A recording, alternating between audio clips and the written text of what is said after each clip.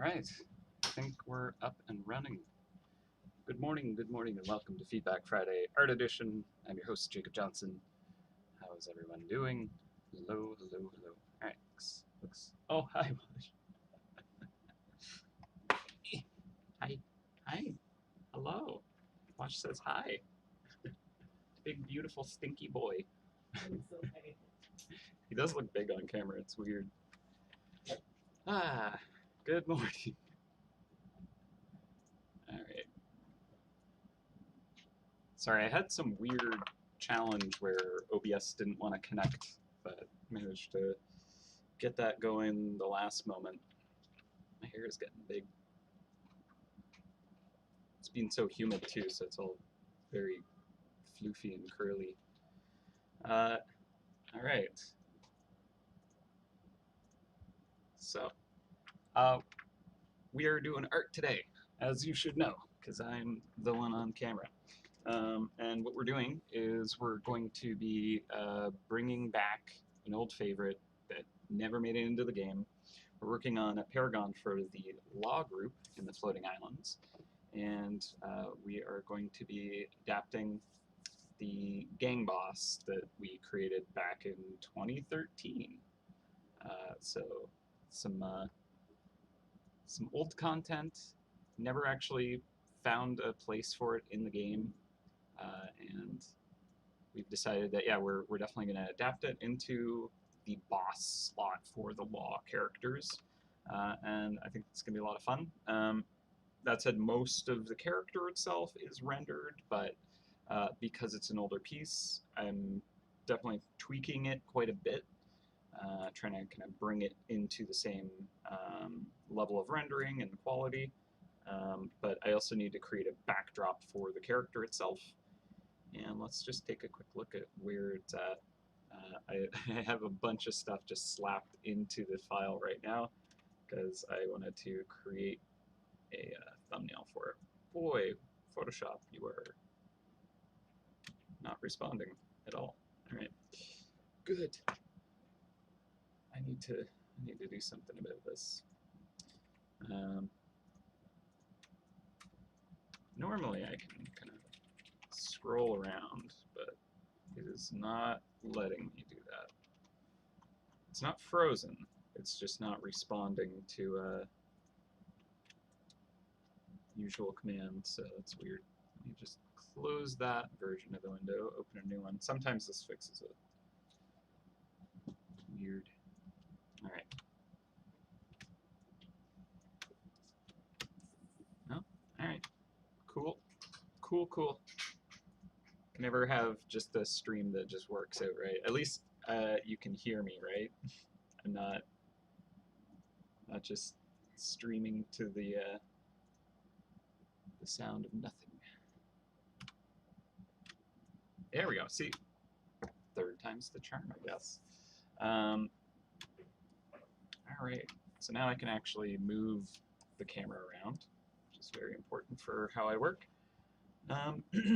So, yeah, we're working on the Law Paragon. So I want to adapt kind of the some of the elements. I need to render up this arm. I need to render up her grappling cannon. I want to re-render these satchels of loot that she has claimed, because the rendering quality is not where I'd like it to be. And we definitely need to throw a backdrop behind her to bring her into the Paragon kind of echelon. Totally audible. That's important. I'm glad to hear it. So yeah, that's effectively what we're going to do today. Should be pretty straightforward. I think I'll start with kind of sketching out the backdrop. Try and see if we can kind of come up with a nice composition for her to stand in, tell a little more of the story, give her the environment, which is the island itself, the Law Island, which I have the render of that here. So let me just shrink that down so that it's more visible. I'll make it this big. So this is the island, the Law Island. Depending on like time permitting, I'm planning on kind of like having this be the base island, that when you're kind of traveling around and gathering your supplies and kind of finding these paragons, you'll kind of visit this version of the Law Island. But then when you actually like reach the paragons, you would discover a kind of like souped up, bigger, badder version of this island. But that's kind of like low priority. So depending on if we get all the other features and stuff we're working on right now complete in time to warrant kind of putting in the extra effort on that. Yeah, for now, it'll be what it is. But I feel pretty good about our timeline. There have been kind of a couple of hiccups here and there, but we've always kind of managed to catch up to where we need to be, and sometimes pull ahead a bit too. So things are coming along really well. I've been kind of chatting over video with Dave about kind of like a lot of the balance or kind of tweaks to the gameplay here and there, and it's shaping up beautifully. Also, now I get to actually see them playing it kind of in system, and it's very close to like being internally tested, where like I get to actually play it. So I'm real excited about that. There's just a couple of features and bugs that need to be ironed out before it's ready for that. And then in time after that, once we've kind of adapted some tweaks, updated some things that we kind of decide, we'll be able to do internal or more kind of like close testing with like the community, who are kind of a part of helping us test the beta versions of things, and then from there on out, it's just kind of finalizing and getting it ready to ship, essentially. So we're getting closer. We're getting closer. It's not like mere weeks away or anything, but we are definitely seeing the kind of end product shaping up. A lot of people are really into it. So yeah, I'm super hyped about it. But with that said, I think it is time to sketch out our backdrop.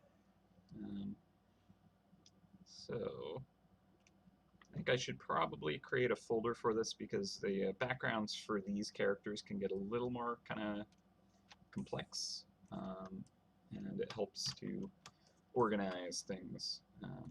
Just get rid of that. This is kind of the old version of the mouse. Let's see if I can pull her up. So I need to actually organize, this version of the mouse. Yeah, just drag her out of that group. Will that work? There we go. So this is the original version, and there's elements that I actually maybe prefer about it. Like kind of changed her facing a little bit. I need to bring kind of the earrings and stuff to match the wanted sign. Part of the hat, like the trim on the hat, I want to turn into goggles. I had done that, but I erased it just to render the hat a bit more. I gave her freckles and a little more, tone, because she's very kind of pale feeling, and I just felt that it would be better to have a little more warmth on the surface, and rendered it a bit more. So hopefully you like the direction that I've taken her in. That's obviously something we can kind of like, once we wrap up the elements we need to, like the backdrop and rendering the arm and the cannon, and other smaller elements, we can kind of like come back to the more kind of fine-tuned specific details and see if we can kind of like hit the mark where we want it. Because yeah, like I've done a lot of just kind of like playing around with the face, and I'm not sure where I sit on it. Kind of like made the eyes go red, which I kind of enjoy. It's kind of scarlet hunter leader. Yeah, Jay's fine boots. Yeah, back in 2013, I believe, was when I did the live stream where we created this with the community, and often what I did back then was just at random kind of call out, like, hey, someone like, if you speak up, I'll put your name in the game kind of thing. I don't do it nearly as much as I should these days. But yeah, I'd basically hide little Easter eggs. So that's what Jay's Fine Boots came from. Also, I remember I was struggling with fitting a boot onto a mouse leg because, you know, already I was very bad at drawing footwear. I didn't really understand how the structure would need to kind of like work on just a regular human foot to look good, because I never did studies about that, never really kind of figured it out. For that matter, even just drawing feet in general, I was not too knowledgeable about how it needs to be shaped and why. So trying to take that lack of knowledge and apply it to, you know, a completely different type of foot when I have, you know, no knowledge about how it needs to work in the first place. It was to the point where I had to kind of like hide it how I could and just say, yep, that's good enough. Which at a glance, I'm not upset at the boot. I think it works. I don't see an immediate need to like redo it.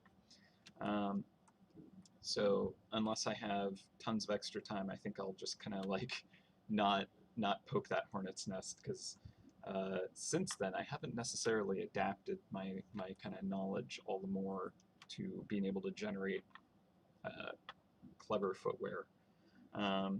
You may notice that a lot of the mice do not have boots, so yeah. But I think it's something, if we want to, we can try and tackle, but I would say let's not do that at the beginning, because that could eat so much time just trying to like discover how to do it correctly. So this is going to be my backdrop grouping, where I can do my sketch here. And I think for the sketch's purposes, I'm just going to turn this down.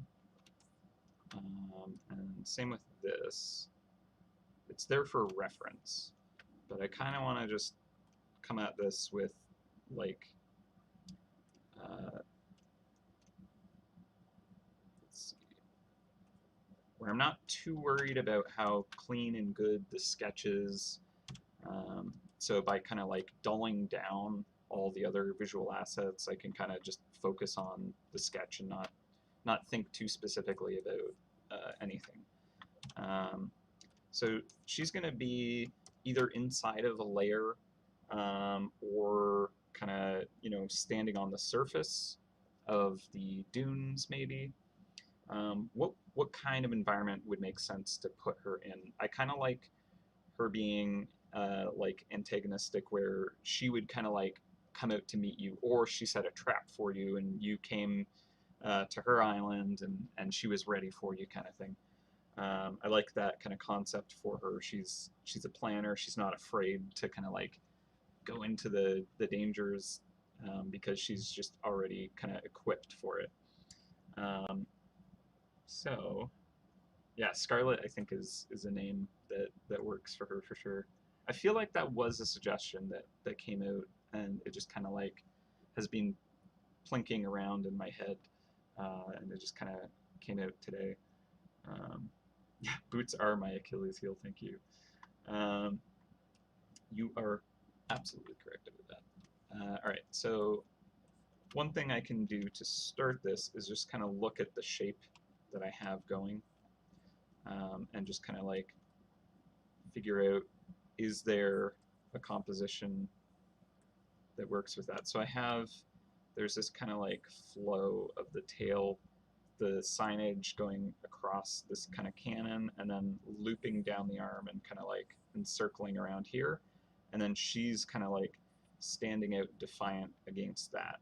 So I want to kind of like maybe use that flow and kind of enable that. And so what we could do is maybe there's something kind of like pushing up towards this and kind of like getting us into this kind of direction, where eye kind of goes in this loop and then kind of comes out of it. And yeah, it's something like that. So a bigger kind of angled thing up here maybe, and then this just kind of sliding down here. One of the things about the Law Island is its sand dunes. You know, it's using the kind of claw shot theme, where you know a lot of the Law characters are in the Wild West kind of environment, and she was created as the ultimate boss for the kind of the Clawshot City groups, the gangs that existed there. She was planned to kind of become one of those, I guess, portal projector mice, I believe was kind of the original intention for her design, where you had to kind of like do a bunch of things and it would kind of unlock access to her. But there was a lot of kind of pushback on the systems that we had kind of latched onto with portal projectors. And so we didn't really kind of dig deep into that kind of content. Although I think there's better ways we could still do that and should still do that.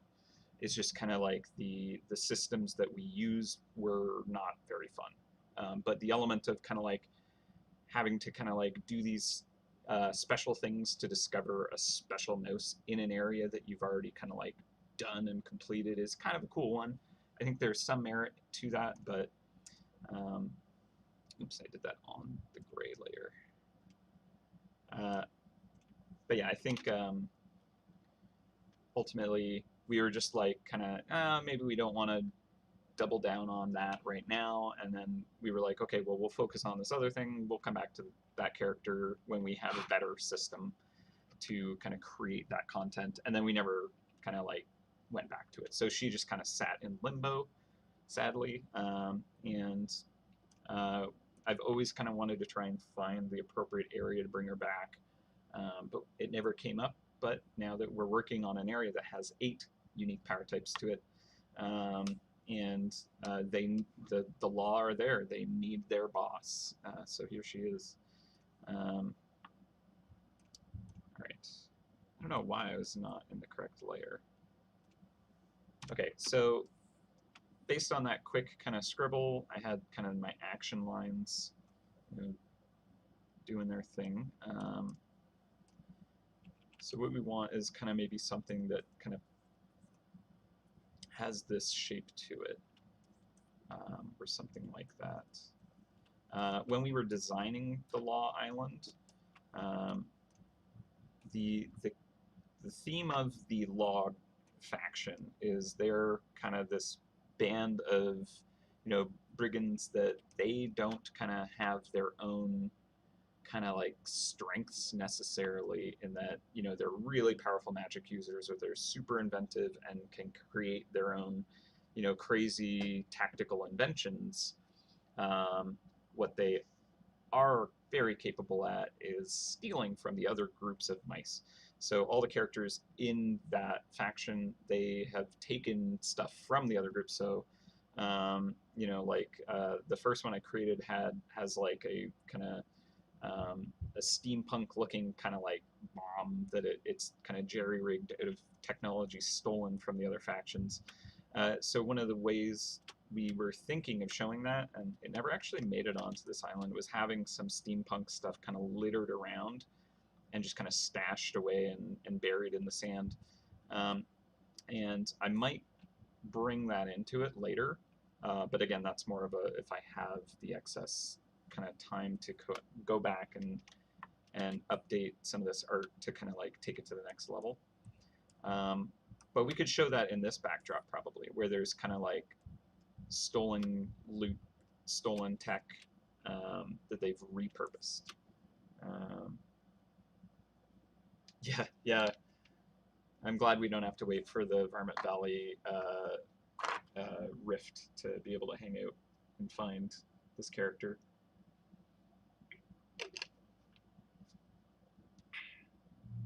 Yeah, all right. So, giant airship wreck. That'd actually be pretty cool. That said, there's like an element that I need to kind of like be conscious of, is that there is sky pirates, which are, you know, in a sense a very similar potential theme, but I want them to definitely be unique to each other, so that it doesn't feel like, oh, hey, that character is a sky pirate, or oh, hey, that character, wait, is it a sky pirate or is it a law character? So they, you know, we went pretty hard on the pirate, sea pirate, but in the sky theme, and then with this one, I'm trying to keep it more kind of like insidious, kind of, I don't know, just more plotting, and I don't know what I'm saying, but yeah, trying to keep them separated is important. So how could I show this kind of shape? You know, because if we're in the sand dunes, you know, sand is definitely going to want to kind of just spill out. You know, it doesn't want to just suddenly have kind of like a cliff that it juts out, unless it's kind of like, you know, soaked in other things and kind of hardened with that shape. But I'm imagining their island is like a lot of loose sand, so it's going to kind of flatten out into a dune. So this is defying that, and it needs to be made of something else. I liked the idea of the airship kind of busted up and crashed into the island, but that specifically makes me think more of like air pirates, right? So maybe it's technology that they had kind of taken. So I think showing that steampunk element, they stole some steampunk stuff, is probably a good way to do that. So let's just kind of like create some kind of technology thing. And this is dangerous because it's like, okay, I don't even know what I'm trying to create, but I guess I'll make it look like machinery. That can be hard to do. If I have kind of a purpose for what it is, what it was, then that's a little easier to kind of like start to design something that at least has some kind of logic to it. So I'm going to have this be a dune that kind of presses up against this, but then I do like the idea of this kind of like being half buried. Also, what we could do is make it more of like their hideout. The entrance, perhaps, to the lair where they stash their loot. That could be good. Let's see, what is this thing? I'm just kind of throwing whatever at it. This is drawing over top. Oh, right, because the mouse is transparent. That makes sense. Lost stage machinery stuff buried in the sands. Yeah, that's kind of the feel. Like they ripped stuff out of it. They took it for themselves, and this is just the leftover scraps.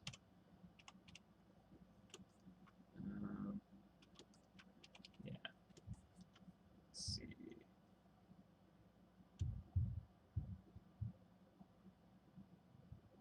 Yeah, the trapdoor, that's true. That is an element that did make it into the island, because I really wanted to show that there's more beneath the surface of them, right?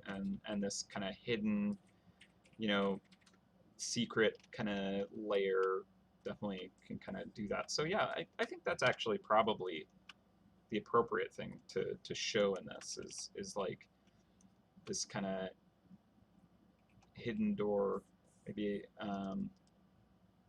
Let's see.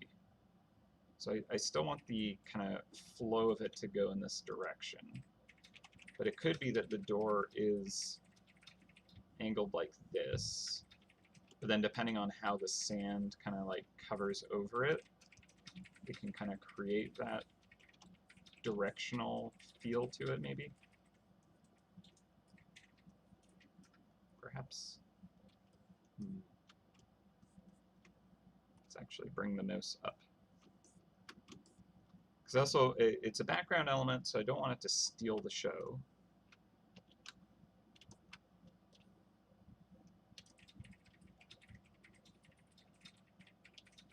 It's more to just complement the story of this character, right? So I kind of feel like it would be open, and you can kind of sort of see inside a little, maybe, or there's just like either she just came out, or she's like No, go ahead. Try going into my sanctum. See how well that goes for you. I mean, when we created her, having her hold her own wanted sign was just kind of like a show of the bravado. Let's see. This is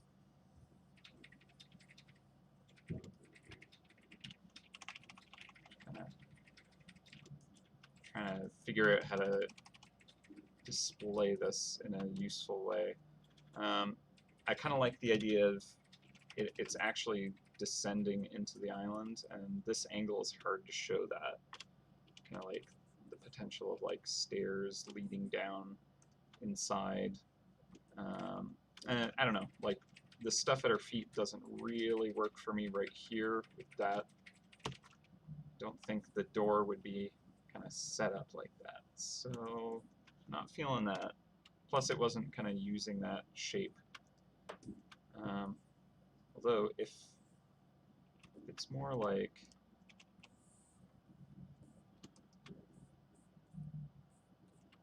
this, or this one here is like a dune far in the background, and it kind of cuts behind, but there's some nice atmosphere kind of pushing it back so it's not as kind of intense.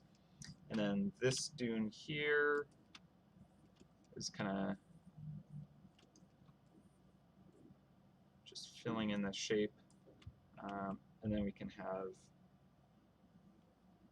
that directional thing. And maybe this kind of creates that shape language that we want. I don't know if the door works though. Like, it's a good concept, but how do we say that where it looks right? Maybe we should have this up for reference. Move over here so I can kind of look at it without it being in the way. Alright, so, oh, hello, sunny Dublin. Hello to all of Dublin. Yeah, she took down a pirate ship. Like, stop kind of like, you know, encroaching in my territory. Get out of here, pirates. Can totally see that. Oops, on the wrong layer.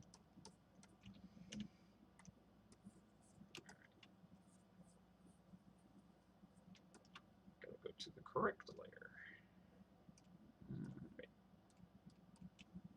There we go. Apparently very bad at staying in the correct layer. Okay, so I like the idea of her having this kind of pile of loot at her feet, and I think she needs kind of like a space that's kind of like a platform to stand on. And we'll probably put more kind of like loot around her even.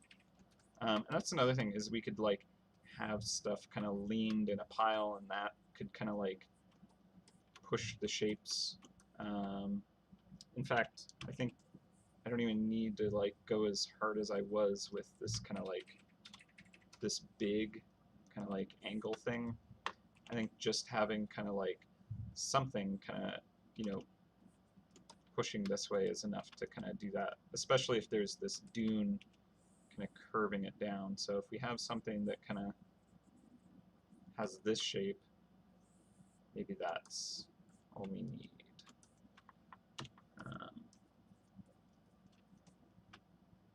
So maybe it's like some kind of halberd that they stole from the physical island or something like that.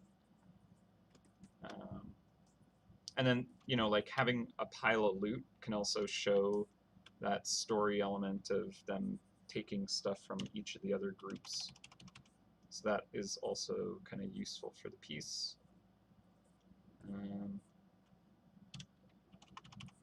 So I'd say this is probably the direction we'll want to go with. And I'm just really loosely scribbling this, and it's very messy and bad. I suppose we should probably try to kind of like have an element of each of the each of the different power types, so we can kind of say that, yeah, we covered that. they stole from them too. Yep, made sure to kind of get them all. So like hydro, they'll need kind of like some kind of ice element. Even the pirates, I think that could be cool. All right. Master of the Cheese Fang Sword. Yeah, actually, we could have references to older kind of regions that they stole from. That's an interesting concept. Those are some old mice. All right, so let's hide the island for a second. So I think that that's not terrible.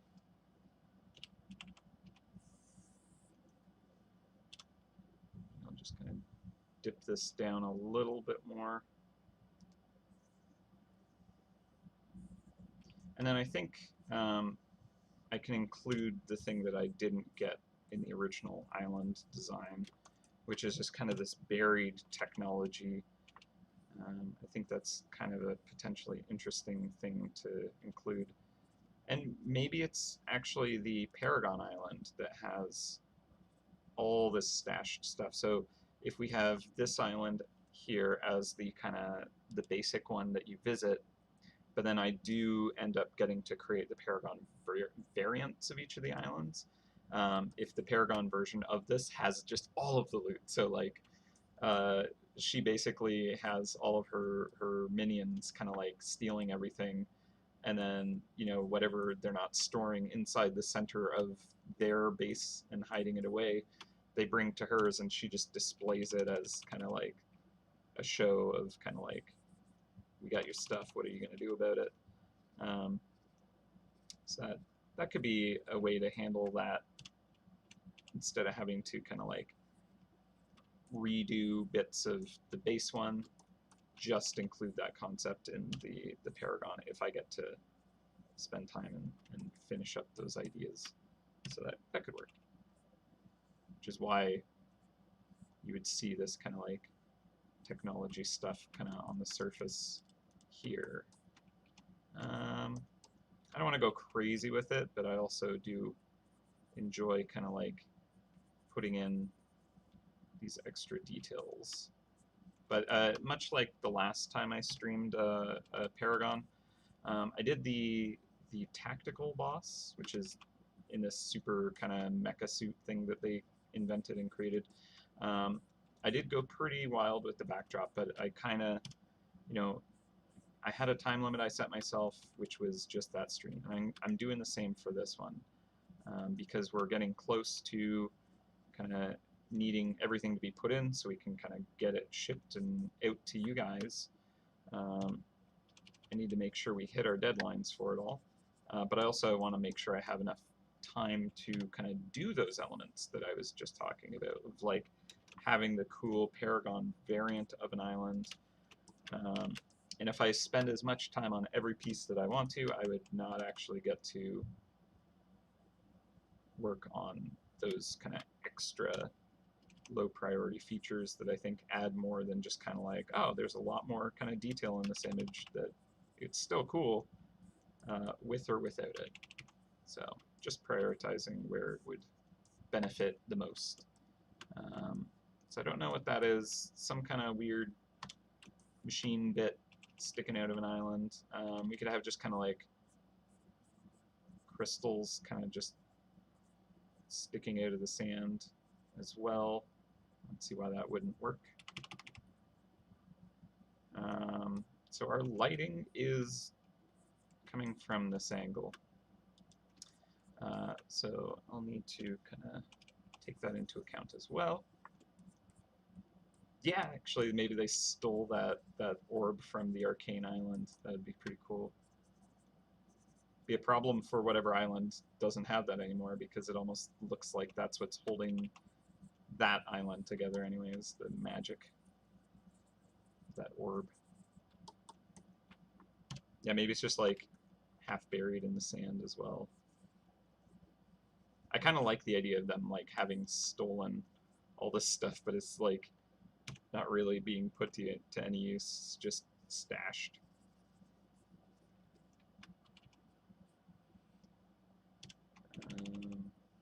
So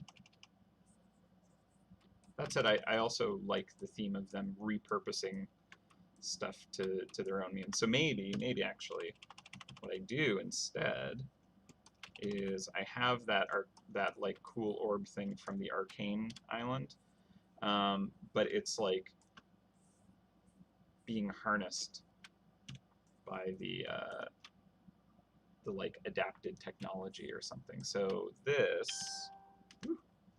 sorry, phone was very loud. This could have maybe like some kind of device that's clasping that big kind of orb, and it's like trapped it or something like that. And it's like siphoning energy, something like that. And when I kind of actually go to render this, I think I'll want to make it look like pieces do not fit properly. It's not supposed to be like this kind of thing, kind of feel to it. It looks wrong, looks half broken and duct taped together kind of feel. So we'll see if we can manage to capture that spirit. So I might move this over a bit here. Still want to leave room for that gem there. Maybe this will be sloping down. Maybe she's standing on literally a mountain of loot. That'd actually be more her style too, I think. So like instead of being on a platform of kind of just, oh, that's the sand and it's kind of flattened out there, so she's standing on all that, it's actually just like all of this stuff that they took. And I like that better. I think that's kind of makes more sense. So the hydro, they have kind of like ice powers and stuff, so I need to show that somehow. Maybe there's just kind of like an ice cube that they took and it won't melt, the ever frozen ice cube. I don't know if that makes much sense. It might kind of be a weird, distracting thing. Maybe it's like a frozen halberd or something.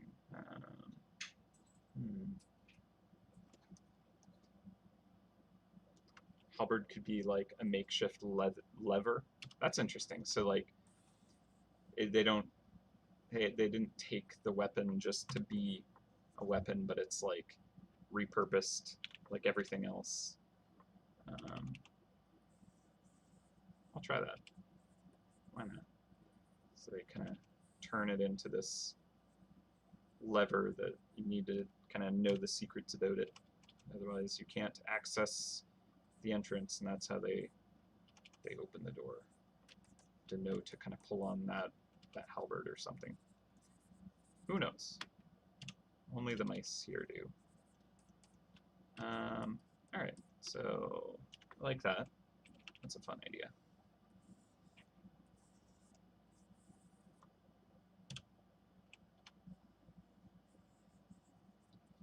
And right now, it looks like it's either just, you know, some kind of lever or it's a trap. It's kind of, it has this pivot that it can just kind of suddenly swing. Either way, I think it is interesting and make it work. Cool. All right, so go get some wrappings to kind of make it look more like it came from the physical group. They kind of have a lot of like leathers and furs, so I think I'll kind of attach those elements to it, make it seem like it doesn't necessarily belong to this group.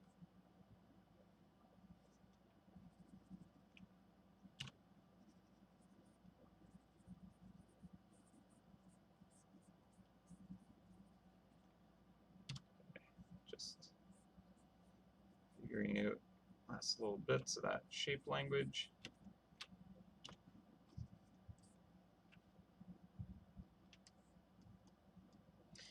Yeah, so this is the gang boss that was created in like 2013, I believe, and we just never found the right place for her.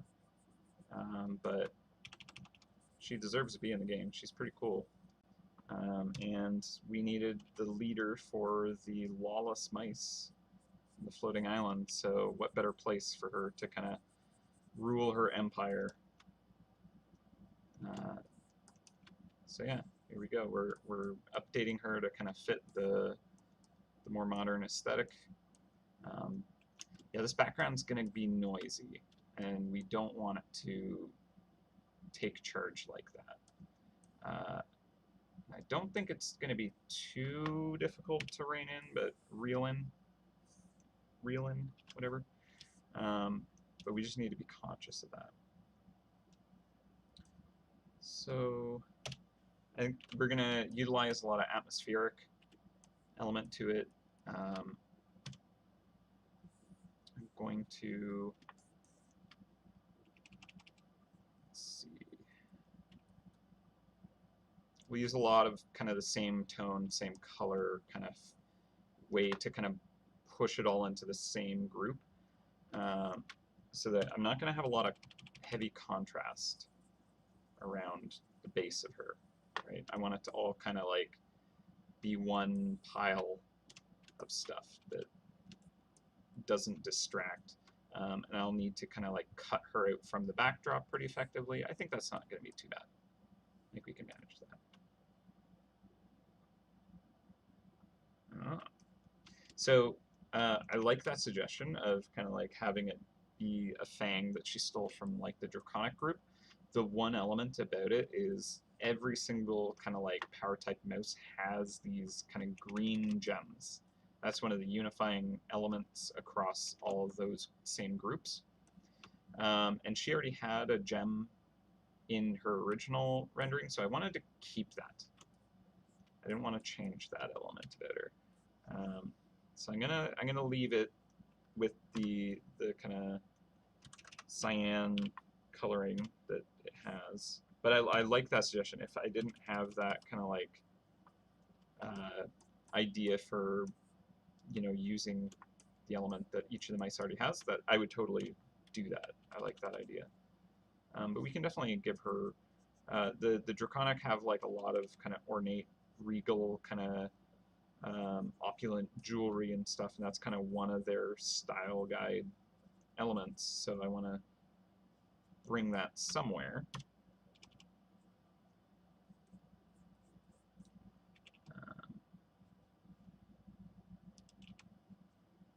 Just have like weird pipe kind of plinked into this, and this is going to be kind of like the arcane orb from that island, or some orb similar to that anyways. And it's kind of doing something. Who knows what they're up to, really.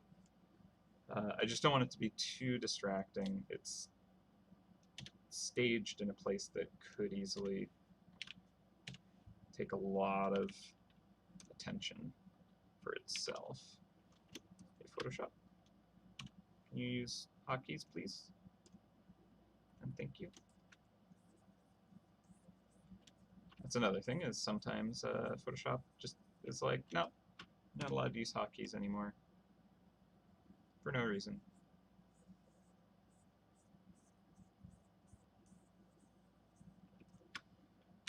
All right.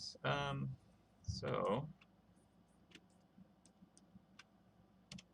I think what I want to do is create like almost a silhouette of this pile of loot that she's standing on, and just kind of use a good shape there, and then I can figure out what it actually is later. But I want to kind of unify it all and having it kind of flow with this piece, so I kind of want it to go up and to the right. And so we have this dune on the left kind of sloping in.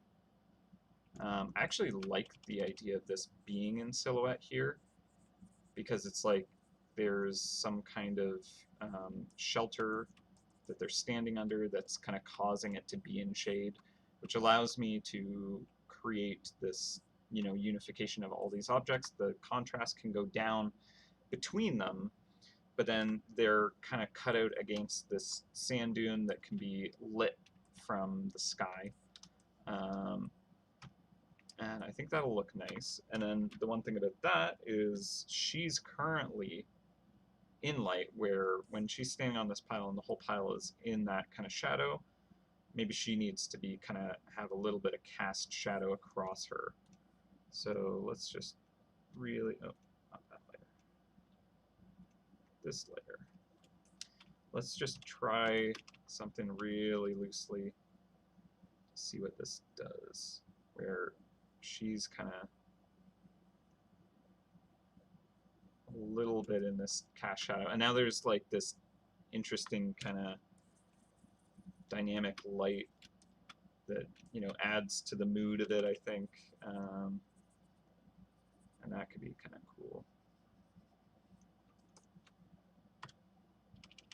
I like having light raking across stuff, and I don't do that all that much. And with the lighting quality I'm giving this right now, it would be probably pretty intense. So maybe I need to kind of amp it up in spots.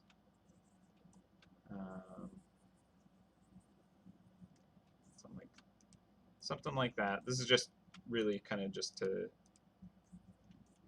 figure out if I even like that direction or not.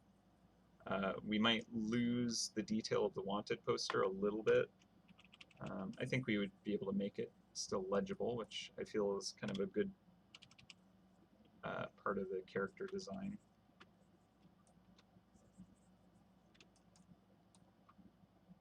Yeah, I don't know if I want her to be too masked. I kind of like being able to see that eye. And so maybe it's just kind of like finding a good angle, and maybe the stuff back here isn't in cast shadow nearly as much.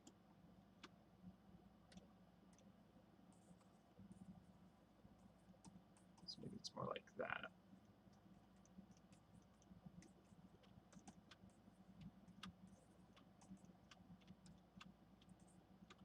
And that's kind of cool. That looks neat. So something like that. I can still leave the Jay's fine boots on there without having to hide it. Because, I mean, you know, we added that in on purpose when we created this, like, so many years ago. Good, like, 7 years ago. So it kind of is neat if we can honor that.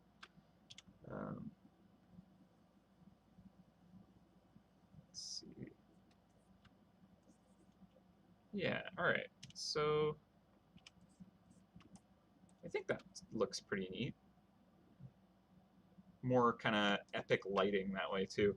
And then the backdrop itself will have kind of this nice potent kind of sand behind it. The blue sky. And this is going to be really kind of messy and loose. Although the Paragons are kind of, they're, the coloring is wild. We have like such intense saturated colors going on. I hate it. This is a bad idea. Alright, so we'll knock that back quite a bit. The sand should really be pushed back a ton. And that's still pretty lit. We can just kind of like hit just the front with more light. Yeah, I really want to lose this saturation. It's way too saturated. So we kind of knock that back quite a bit. And now that's feeling a little more doable. Maybe we have moodier, darker sky up there.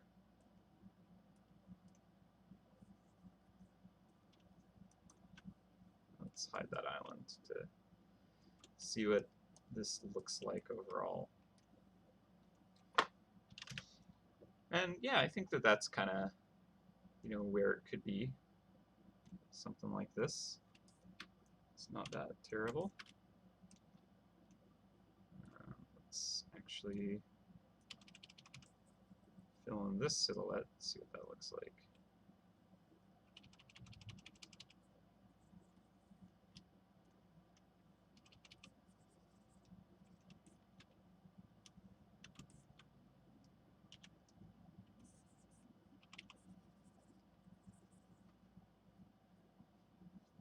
So I don't know if we want to go like that hard of a silhouette with it. All right.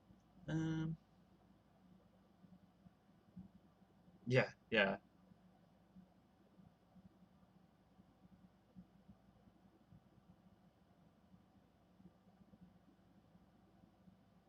She actually has the blade in her boot. I'm just kind of looking at the chat because I haven't actually been keeping up with it. But yeah, she has that kick blade.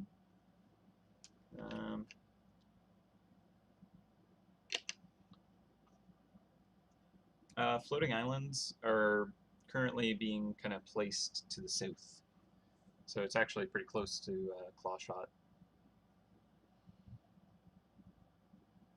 I actually had the intention of putting the floating islands in there since we created Mosu Picchu. I actually, when we drew Mosu Picchu into the map, I'd actually drawn the launch pad for the floating islands as a layer that was hidden, and so it's been sitting and waiting for quite some time, which you might find interesting. Yeah, if you look on the map, there is a floating island just out there, so it's always been my intention to kind of one day get to explore this. So finally getting there though. All right, let's see.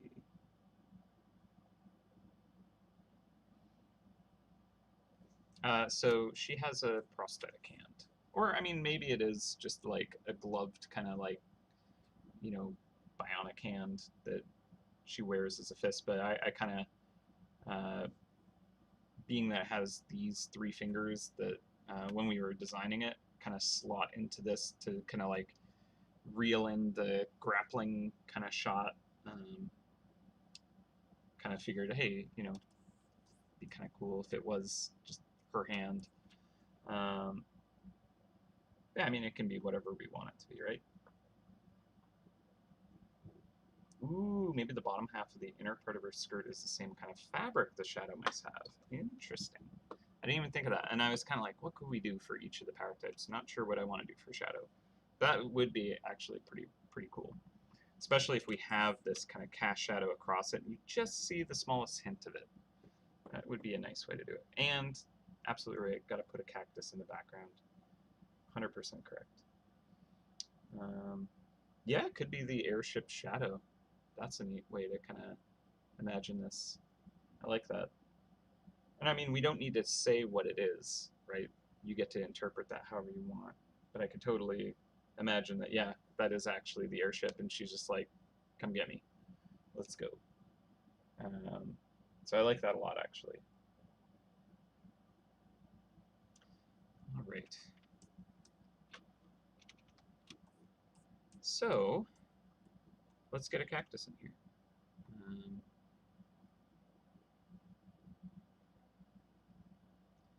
I think let's first just kind of drop in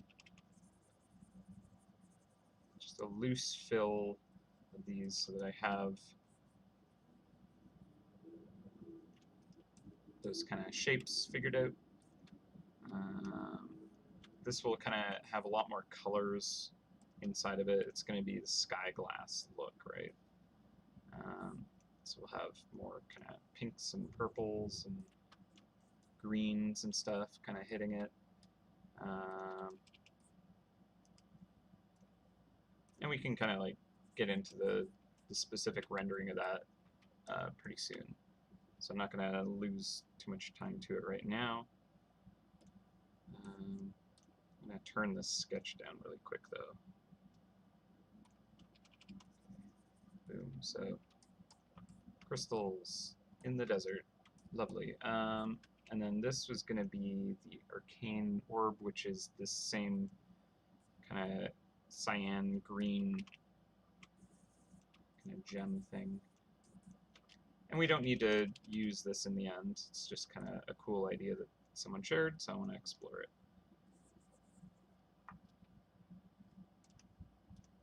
Thought it was pretty clever.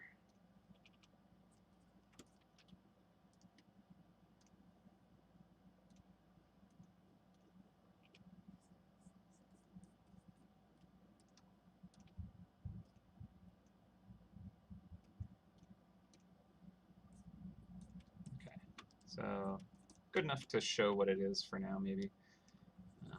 Have these kind of clamps at the top here. That's kind of blocking that highlight a bit. And I imagine that the sand dune is kind of reflecting onto the surface of this thing. And maybe even a little bit of this is kind of casting a bit of a glow there. So that's cool. It's pretty distracting, especially since it's like green and she's red. So I might need to scrap that, move that, whatever we need to do. But let's not worry about that right this moment. Let's actually try and get that cactus in the frame. So I'm actually just going to plop it over here.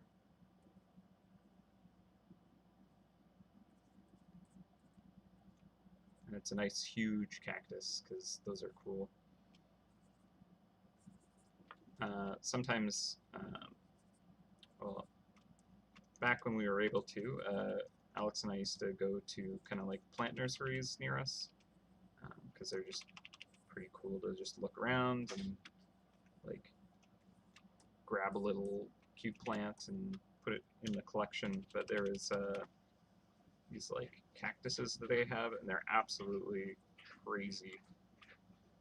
They're like real old, extremely expensive, but they just have so much coming off of them. They're pretty cool. So I'm just kind of thinking of that because I feel like she would have that on her island. This wild, huge cactus. And again, like, I'm worried about kind of the flow of this. I think that there's so much happening that I need to kind of like figure out what I want and what I could kind of remove to keep it clean.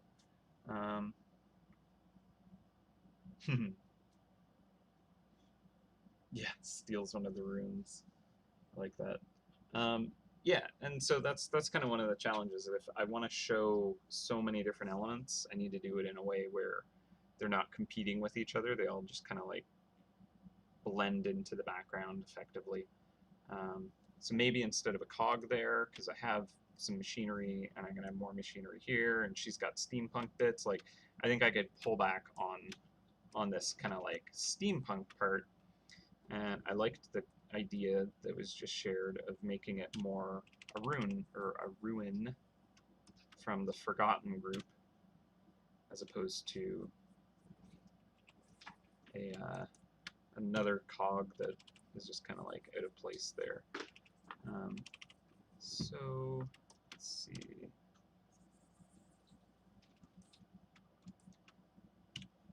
Actually, kind of just like this lone cactus, this massive, huge lone cactus, just kind of chilling on its bad self out there. Maybe I'll shrink it down. It's still huge, especially if it's like on the outer edge of this dune. That's an absolutely mammoth cactus, even at this size. And I think if it's that far away, it'll be pretty light. You know, it's not going to have shadow and stuff like that. That is going to be hugely high contrast. I'm going to have that be pretty low key. So that might help with the balance there.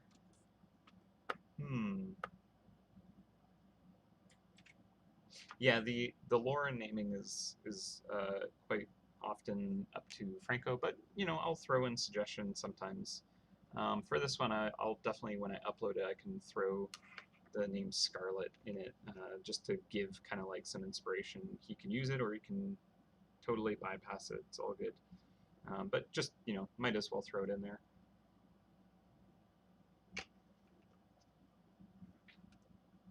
And kind of the concept behind her, where she, has her minions kind of collect all this loot that, she outfits the home base, the main layer, perhaps. Yeah, exactly, and I agree with that. Because of the creation history of this character, like it's no ordinary mouse, really, if you think about it. Like this character has been waiting to join the ranks for like 7 years. It's pretty crazy. Exactly. Yep, she originated from Clawshot, made her way up here. I think that'd be pretty fun. Um, so yeah, I'll definitely kind of like throw something in the description and toss an idea like that to Franco and see if we get anything out of that. All right, so cactus ruins. We were talking about having the ruins. It could be like there's just kind of like a stone slab that has kind of that old mossy kind of carving in it, because that's something that island has. And it's just kind of a little out of place, but it also is just kind of a background element that can blend in. It won't feel too weird. And we can have kind of the sand kind of starting to kind of consume it. So I think that would cover the Forgotten without having pillars kind of cutting into, oh, hello, Charlie Tail, cutting into the kind of silhouette of everything. I already have so much kind of jumping out that I feel like that's a problem. So I need to, like, do we need that crystal there? Does that add or distract? Do I need that kind of orb up here? Does that add or distract? One thing we could do is just try and look at it as a kind of grayscale thing. So what we could do is we could determine, okay, what do we want as our highlight, shadow, and midtone, and kind of group it into those 3, or maybe even 4 kind of distinct groups of value. And so this is one way to kind of lay out composition. So if we have her, let's say that she is midtone, at least this part is, the hand, up here, even her face maybe. So this is all kind of midtones, and then we could say the boot, her kind of corset, and the kind of cannon. Maybe that's like a nice kind of dark wood on there. And then bits of it are going to be mid-tone, I would say, because it's using the kind of coppery elements. And then I like this kind of light contrast here, and maybe the goggles on the hat that I haven't added, but I want to. So there's lots of little elements that kind of create contrast, right? So there's kind of a lot happening. I don't know if I want the glove to be that light. The hat, maybe I go darker. So there's a lot happening here. Maybe that's good, maybe that's bad. But because it's a character, I'm okay with there being a lot. But the rest of this, so I like this all being kind of the darker silhouetted region, so I'll kind of group that together. I'm imagining this as if I just kind of squint at it, right? So this will kind of carve out in front. But what I want is I want to make sure that the character reads, because right now this part of it, the backdrop being light and the shadow being dark, has the most intense contrast, right? So that is going to draw the eye more than this mid-tone character that's just a whole bunch of little tiny kind of shapes. So, does the sky need to go dark? If it did, it would make the backdrop even more intense. Right? Character might blend into that even more. If the sky is quite bright,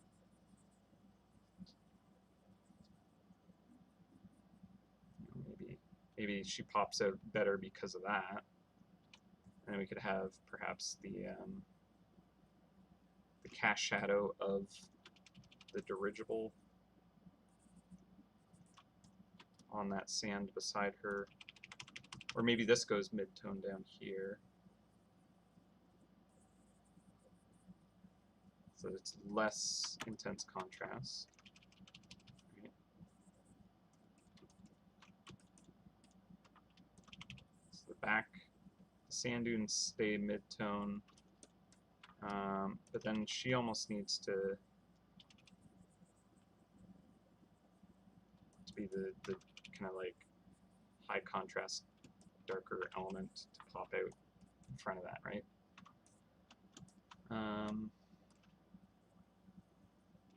I don't know if that'll be too useful for the read is the challenge.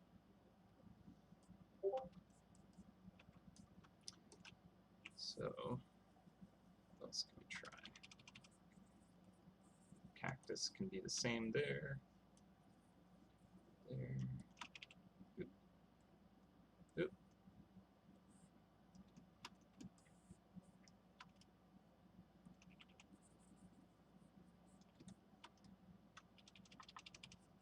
Like, I do like that high contrast that this creates, right?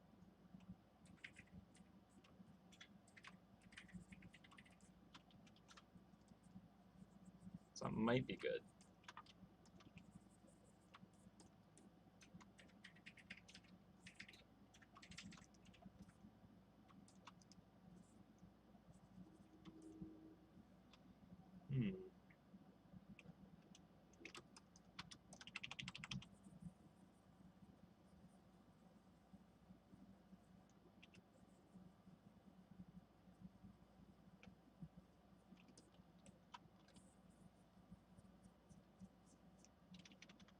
Well, that might work.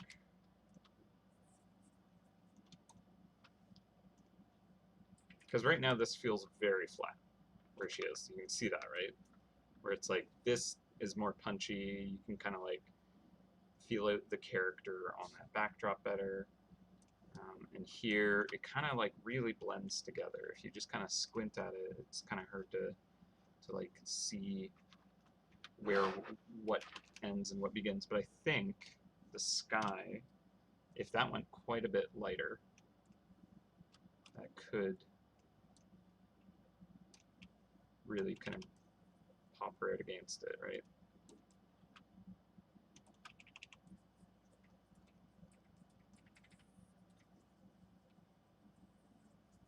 So that could work. And then I could kind of darken elements a bit more, kind of like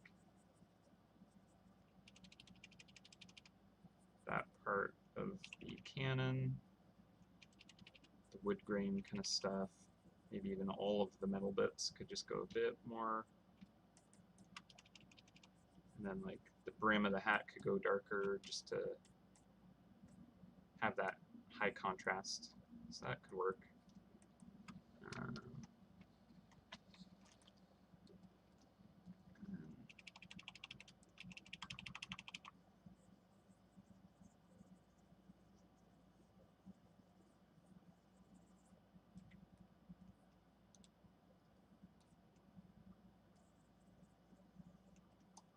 That kind of all being faded out. Maybe there's like this kind of cloud that's kind of rolling through.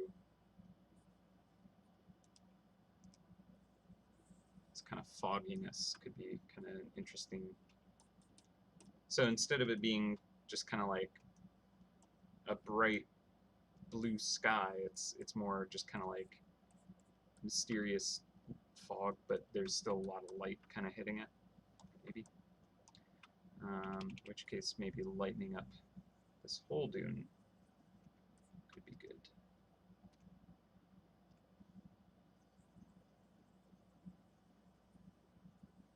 There we go. Okay, so that feels maybe a little more kind of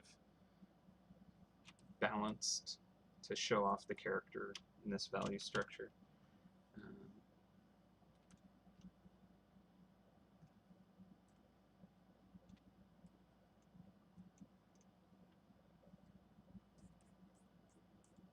We can have that punch up right there, maybe. Maybe this halberd isn't as crazy intense in terms of kind of its silhouette. Pull it back a bit. So I don't want there to be this massive, massive contrast with the background elements. I want it to be more where she is standing, that kind of is punchy. So that feels a little more kind of like the attention's on her again.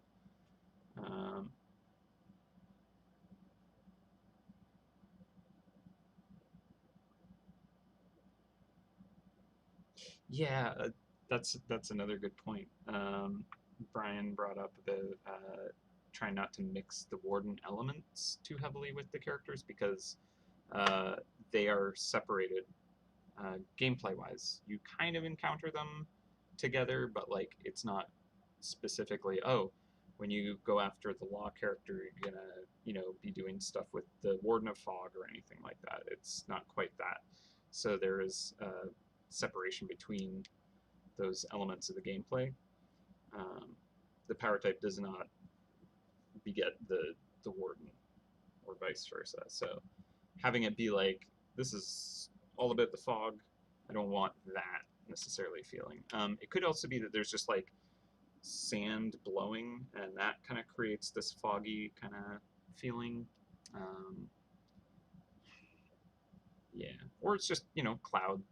There's just high altitude islands. They have lots of clouds kind of surrounding them. Now, one of the things about the Paragons is they're in kind of the high altitude region, and the way we've rendered that out on the HUD is it goes into almost like that storm, the kind of Fulmina feeling kind of storm clouds. But a lot of the Paragons we've illustrated do not use that backdrop. It's either clear sky for like the arcane one. They're just flying through this kind of beautiful sky with lots of cool magic. Or the tactical one we created 2 weeks ago was very much just kind of like in a smoggy environment, but it doesn't have like lightning purple clouds or anything in the backdrop. So I'm not too worried about having to use that element. But what I was getting at is we could use that kind of dark and stormy, broody backdrop for her. But right now, the way that she has been rendered, I feel like having kind of a brighter sunlight with that cast shadow is kind of like more appropriate for her design. So I think something along these lines, where she has the highest contrast. So she's got the darkest darks, the lightest lights, and then everything else is somewhere in between, and it kind of like flows where it's not like, okay, this won't be the darkest dark, but it also has something beside it that's not quite the lightest light either, but that would be too high contrast. Instead, I have kind of like, here's where it's kind of the darkest, but not quite as dark, but then it like slowly turns into the not quite lightest, and so there's this kind of gradient of it all around. And that way the contrast isn't as intense. So I think that is going to work. I'm going to knock those sketch layers down lines a bit. And we can kind of like get into the details when we actually start to render this stuff too. Like we don't need to figure out what each of the kind of little piles of loot are for this to be good enough to start to continue the render. Pardon me. So, what do we think? Do we think it is missing anything?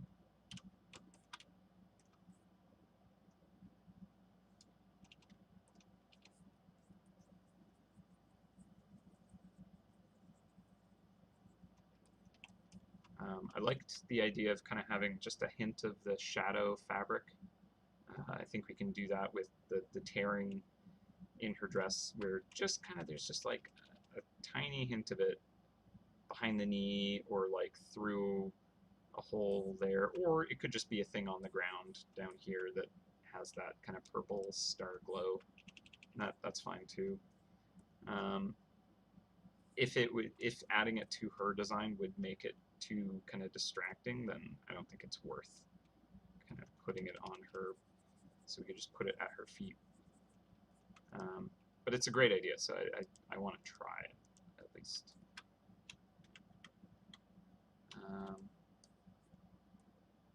Let's see. Yeah, no, I like that it had that noir kind of element to it. That's a good thing in my books, if it had that feel. So let's just go really light with the sky and see what that does down here.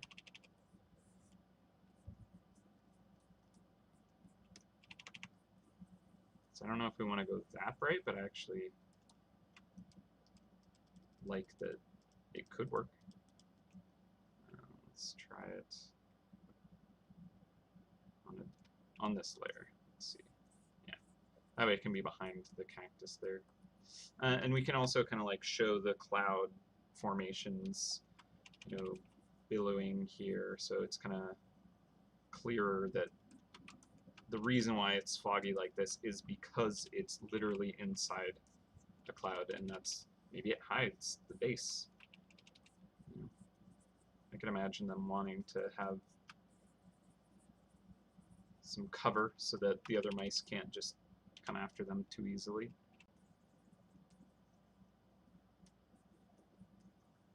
So that feels more appropriate. And also, yeah, okay, this does work for me, where we have kind of this light coming in from the top left and hitting the character at this sweeping angle where we have this cast shadow on them. That feels good. It's hitting the dune at just the right angle where it's not like too close to her, but you can see that the light is powerful, and it's going to light up that sand and kind of like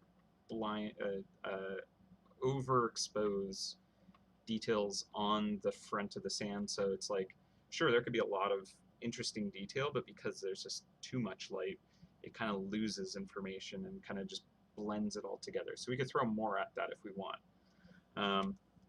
And then way in the backdrop, massive cloud, but it's just kind of like getting this form and shape thanks to this bright light coming in from the sweeping angle. And then it really will feel cool to have it starting to like eat the island, so you get this feeling like, well, we're literally inside the clouds. This cactus is there, but it's just the silhouette of it inside the cloud. And yeah, I'm digging that. I think that's exactly what I needed it to do. I don't know about this structure. I might scrap it. I love the concept of it, but I'm not confident that it works in this moment.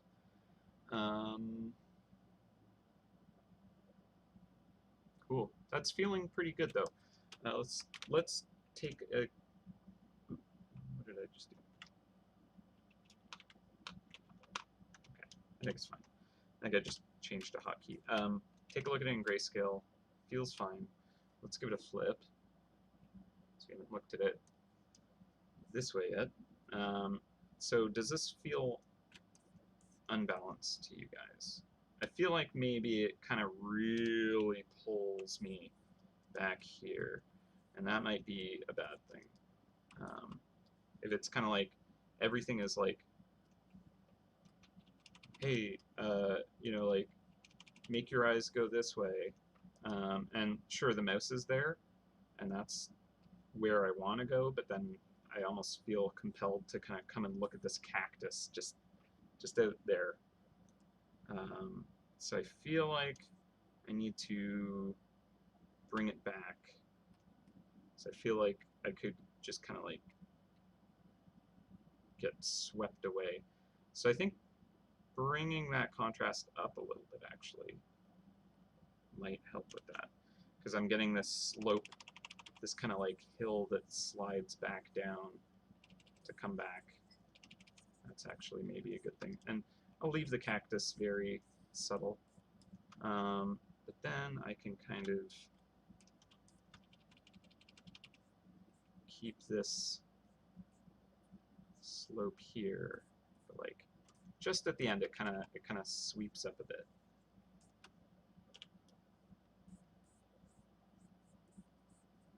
I feel like that might be enough to kind of make my eye want to kind of swing back.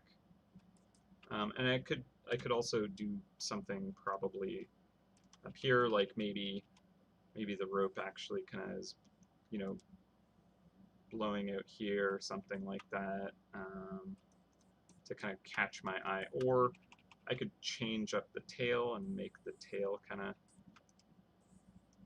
you know, come over here and grab us back into it. So that's something we could do too. We can move this wanted poster over here, right? So I could try that. I think I actually have a layer just for that.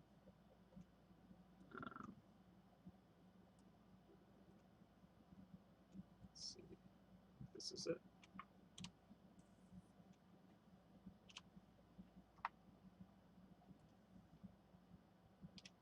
This will actually flip it so that the text is correct. So we could use this. Maybe tilt it up. We might want to change the hand. The cactus could work as is. That's not terrible.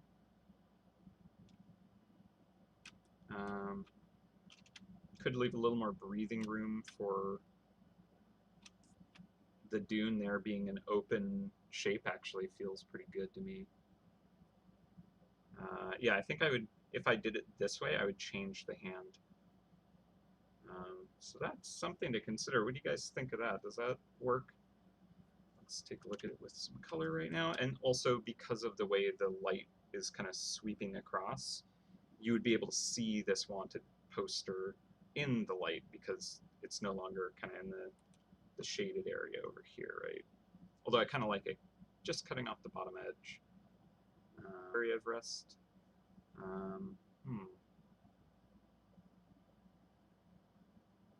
Yeah, I think I would just move the hand, which is easy. I think it's its own layer. So yeah, it's this layer. Let's duplicate this really quick. This is just the sketch. Erase it here. And then let's rotate the hand.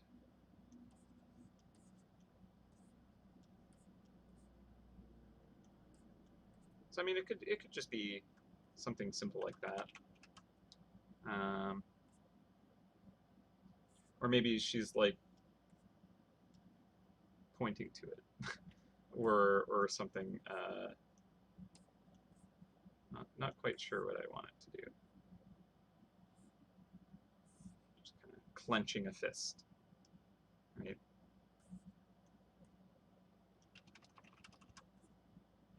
I think something just like this is okay too.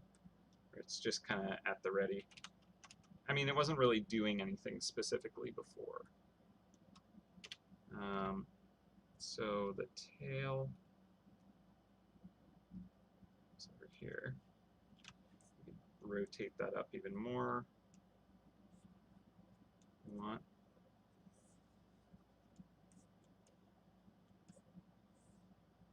Or just have it kind of like drop down. I don't know.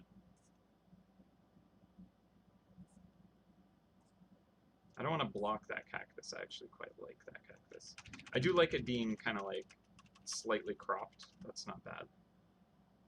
And I think we can kind of clean the edges of this so that it's not tangenting all over and too distracting like that. So that might be the way to go. And we could even have just a little bit of cast shadow from her, from the light sweeping in from that angle it has, and that would put this poster slightly behind her so her shoulder might kind of block some of the light. So that could be interesting. I think that works. Right. And now we'll want to render it from this angle because of the way the text is laid out, which is fine. Okay. I'd say let's try that. I might move that hand just a little bit. There's so many layers in this. Just start merging them.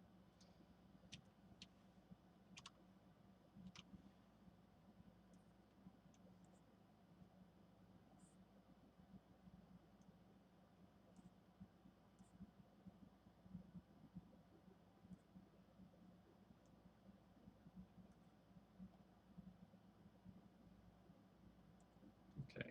You know, this is probably good like this. Because this angle, you'll catch some nice light from that. We can kind of show some cool tech detail on the hand where it's kind of in front of the dress, so there could be some nice contrast. That's interesting to look at.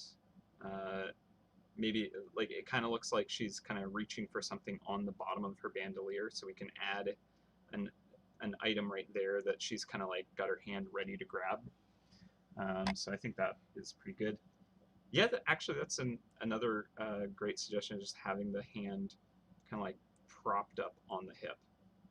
So we kind of like move it up here, we'd have to tweak the kind of forearm, or sorry, the shoulder a little to kind of like make that work.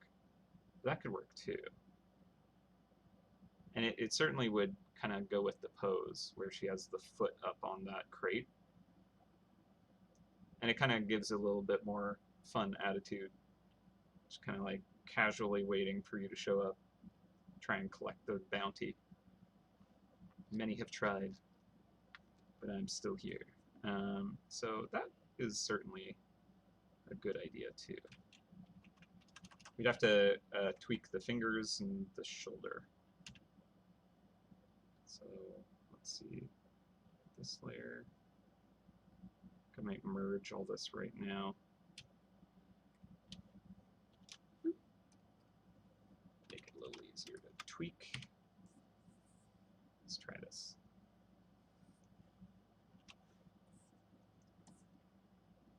So it'd be maybe approximately here, something like that. And I like that because she does have this kind of curve to her spine, and the shoulder coming up, the elbow popping out, definitely kind of fits with that. What happened to the arm back there? I seem to have lost the arm. Oh well. Oh well. I think I know when that happened. I think it's a part of this.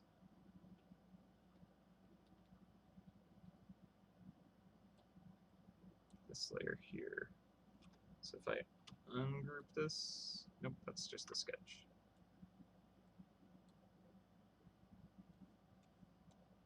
Ah, there it is. It's the tail that happened. Okay, cool. I got it now. All right.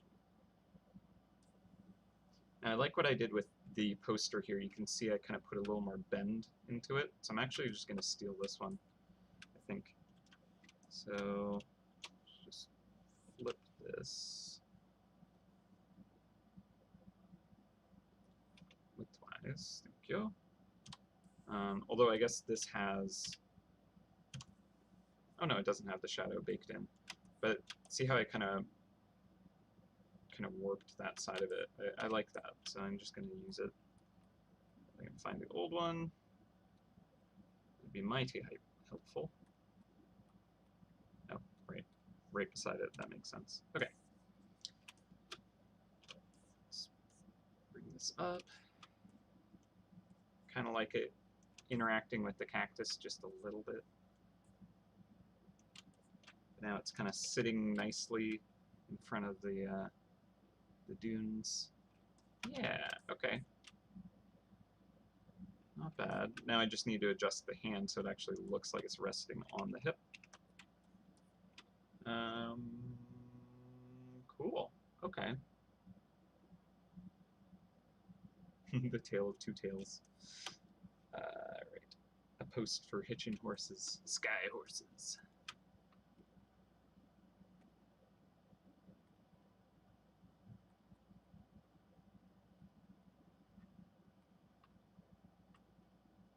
Okay. We have to do a lot of little kind of like tweaking on things, which is fine. I actually want to do stuff like that. Let's see, this shadow I have going over everything is useful, but it's going to get in the way of kind of when I'm doing cleanup render. So just try and get rid of it where I absolutely need to. But maybe I can leave it until the end, and then I can just basically flatten the whole thing and do all the kind of final rendering stuff I want to. Also, I need to give her more earrings, because in this design, she has more earrings. And also a chunk taken out of her ear there. I don't know if we'd see it. No, we'd see it from this angle, I guess. But yeah. Doesn't need to be 100% accurate to the composite sketch, because that's all it is.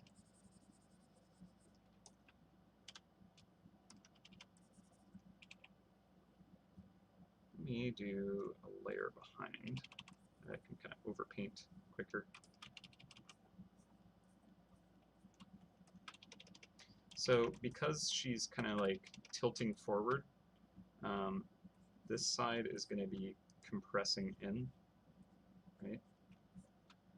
She's kind of leaning forward and kind of folding as much as she can her corset, and then this side is going to be doing the opposite. It's going to be stretching out. So having there be this kind of like flat, kind of rigid, stretched feel to it, where it's kind of like pulled taut, and then this one being a little more buckled and kind of, you know, creasing and folding will create more of an element of it bending and kind of being compressed. So just kind of pushing that language a little bit. So we got wrinkles going on here. Although I'm sure that that would be very difficult to do with a sturdy corset. So I don't want to go overboard with that, but maybe it'll help the read of this. So yeah, the further it goes to the left, the more it stretches out. So I think that shows a little bit of that. And that kind of come over here. Very good. All right, and I've actually shifted the shoulder a few times now, so there's lots of little weird artifacts happening. And this kind of come up sooner there. Seems fine. Okay, cool. So I'm happy with that. That hand is fine. This hand I'm going to tweak now. Ooh. Oh yeah, broken wagon wheel would be very kind of Western.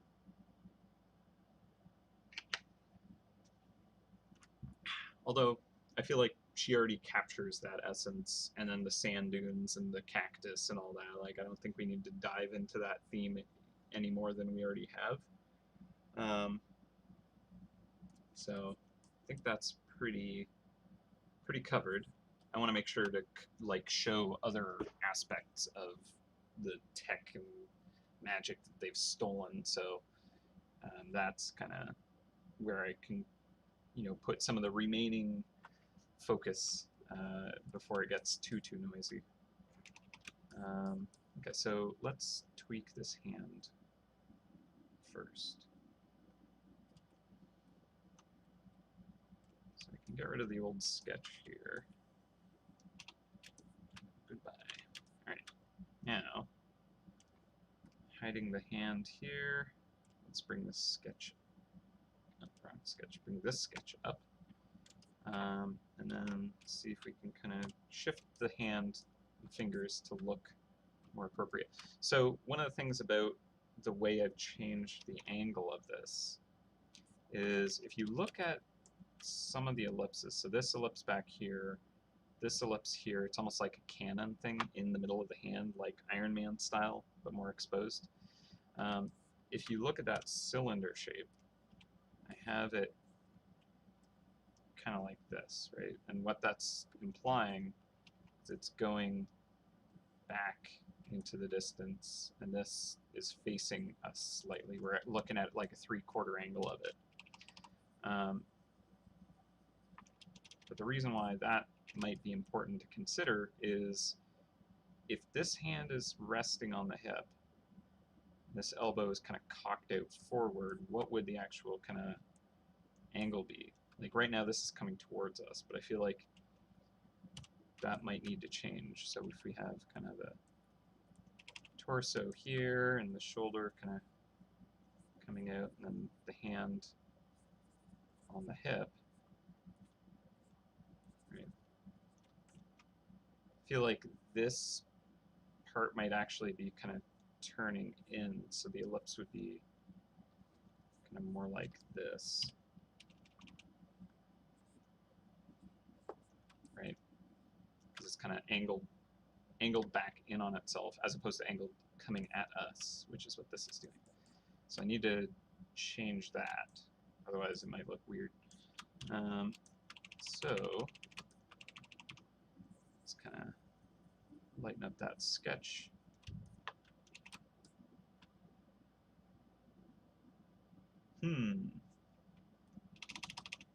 Interesting. Redesign the hand, change it from steampunk into a draconic claw. Enough steampunk elements from tactical as it is, and have to have a draconic one. Huh. I suppose there's no reason they couldn't do something like that. Or gauntlets.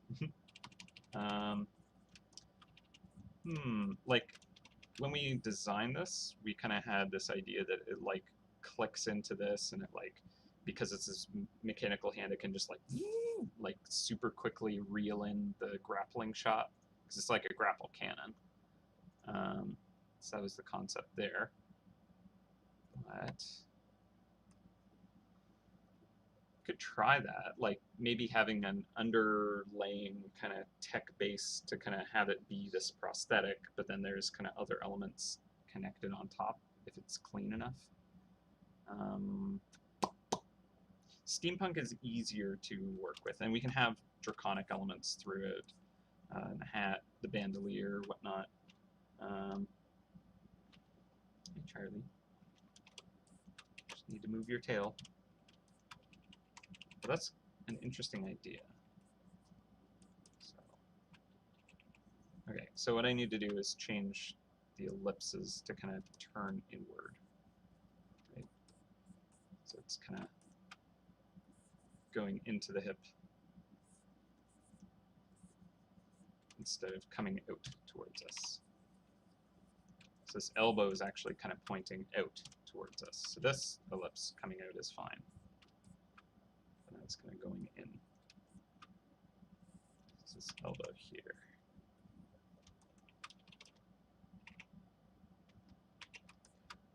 And to make that kind of even more effective, I kind of want there to be almost like a palm hand element that can kind of actually like sit on top. So maybe we do need to kind of like scrap that 3-fingered kind of drill hand thing just a little bit.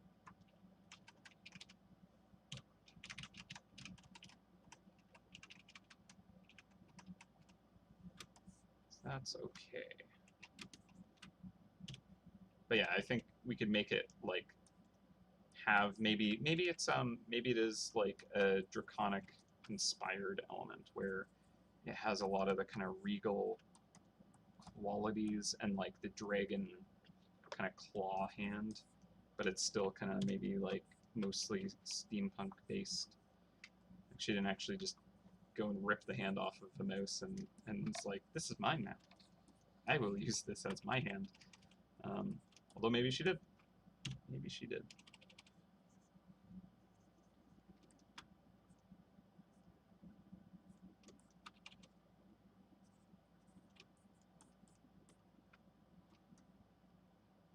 Yeah, so yeah, that's another thing is we haven't shown you much of the draconic mice, and they're not necessarily what you would think. We kind of took what they're kind of like what they could be and pushed and pulled to get something just a little different. So that is kind of an interesting component that you might not expect. They're much more kind of like royalty of the area. Still have draconic components to them, wings and horns and all that, but they like to be fancy. So it's kind of like an elbow here, and then this would actually be kind of like a pivot here. And this could be like the lace kind of glove.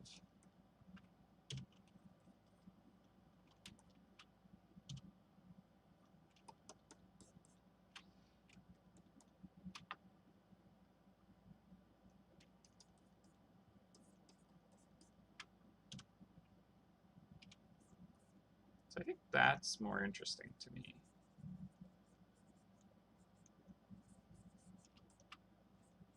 And then yeah, like maybe it has like gemstones and kind of is a little fancier and has just some more regal elements.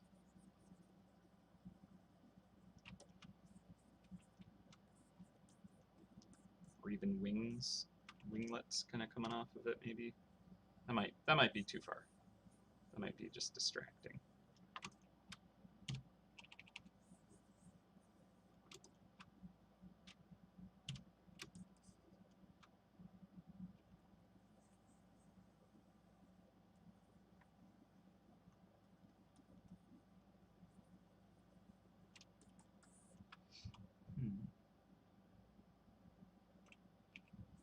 I feel like this would have kind of a rotating portion here to allow there to be that kind of swivel. So this part always kind of stays stationary with the elbow, right? And this is the thing that actually is the elbow. And then this is kind of like the elbow bone that normally the kind of tricep would pull on to kind of like make the arm go out.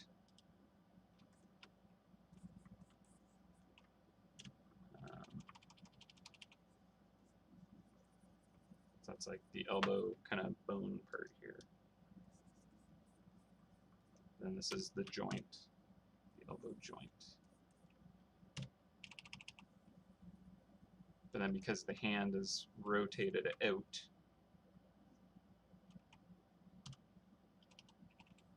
and it doesn't have kind of like the two bones in the arm that kind of like rotate over each other, the hand would normally, right? What is it? Is it the ulna, the arm, or is that the like tibia? I think that's like, I don't know. At any rate, there's kind of normally bones that kind of slide around, but for here, for these purposes, it's just going to have kind of like just literally a swivel. Meteor prism core technology in an arm. That'd be pretty cool. Remember to save. Oh boy, it's been a while. Good point. I'm going to do that in a second. Here. Okay, saved.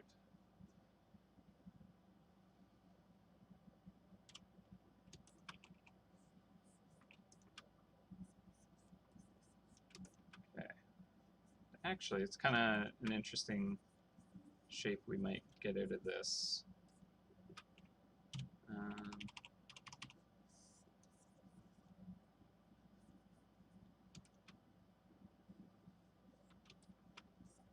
It's different than I was originally expecting it to have. So I'm just seeing where this goes now.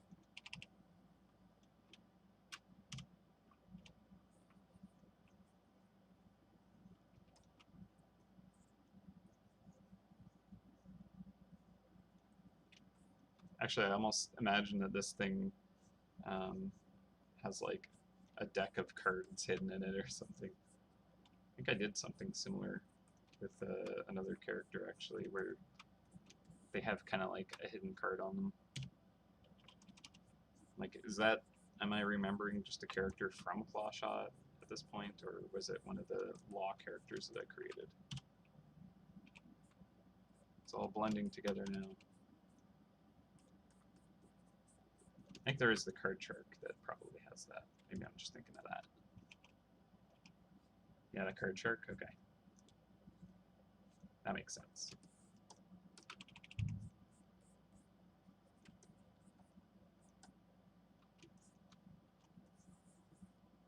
Yeah, so this arm actually is starting to feel almost too good, like functional, not just kind of piecemealed together.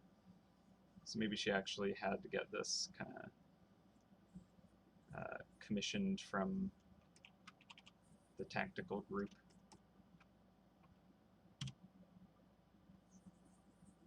I'm sure she has her connections.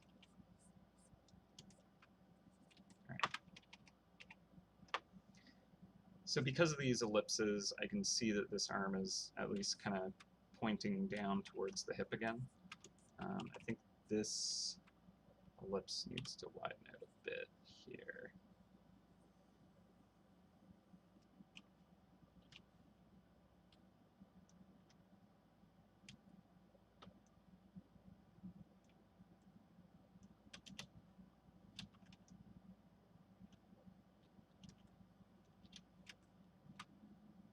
Maybe.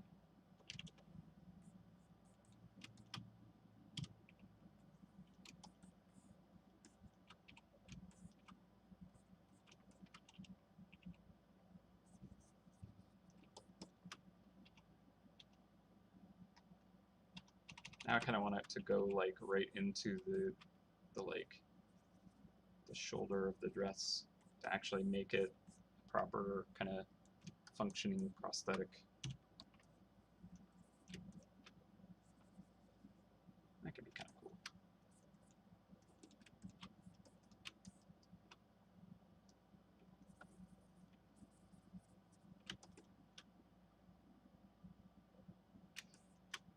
Okay. Well, let's use this for now.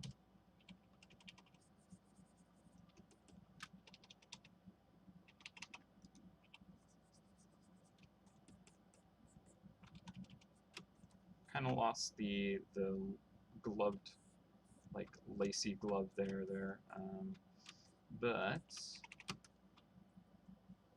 tighten that up a bit.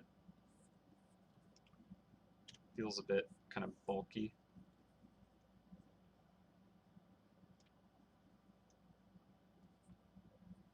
Can also have this kind of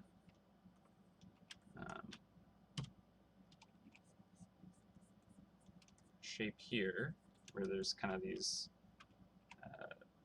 slits in the sides, maybe.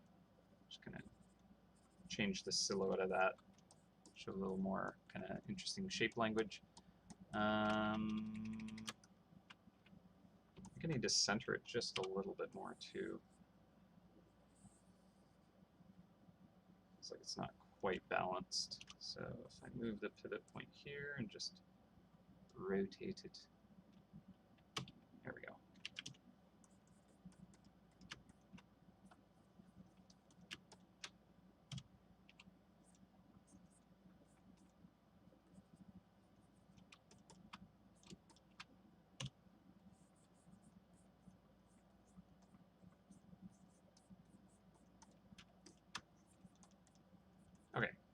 let's go with that.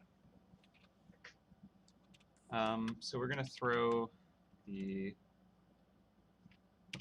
silhouette of that behind it. I'll just make a new layer for it. Turn the sketch down just a smidge.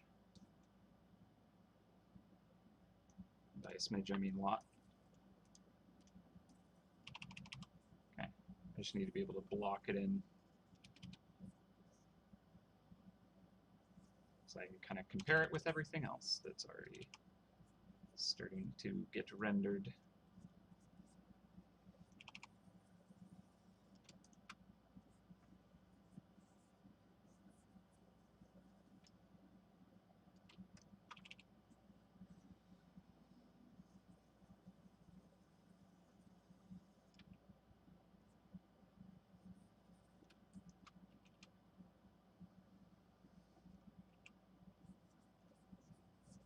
So we'll make that go under the sleeve, I think. So it's like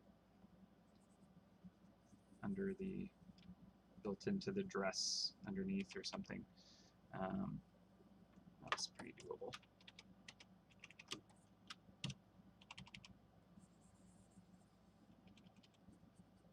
And the palm here. So as we mentioned, we kind of tossed out that idea that it kind of links into this, but that wasn't like anything too critical to the character, so it was a neat idea, and I was pretty excited about it, but apologies to whoever came up with that, and now we're getting rid of it, because it was a pretty good idea. But alas, I think this might be a more interesting character with the hand on the hip. I can get that to sit nicely. Maybe this finger. Might need to kind of turn in a bit more.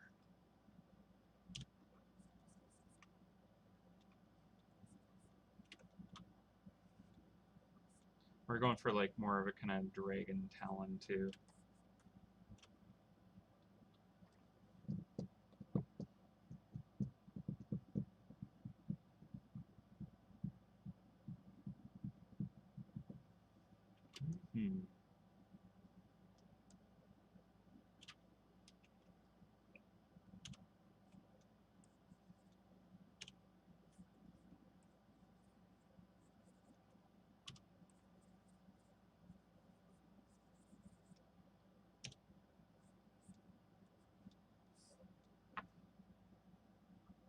Okay, so that hand works.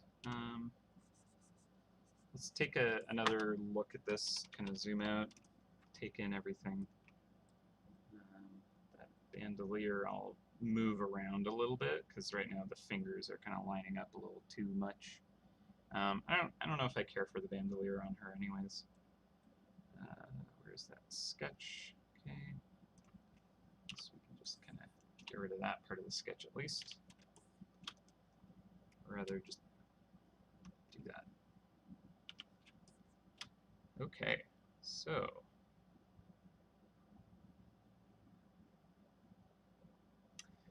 perfect timing actually. We're coming up on lunch right now, and I feel like I'm at a point where it's kind of like, okay, time to commit to what we have going. Let's actually start to render the background together and then balance, push and pull final details in the last few hours.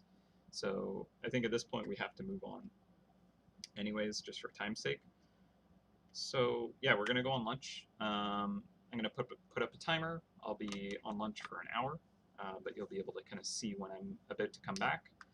And when we return, we're gonna start to really kind of dig into balancing and rendering out this background to just make it just powerful, right? And I'll have a Larry link for you guys when we come back from lunch. I'm gonna save it as well. Thank you very much. And so yeah, let's go on break. I shall see you in 1 hour. So until then.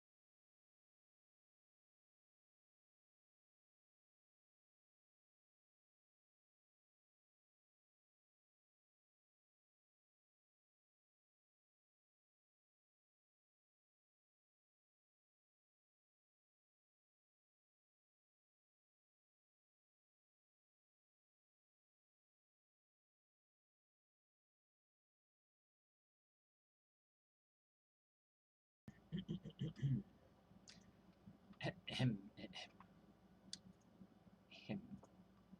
All right. Well, had our lunch, and we're back. So, where we left off, we were adapting her arm to rest on her hip, and let's see. We had kind of like developed a background for it all. Pretty happy with where it's sitting right now, relatively speaking. I think I'm actually going to slide her over a bit even.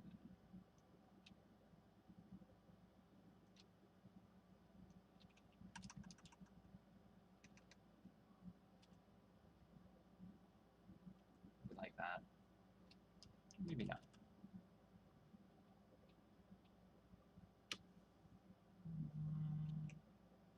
Okay, I think I'll leave that there. That seems fine. Okay, so we have the arm. It's looking radical. Can toss some gems, some cool stuff on there.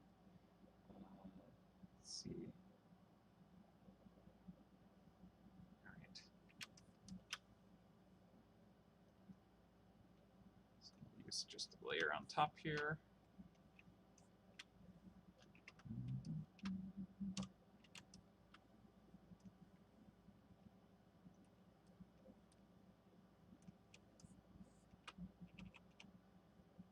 Now, do we want the Infinity Gauntlet Knuckles? Or maybe like rhinestone kind of detailing down the side. Maybe like this pivot is just like one big gem. I kind of like that. And maybe there's the knuckles still. Might be good. Might be that. All right. One of the things about this is I was thinking, okay, well, if this is kind of like a piston kind of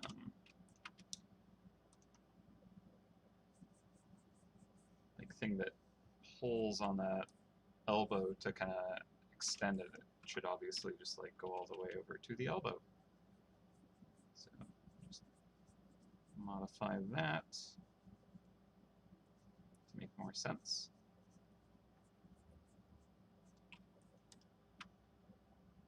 There we go. That seems better to me.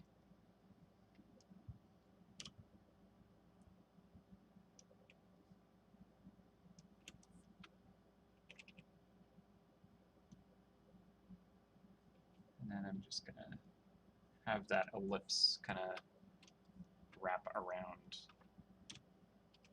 the arm there. Cool. Okay. Seems good to me. I should plug in my phone. Great. Okay, so I'm happy with the arm. The mouse, pretty good. Obviously, I'll have to render out the arm, render out the grapple cannon, figure out the bandolier, and just finish rendering quite a few things on the character still. I think I'll put the goggles back on her too, because I removed those quite a while. Well, when I was re-rendering parts of this, and I meant to bring them back, but I didn't. So I figure I'll do that right now.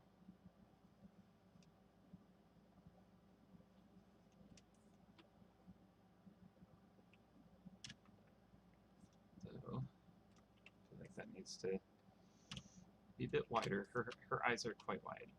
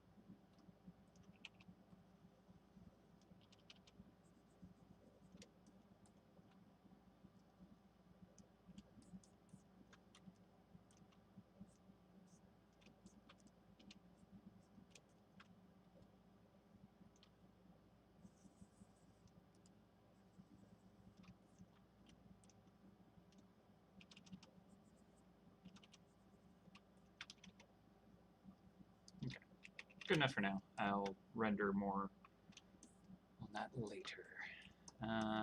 So what I think I want to do next is start to kind of actually get this background into a better state, more finished.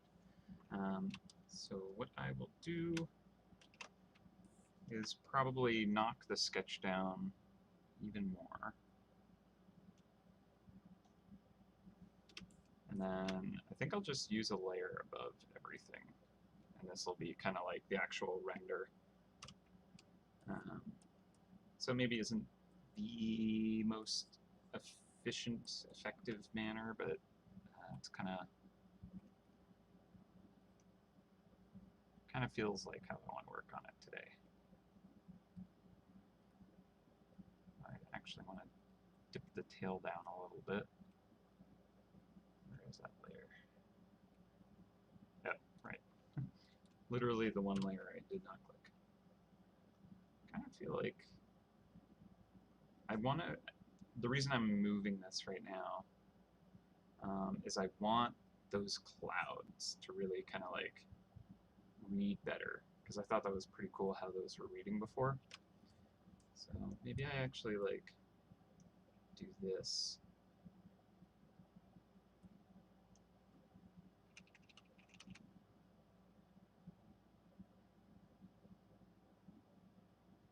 Yeah. That provides quite a bit of space for it to do its thing.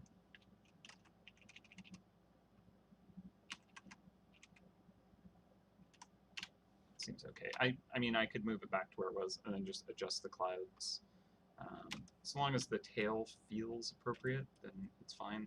I actually like it being further away from the characters, so there's more of this kind of stretch here, and then more squash on this side to create that kind of curve. So I do want that. So I think that feels better. Hello. Hello, hello, hello. Hi, hi, hi. Okay, cool. So, background, backdrop.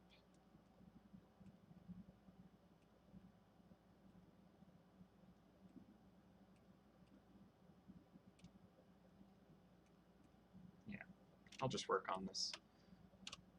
Just a layer above. Why not? I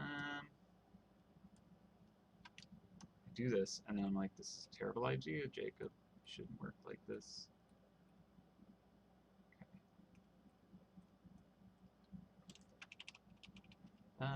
Let's just grab this kind of neutral color here, and we'll start this foreground kind of silhouette with this. And I'm going to start this as its own layer, but then everything behind it I can probably do on one layer, but this kind of makes sense to have separated for now.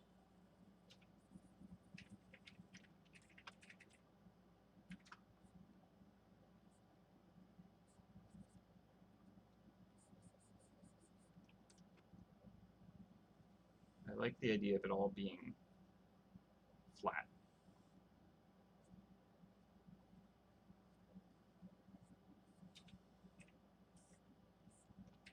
And then what I want to do is introduce a little gradient on it all too. So I'll silhouette the whole thing out. Or at least this part of it, I think. Yeah, I'll do just this part right now.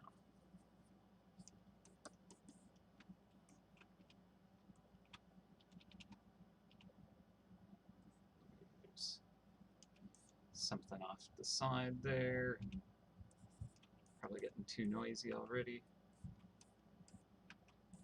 Let's just add in more than I think I need right here. And now, if I put a layer above this, connect it together, and then grab kind of a warmer, darker, and then do a gradient like that. And just kind of shift it around. take a look at this in grayscale. So that feels all right.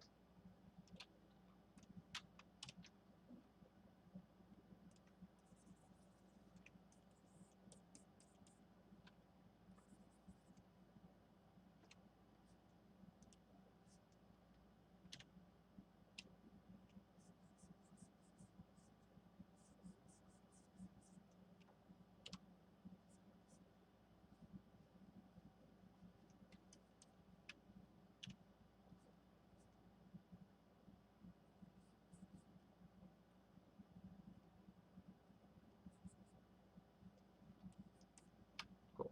All right, I don't know what all these shapes are. Just trying to create some interest without stealing too much attention. And yeah, I think the gradient is kind of useful for that.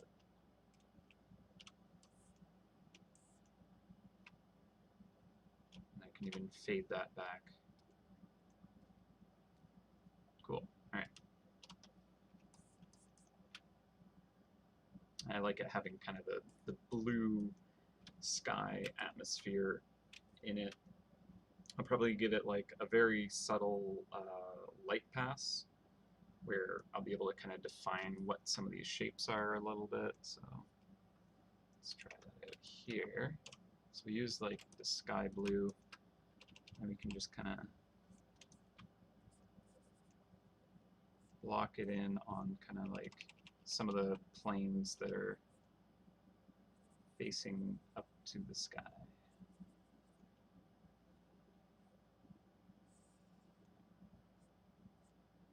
And then let's turn this into a lighten layer, and then turn that way down.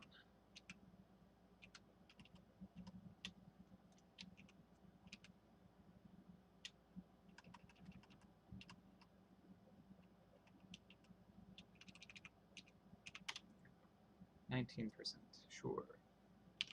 Okay. So there's just enough that you can kind of see that there's forms. It's not one object, it's a pile of things. You can just kind of keep adding to the surfaces if we want. Yeah, this bolts down here.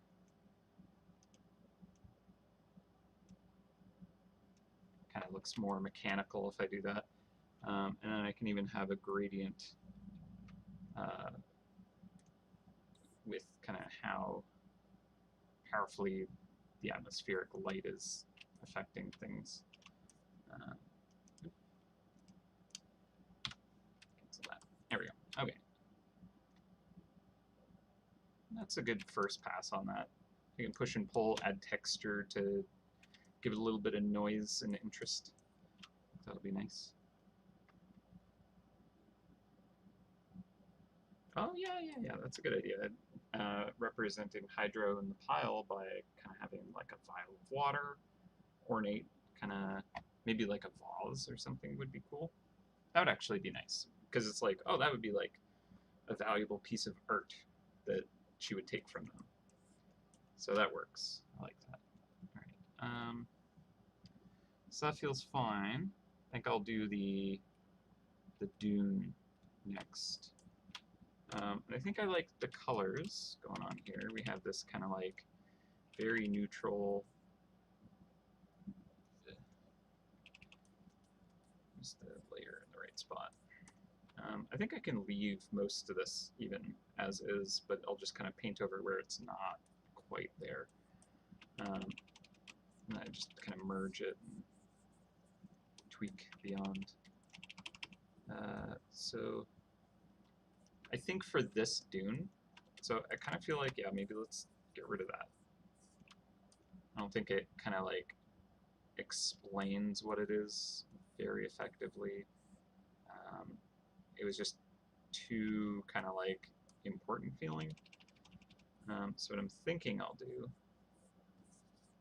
is have kind of like the sand kind of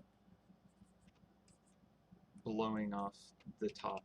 It's very windy, I guess, because it's quite a gust that would be required.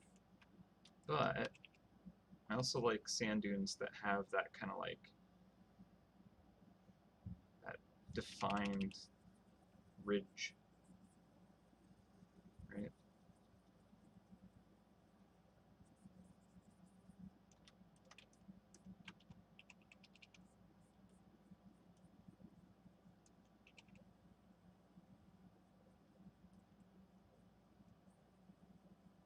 So that's kind of nice.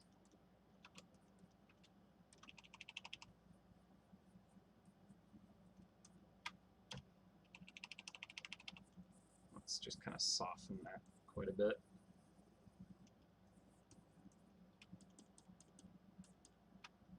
I think I'll slope that even more and maybe bring a little more saturated color into the shaded areas.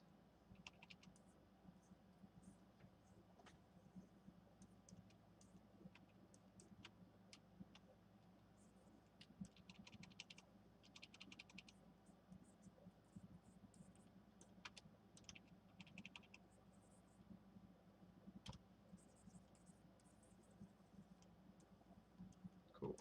All right.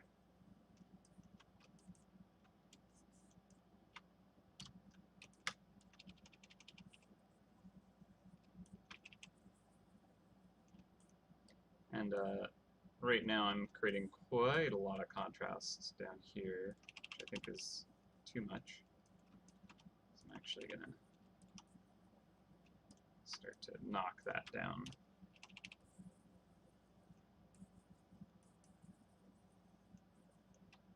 Maybe I'll just have the dune slope off quicker, like off to the side here, like that.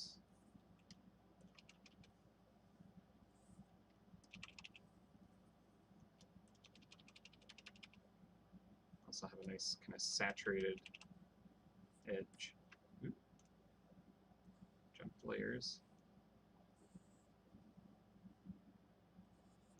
Thanks, Photoshop hotkey I can never get rid of.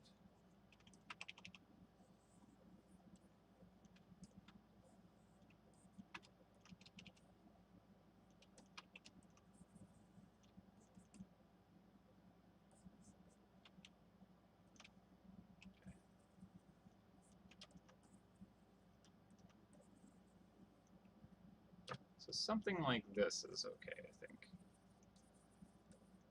I kind of like how the closer it's getting to us, the more I allow it to kind of have deeper, darker shadows.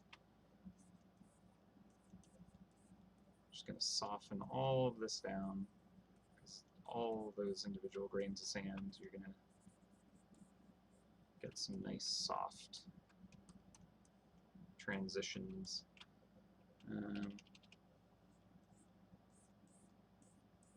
Cool. I don't like how this is kind of like snaking directly under the halberd. It doesn't read very easily what's actually happening because it's just directly behind it, so that doesn't work. So I might make that start to happen up here instead, and then come down like so.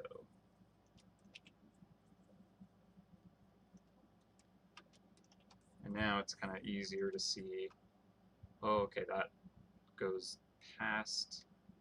I see where it comes from, where it's going to.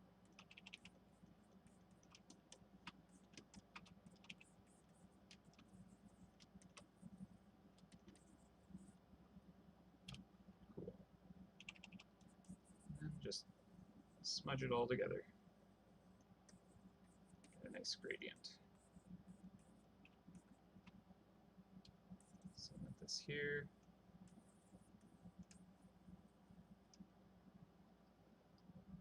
Yeah, that's much simpler. Alright, so we get like some nice interesting definition that, okay, there's just a lot of stuff, and we can kind of like create silhouettes of objects that make sense, that are like, oh, that's a dagger, or oh, that's like a potion, or like magic crystals or something like that. And we don't even need to like render them out. Just have a silhouette in front of that kind of like backdrop that's getting hit by a lot of light. Easy peasy. All right, and then because this is kind of like a wind curved dune, I'm actually going to have it peak more because if you just have like sand that just kind of like falls into a dune and just spreads out, it's just going to be kind of like this, you know, softened pile, I guess. But then if you have like wind swept, you might have like the wind kind of curving into the top of it, so it's a little softer on this side, but then it like cuts into it, so you have this kind of sharper edge maybe. So I'm gonna have the edge of that kind of cut in more, and then maybe this side is just a little softer, a little more rounded. Some of the sand that blows off of the lit side kind of lands and piles up on the shaded side. So it's kind of a little bit more built up over here. Okay, and I also have a Larry link I have to give you guys. So give me a second to copy that and paste it into chat. So I can tweak that just a bit. It's not quite there yet.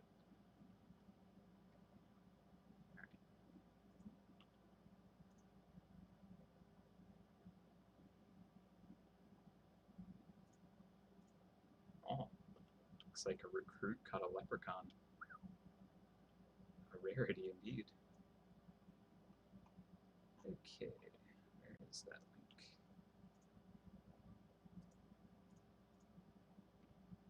Make sure this works. And cool. Alright. So I'm just popping that into the chat. Here's your Larry link. Enjoy, enjoy. I'll also put it, when I post this to my art page, I'll put it there in case you're watching this not live. Yeah, no, I also do not have a leprechaun. I've been playing since the literal day the game came out. And let's see, I probably don't even have as many fail to attracts as you, to be honest. I have not very many. Let's see. Where are you? Just looking for a silhouette that's not filled in. There you are. Total misses, only 2. That's pretty low for the amount of time I've been playing. Actually thought it was higher. Oof. Rough. But yeah. So it's not a friend.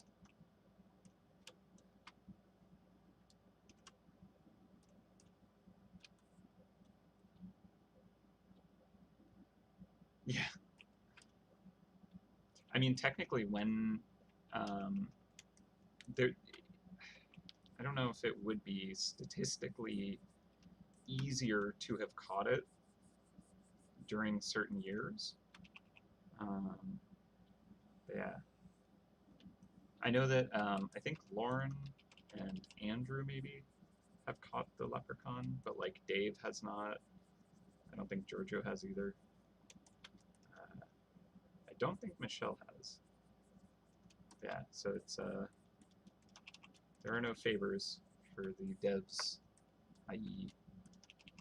in regards to the leprechaun. Yeah, exactly. The more hunters there are, the harder it is. That's right, because it does have special mechanics. But yeah, during this event, the King's giveaway, it's hugely amplified.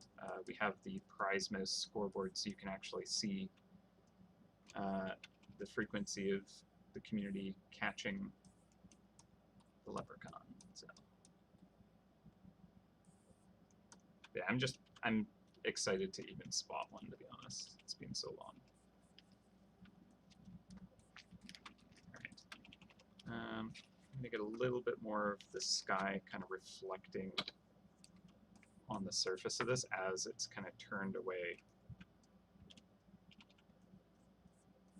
The more kind of aggressive the angle is away from us, the more I'm gonna have there be a bit of a reflection. This is kind of what's happening with that mirage effect. I think there's an element of the heat coming off of the surface as well that is a big factor in it, because that can warp the light. But then, yeah, like at certain angles, just kind of like becomes a mirror surface in a sense. At least that's kind of the impression that I have of how that is. Probably inaccurate, so I have not studied that specifically. Alright. Yeah, and the sand that would be blowing off the top of this would not be huge chunks that are visible like this. It would just be kind of a dust.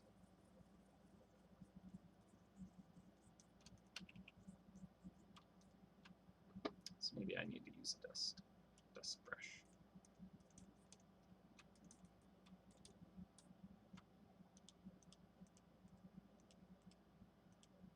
In fact, I might do a quick layer on top of this so I can erase away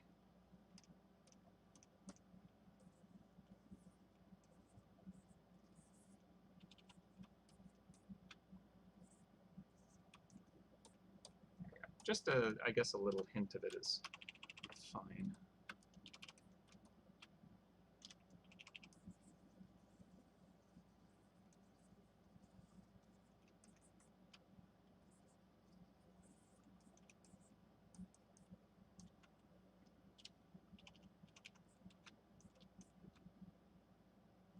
Okay.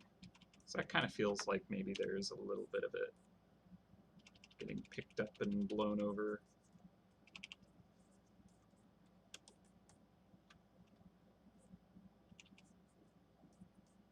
I think having little kind of gaps in it creates these almost waves of wind ripples and the kind of sand blowing off. That kind of works.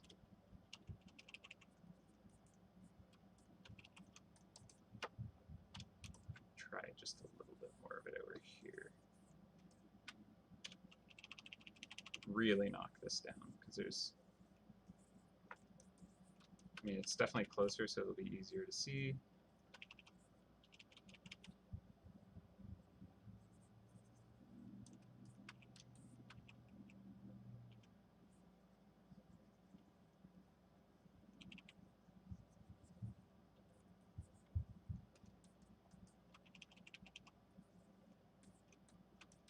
Cool.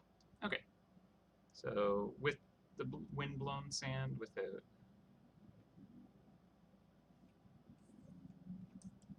even more subtle than that.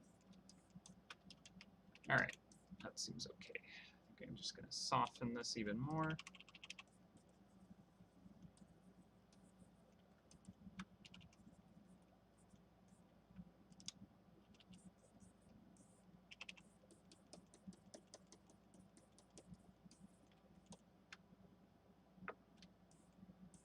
Radical.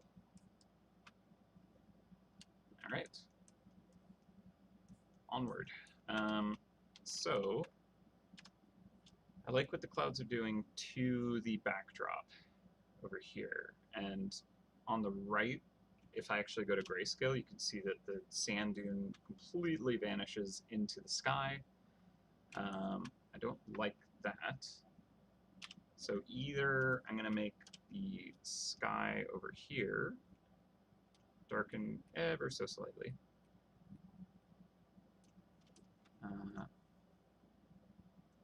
Or I'll put the cloud that's working over here behind here as well. So let's try darkening it first, because I think the cloud is the way to go. So I'm going to try the thing that I'm not sure if it'll work first.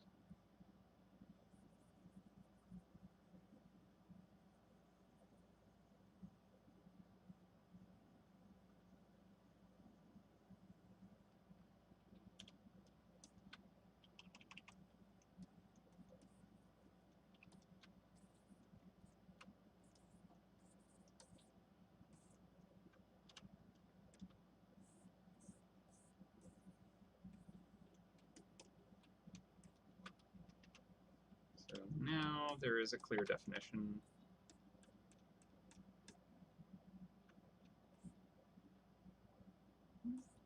I don't dislike that.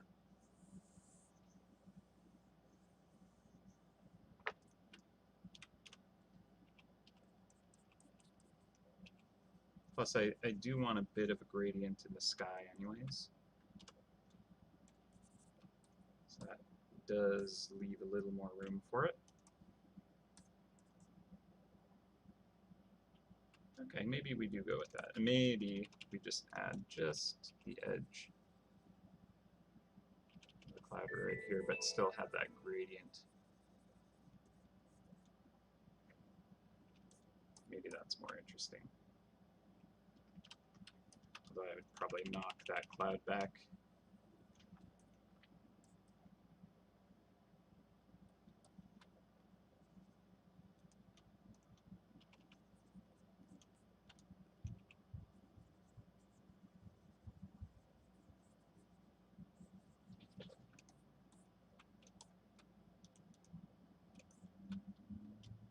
Oh, then again, I think I liked it without the cloud. Yeah, let's go with that.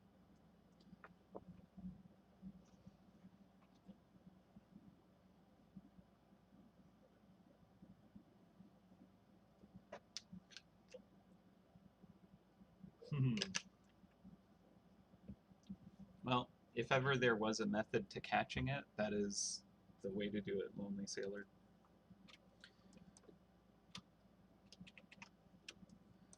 I feel like someone's caught a leprechaun while I've been art streaming before many years ago.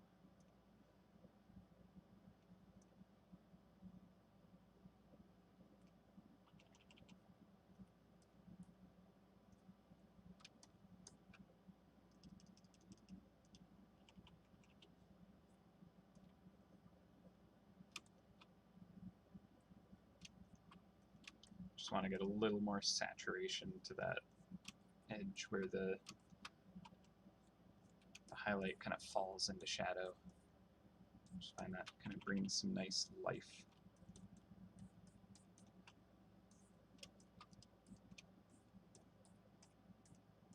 Cool. Okay, so I'm feeling good about that dune.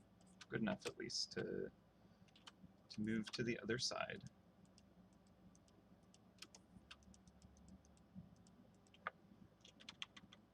Apparently made a brush stroke. I don't know when that happened. Fixed. Okay, so now let's take a look at this dune over here. I feel like this one's actually pretty set where it is. In fact, I'm kind of thinking I should just merge these layers.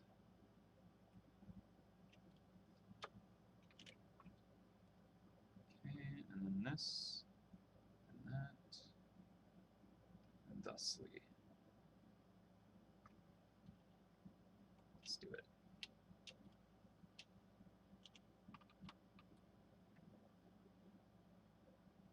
No, maybe not yet.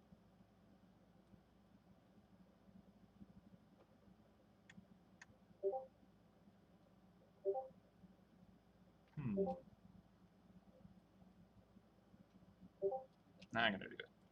You can't stop me. Okay.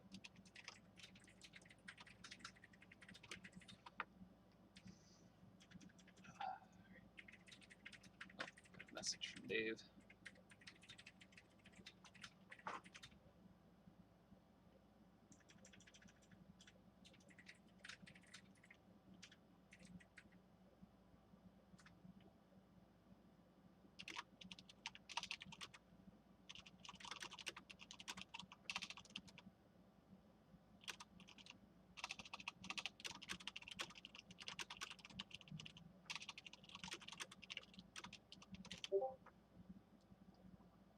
Cool. Just talking about a map item thingy. So, where we are at, I like this kind of cloud that we have. And just kind of clean it up, give it a little more just interesting volumes.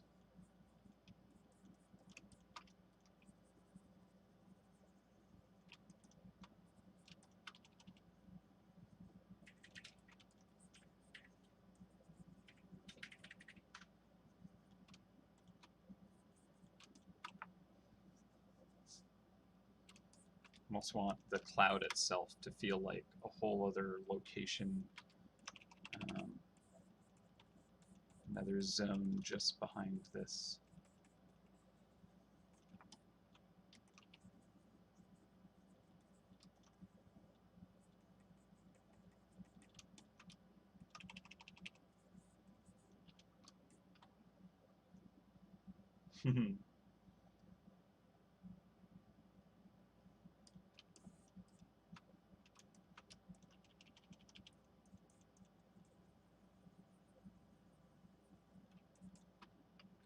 Well, you don't think that whining causes the goblins in the code to activate?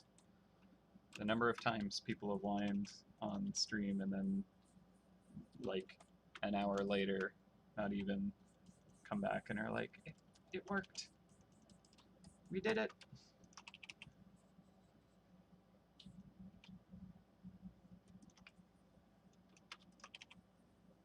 Totally not a placebo.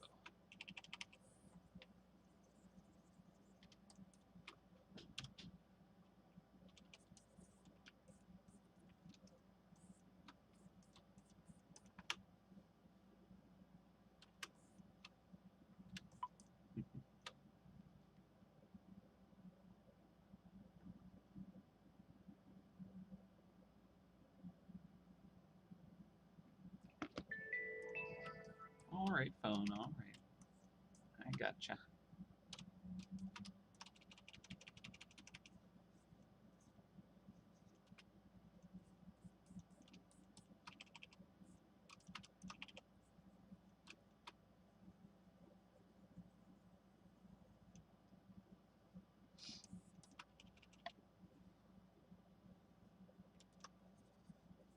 I should probably pull out my actual cloud brush. Let's see. Cloud.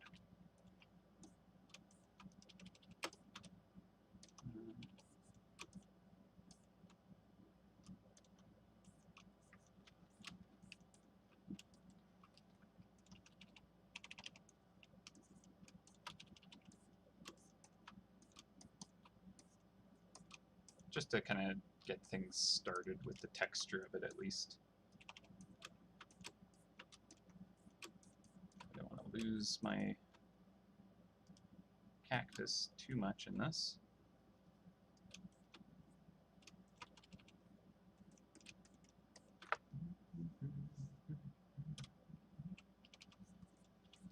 One of the things that merging all the layers together does for me is it allows me to use my kind of smudge tool on all of it, as opposed to just the one kind of layer that doesn't interact with everything below, so I can't kind of blend things together. So for the cloud, definitely want a lot of blending, and then I'm also going to have it kind of, you know, overtake some of the ground back here.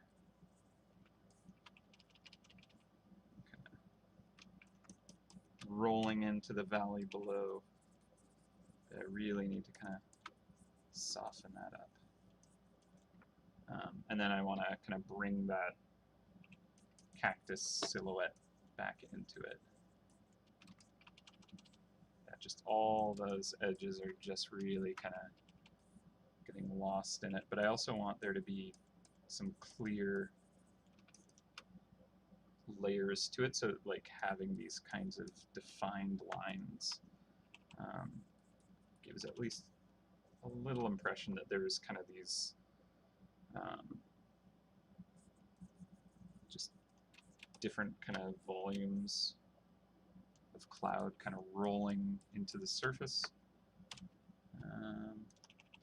And what I'm going to do for the edge of the island is, instead of kind of having it go to kind of the sandy, the dark sand that's in shadow, instead what I'm going to do is I'm going to have the cloud that would be in shadow, because it's like the sand dune is stopping the light from coming through the cloud, but instead of being the color of the sand, it's the color of the cloud without that light that got blocked by the sand, if that makes any sense. So it's going to be a lot kind of more neutral. It's going to be kind of the sky color.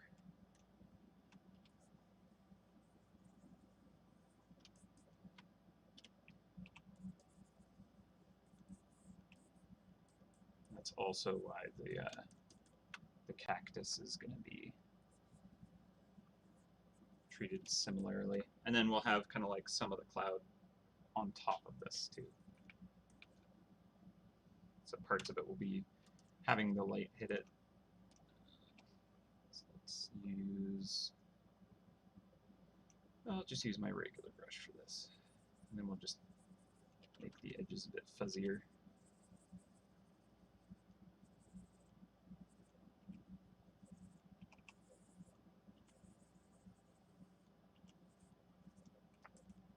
And like have a lot of this get lost. So let's use kind of the dust brush. Just kind of grab that cloud color and just eat away at it. Especially the ground down here. There we go.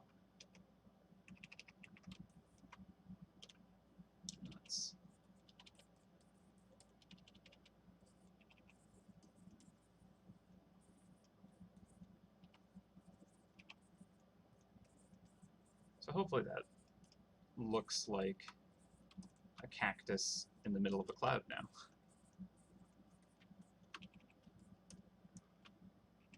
Maybe I'll even have it kind of sweeping under the edge of that, so it like really loses that hard edge, just completely softened now. But it doesn't do that everywhere. It's not the same volume in every part of the cloud. It's a little more dense here and there, and where it's like extra dense, it's disrupting the light even more. Or like the further back inside of the cloud, the more disrupted and kind of blurred out it gets. So like this arm of the cactus is a little closer to us, basically. So there's less scattering of light.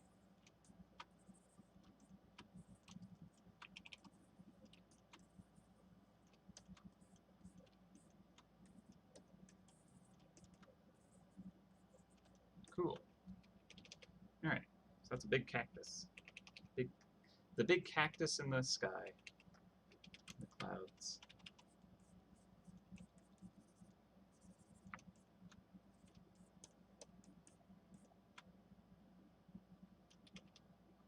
I don't know if that's clear to you guys. I mean, you know what it is, so maybe it's not so bad, but to any random viewer, I'm not 100% confident that they're like, yep, that's a cactus. I'll just shift it over.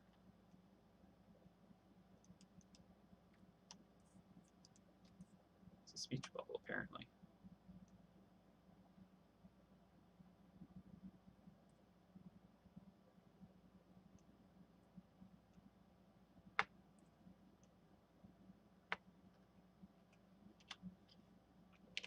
Let's go with that.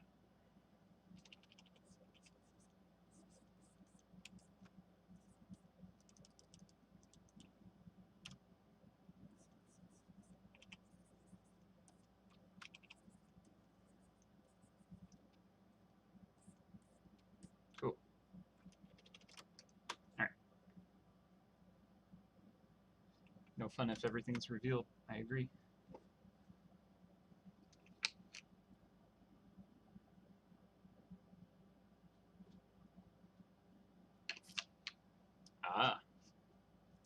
Yeah, I would not be opposed to updating the mobster artwork. I think it's pretty bad compared to a lot of the other characters.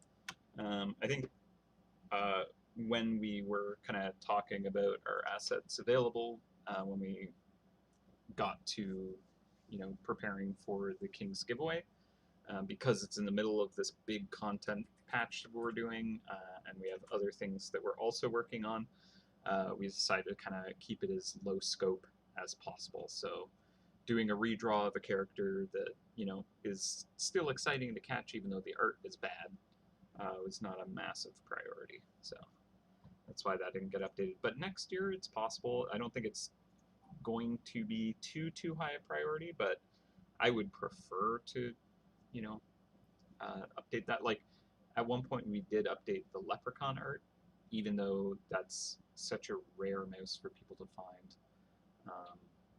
So that wasn't necessarily the best investment in time, but at the same time, it was also kind of nice to have. But yeah, all right. Let's see, where are we at? Did we draw it live? Really? I guess I do like to do the redraws live, don't I? It's just a thing, huh? I don't remember drawing that one live with you guys because I was like, I kind of have this feeling like, oh, people shouldn't see it because they want to, wait to catch it for themselves to see that character. But then I'll bet that during that stream, I was probably like, you know what, maybe this is a nice thing because you're not gonna catch this mouse. It's way too elusive. So maybe it's just nice to be able to be a part of its creation. You may not catch it, but you can at least look at it. I'll bet that came up. I just felt like this shape could be better. There we go.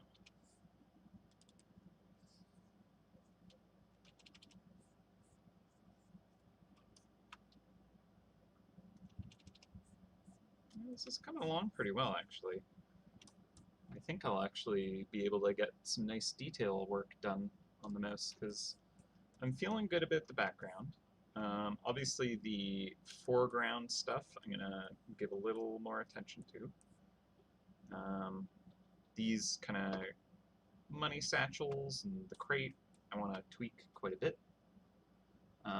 Something I probably should have kind of like taken a little more care about is the actual viewing angle.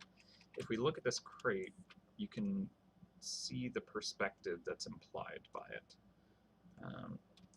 So this is a bad color for this. Let's do a whoop.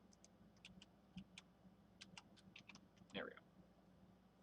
So you can see, if we kind of follow these perspective lines, where they would meet is effectively the horizon line if the crate is standing horizontally.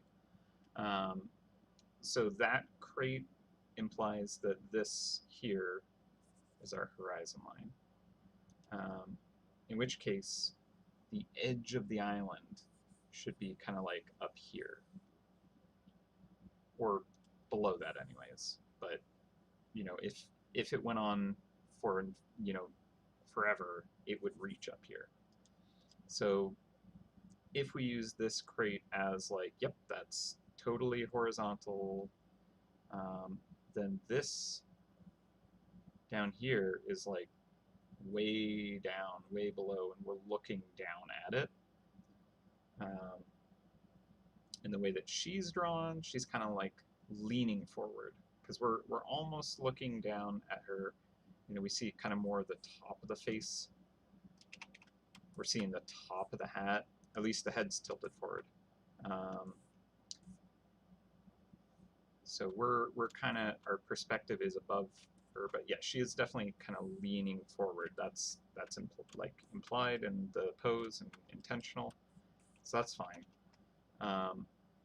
But I think this crate I'm thinking the horizon line's like more like down here.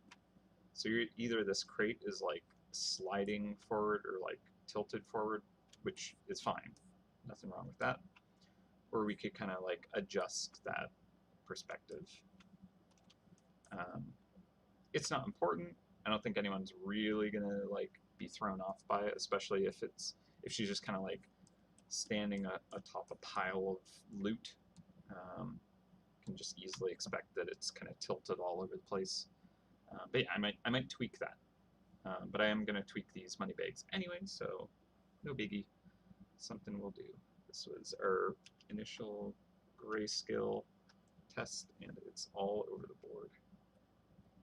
So that's kind of fun. All right, I don't know what this layer was, but it's nothing now. That was a silhouette that I did way back when. I don't need this one anymore because it's very different. So I'm going to delete that. Delete you. I don't know what this is. All right, let's get rid of all that. This is the kind of cast shadow that I'm using temporarily. Let's knock that down a bit though. Just because I don't want it to be so dark that we lose the color on the dress there. All right, that's the mouse.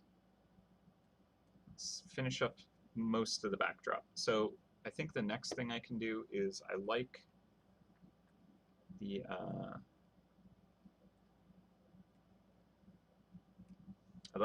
forgotten idea that I had, where there's kind of like a slab of, you know, the ruins, and it has carving and moss and stuff like that, but then it's also just kind of getting buried in the sand.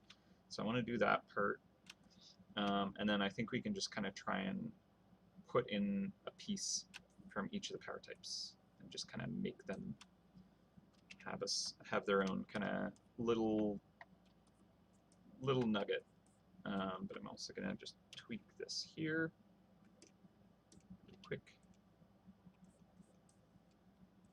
I love this smudge tool because you can really just blend out things completely. I think I'm going to need to do a save really soon because it's getting a little sluggish.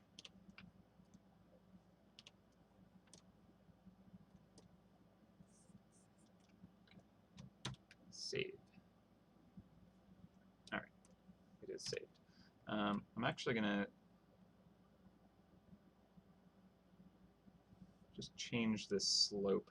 So I'm just looking at the flow of this, and I kind of want it to just have a more specific sweep to it.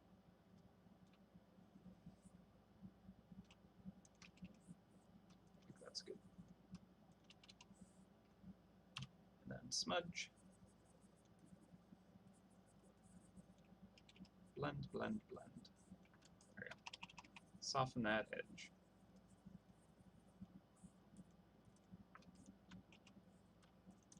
Nice. I'm going to lighten this up overall.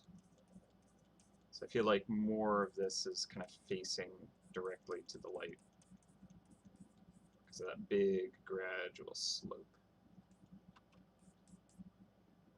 Cool. Good enough. All right. I think this far side would actually react to the light more than I'm letting it.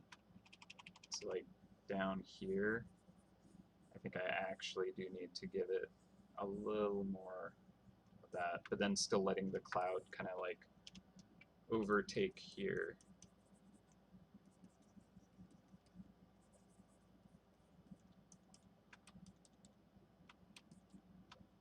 Yeah.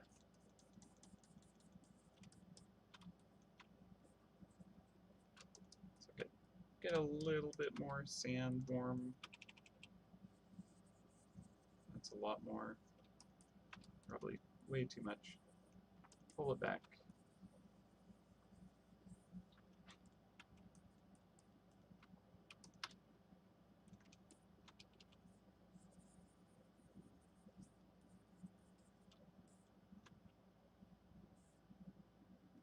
Maybe like that.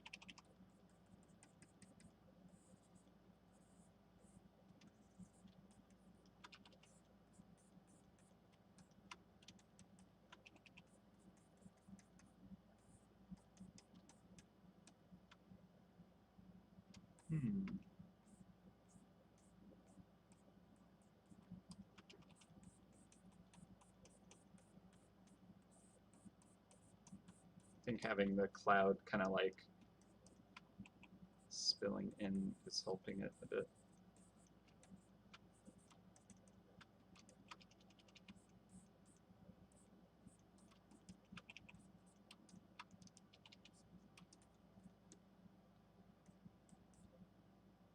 I don't like how well that edge of the dunes kind of line up with the bottom of the poster. So I'm actually thinking, what if I make that kind of really go right off the frame? But then this can kind of like break that edge in a better way than that. And then this is more appropriately facing towards the light source, but now there's all the cloud kind of taking over that.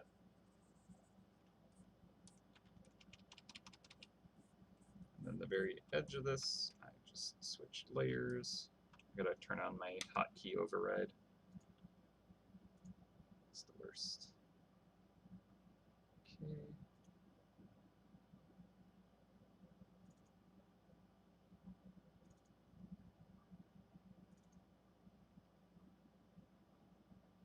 Okay, I think that's good now. Yes. Yeah, I think it's like Alt and then square bracket, but I have a thing that kind of like comes at a higher priority, like a third-party program called AutoHotkey, where I can say like, hey, this hotkey that you just registered, you tell it what you're actually pressing. Like I make it so that when Alt and square bracket are pressed, that would normally trigger the layer change in Photoshop. Instead, I have this program say like, hey, okay, so when you see this, make it something different. And then I just make it so that it doesn't do anything. It actually just ignores effectively. So Photoshop never sees that. Okay, so yeah, that's okay. Maybe if these just kind of blend together eventually.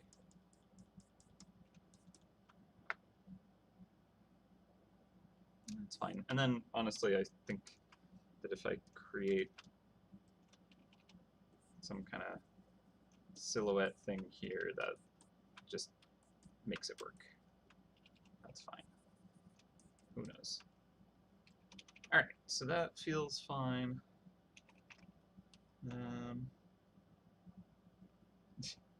Write my baby on the rifle stock.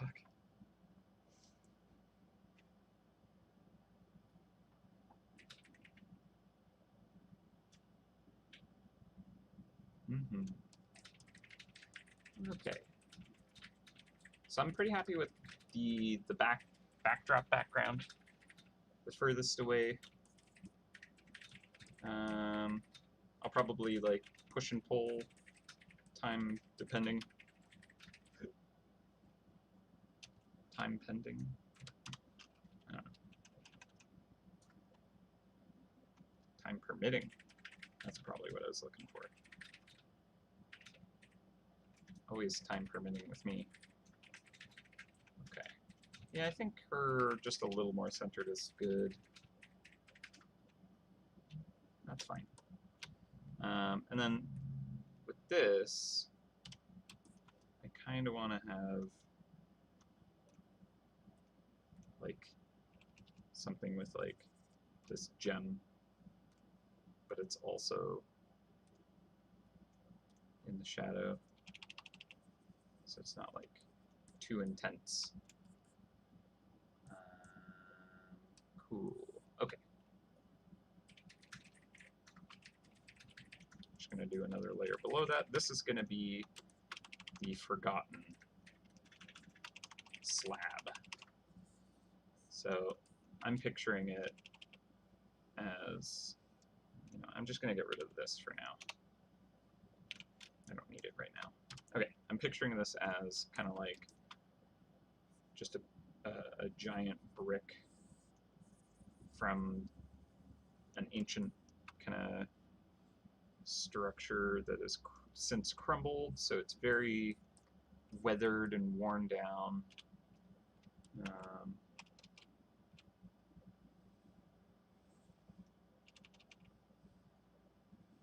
All the details of being kind of sandblasted off. But it used to be like a big piece, like it was a big sculpture of some kind. So we'll have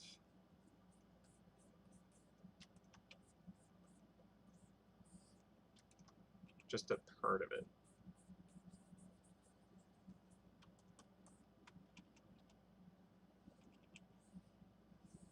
It's just kind of like a single tile from a mural, if you will.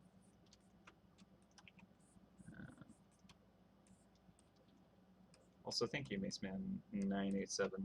I appreciate it. Okay, so yeah, there's just some kind of pattern on it, some kind of design work. Could get extra fancy if we want. So I think I'll make this one like very wide. And then there could be a few kind of nubs that used to be there. And now it looks like a purposeful design. That's not just some random thing that would happen. Someone actually purposefully created this pattern on this weird rock. And the nice thing about this kind of like embossing thing is I can kind of show the volume of it when I create the silhouette of it.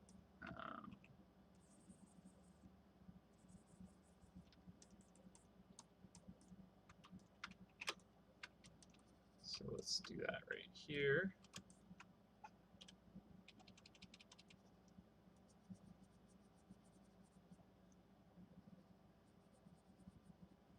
So you can see just how kind of like deep this etching is.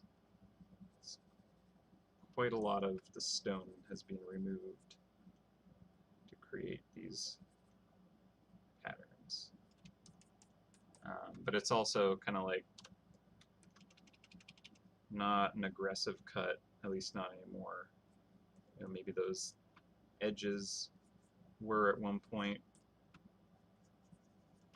quite angular, but over time, these clean lines have been kind of chipped at and just worn down.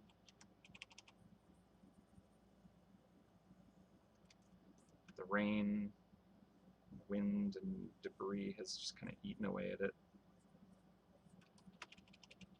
Get lots of little like pitting and stuff. We'll have stuff like moss kind of growing on it. There'll be cracks forming across the whole thing.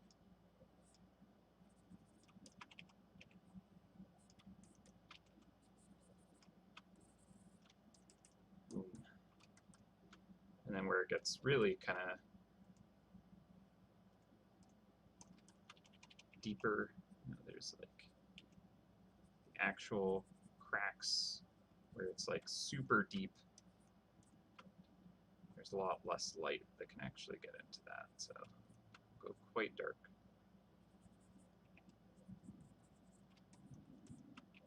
And then the inner corners of things, there's a little less light able to reach there, it's occluded. Like that. Might not even show up there. maybe we'll get just this kind of edge here.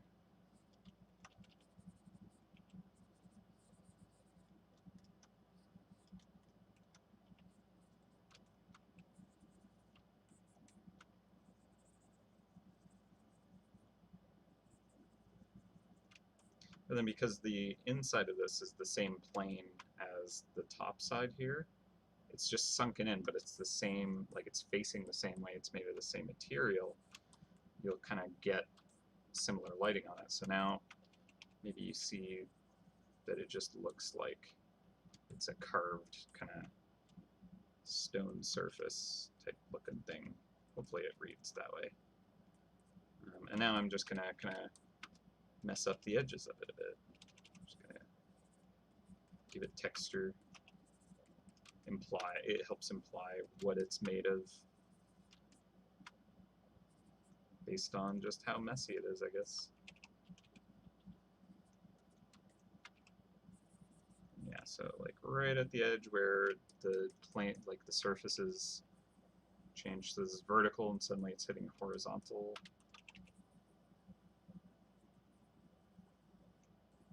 Just have that light really get lost. And there's probably like bounce light happening in here too, stuff like that. But I'm not going to go too crazy with it. Like that right there is way more rendered than the rest of it, right? And I also want to just kind of bury it in sand. I want it to fall back into the background. Add cheese into the gold bags. The challenge, and I like the idea. I think it's very fun. The challenge of kind of adding those visual components into this character is I don't want to give the impression that's like, oh, this is what that character drops now. Because we do that for like farming sections of a game. We like to kind of like have the material that the mouse purposefully drops on them in the image sometimes when we can manage it. So I don't want to give the wrong impression where it's like, oh, thought I was going to get some super re off this mouse. Although I don't think that would be you know, necessarily an expected language just because it has cheese in the image.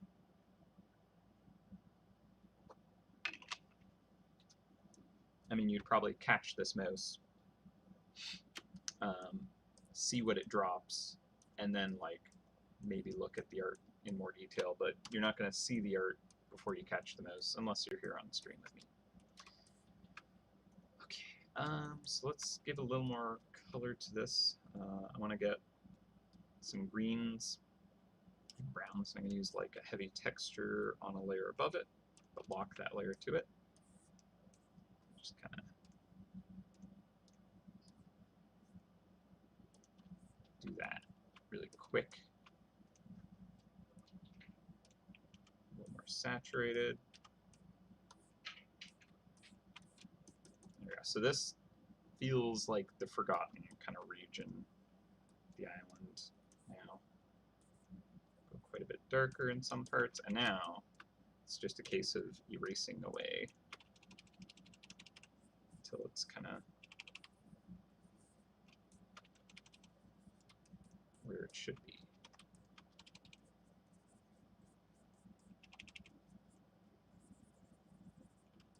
I like kind of having it not being too detailed near the crack, so I feel like that's kind of more interesting detail, so I'm going to make sure that that's easy to read by erasing all that moss and stuff. I kind of like it over here, so let it kind of focus mostly there. And then this is kind of like in shadow more, so I'll use this darker green to kind of dig into that area. It's probably a little too dark. It's just so intense, right? So I want to make sure it doesn't get too high contrast and draw the eye away from the mouse. Luminosity brush.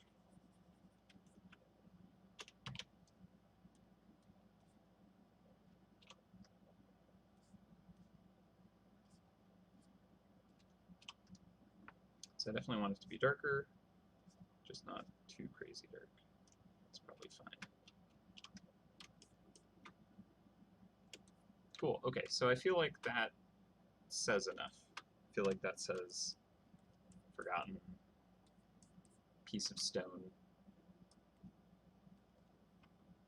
out of its element. I'm going to do a layer on top of this, and this will be my sand.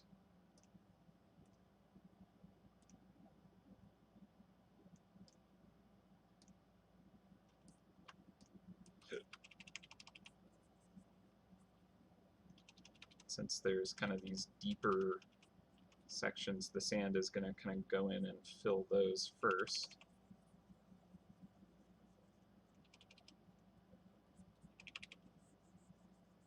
I feel like I'm going to have to definitely change that sand color.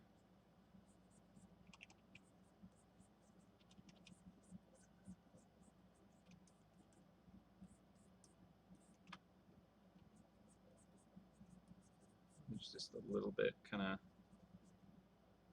cotton trapped a few places.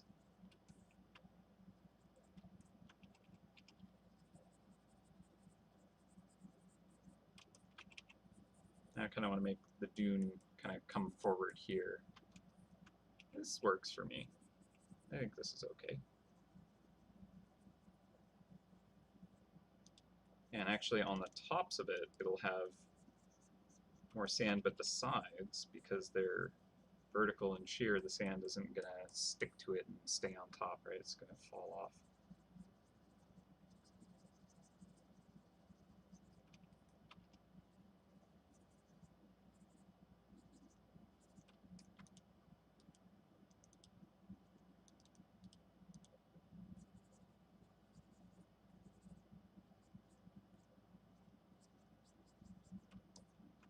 There we go. All right, so that feels like old kind of stone carving, partially buried in the sand.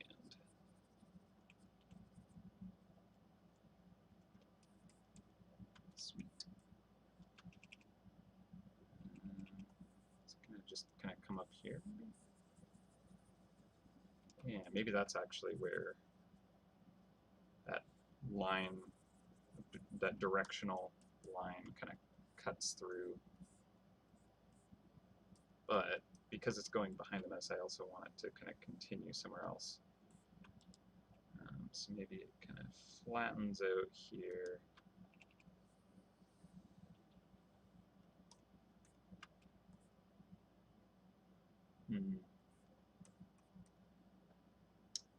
I need to maybe not go that far with it.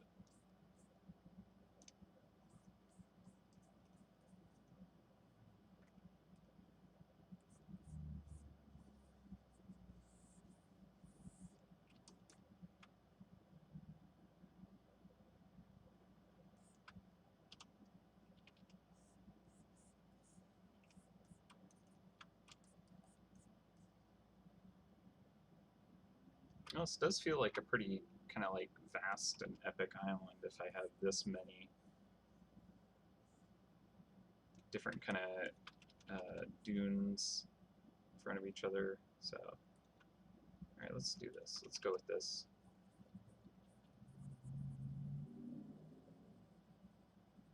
Did not expect to end up here when I was starting this piece this morning. It was cool.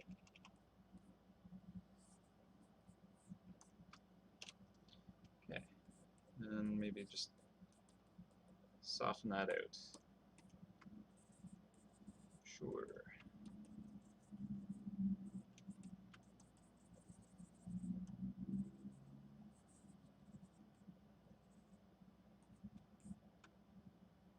All right, that kind of works. I'll have to mess with these kind of money satchels, put more stuff in this pile, but like make it really kind of close together with its silhouette. I think I'll be able to kind of play with these islands behind, or the dunes behind even more now.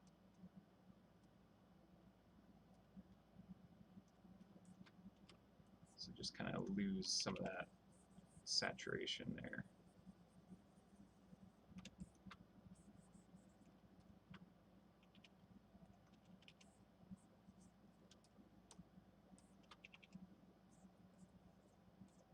Just have that flat note as well.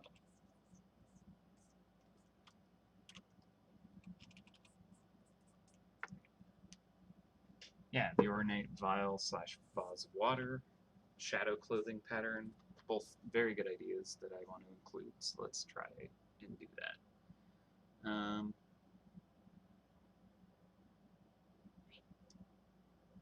All right. Well, because I kind of created this shelf here, now the crate feels fine, kind of like going off to this very high horizon line. It's just that kind of part of the island is way below us, sunken down there. So it's okay, I guess. All right, so of walls. Let's do that on this layer using this silhouette. So we could do those kind of like long-necked vases. Is that not? Oh, I see. Need to grab this color. That's why. Here, now it matches the silhouette of everything else.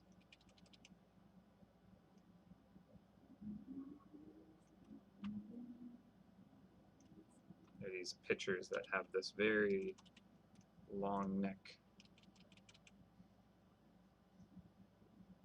And then the handles are like right up at the top.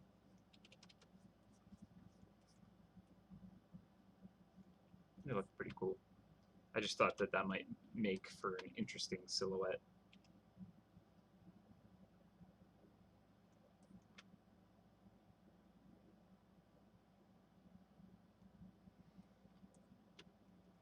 Right.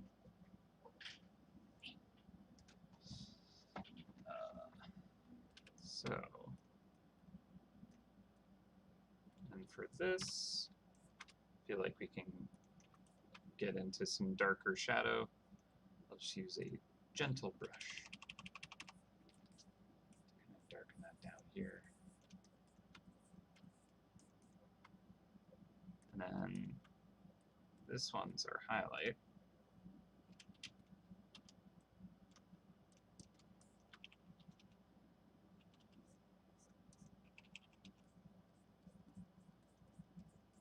And we can kind of like imply a little bit of a pattern perhaps to it too.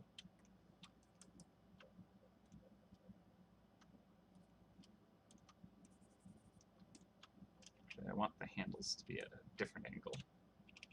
I want it to be going away from us in perspective.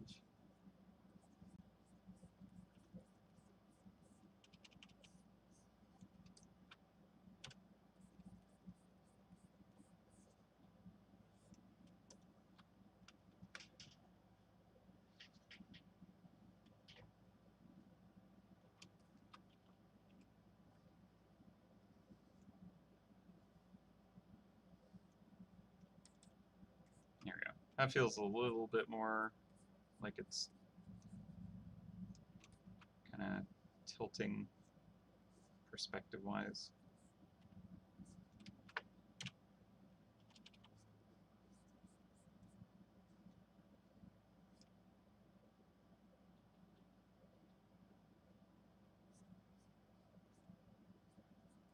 Then these handles are kind of like flattened ribbon style. So where they're kind of like perpendicular to us, they're a bit thicker looking.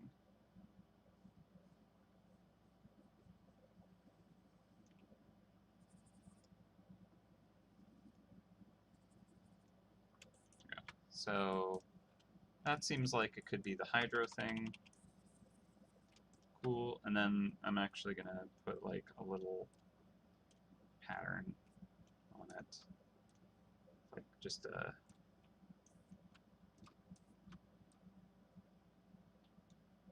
nice kind of blue sky color here.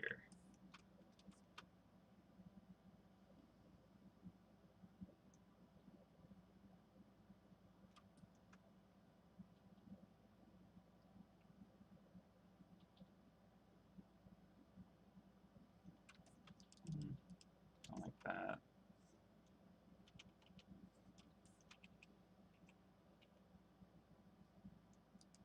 I'll just use like power tape symbol. Wow, a water droplet. How original.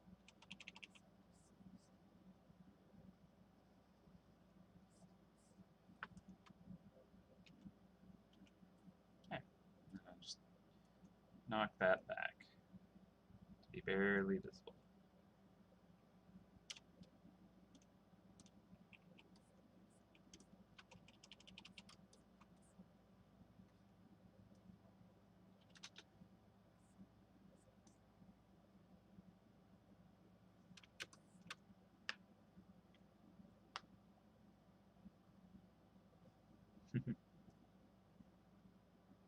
um, Honestly, like transparent would be more interesting to do, but I feel like that would get a little more distracting or harder to read.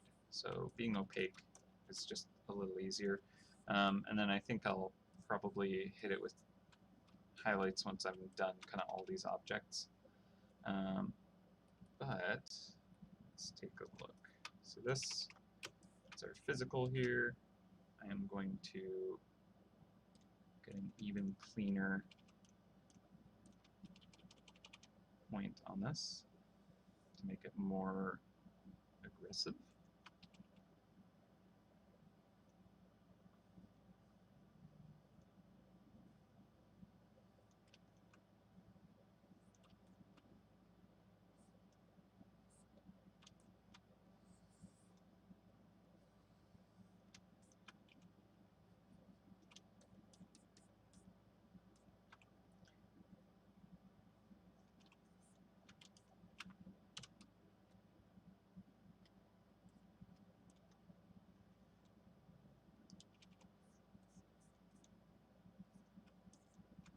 It's a little broken. They'll even have a chip out of it.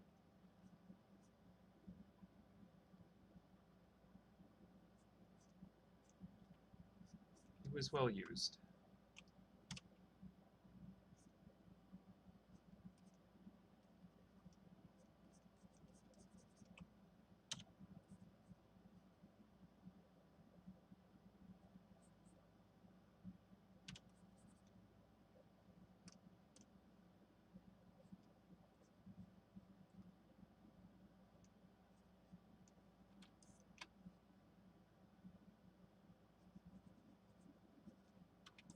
Cool. All right. Yeah, I was just thinking that having the cloth will be useful too. So let's do that on a layer above all of this. Let me. There we go. So I'm going to use this as the red.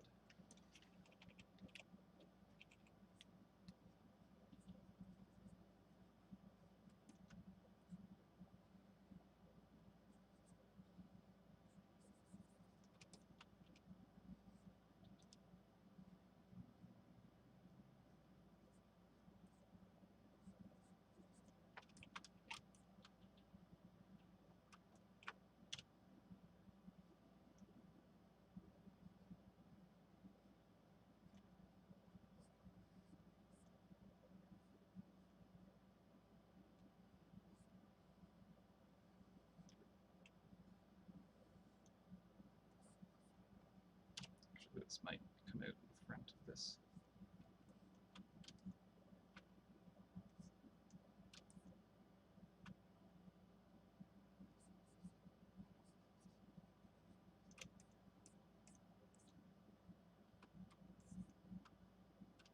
Okay. That seems fine.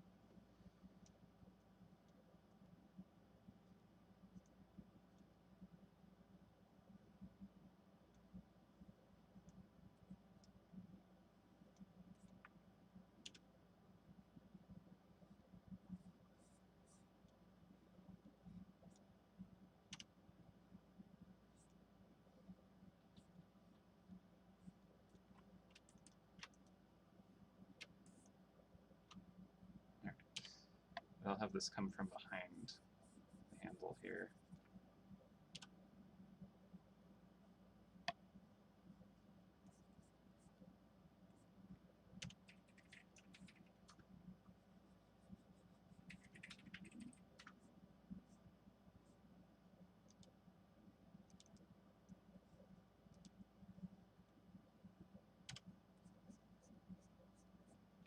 Cool.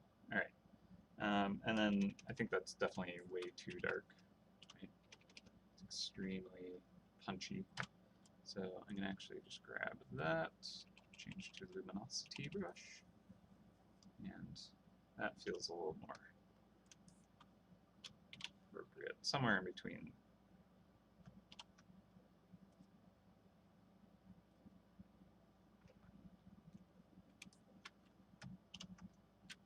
I don't want it to go too light.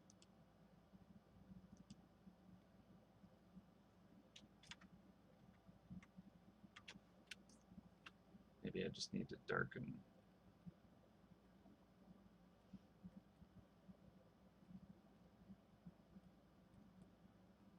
Let's not lighten it up here, maybe.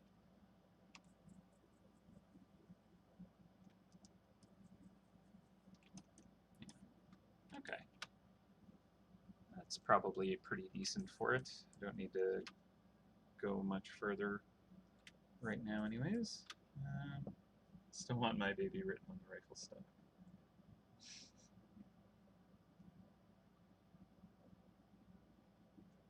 Yeah, the axe could have a darker line. Yeah. Alright.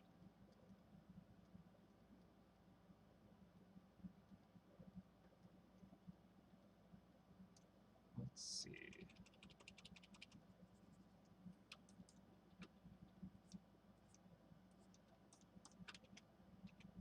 Alright, let's get more objects in before we kind of like get into more fine-tuned detail, because we are coming up at 3:30 and I want to wrap this up by 5 if I can.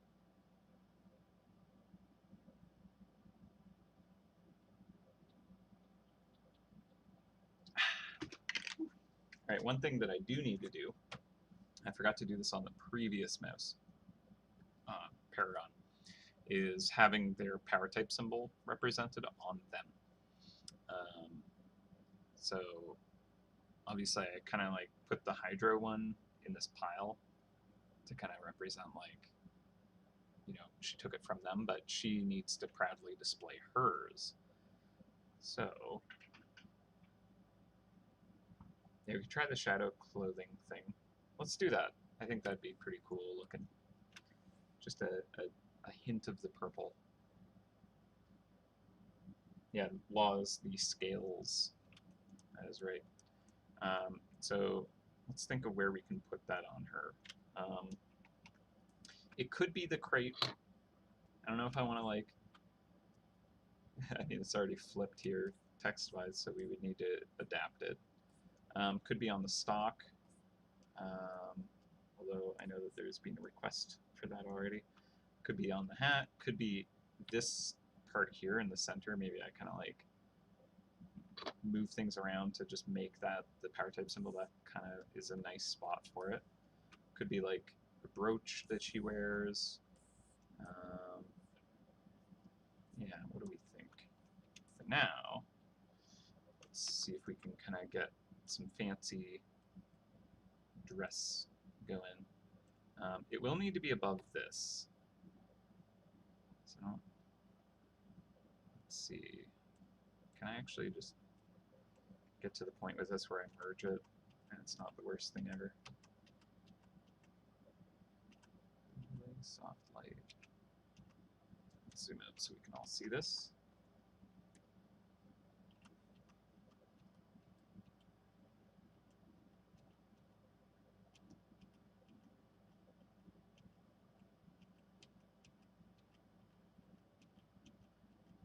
What we could try is making it like dark purple instead of black. Now see what the layer properties do to it. So it's kind of like a little more interesting.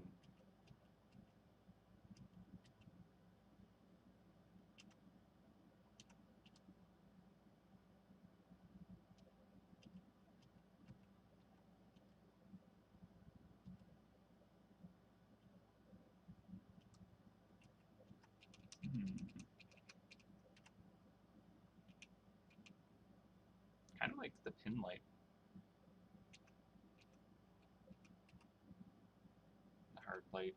Just getting the kind of color in that underdress is nice. Darker color looks good too.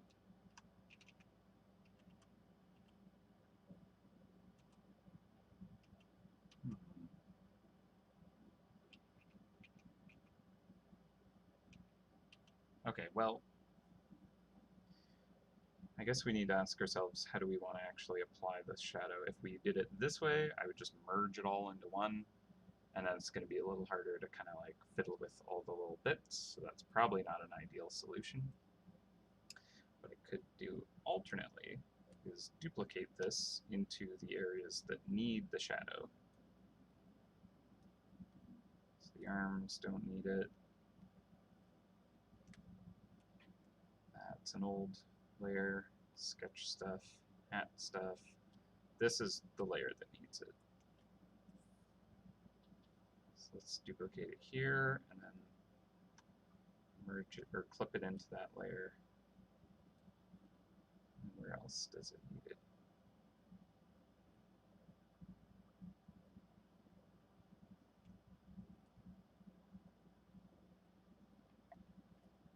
I mean, honestly, that covers everywhere except the rifle. So that's pretty good. Saved myself quite a bit of trouble, I think.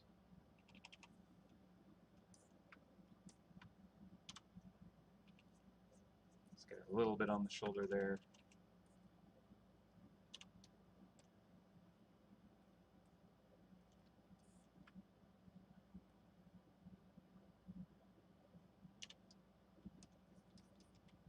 Cool. All right. So now can grab this version of it, bring it all the way down to here.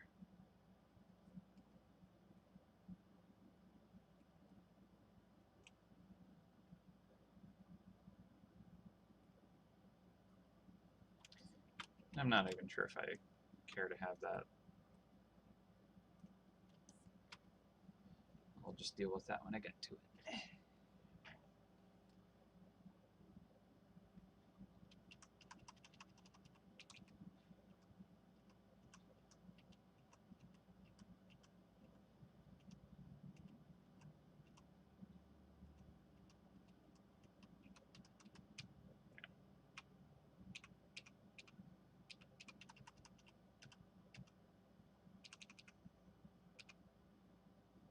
Go darken, and then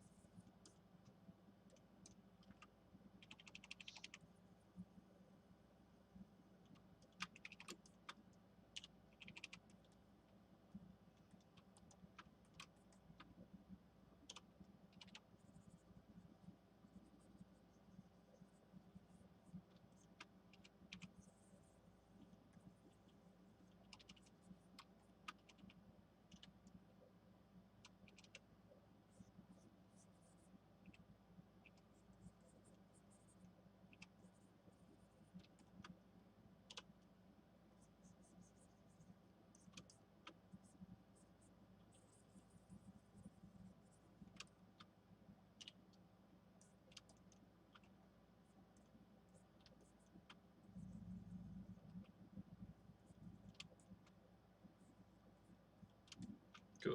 All right, that's a little more interesting. So just merge that down.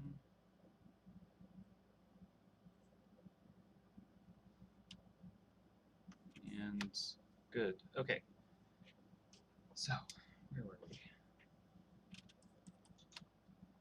Need more background stuff. Yeah.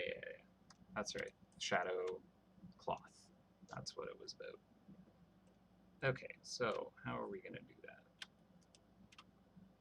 Let's do new layer here. And I'm going to have to pull up the shadow mouse to see that in action.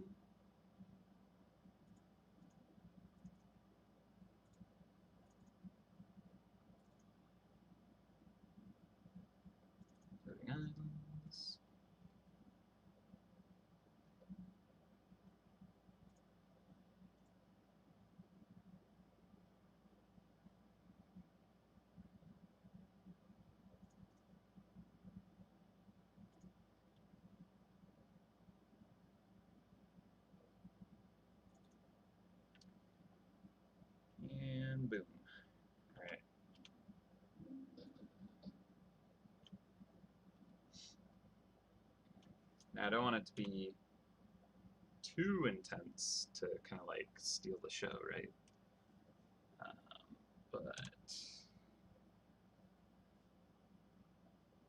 suppose I could actually just copy this into the image, right?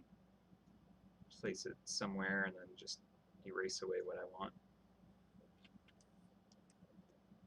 It's a nice pattern printed dress she has. Okay, so let's do it this way.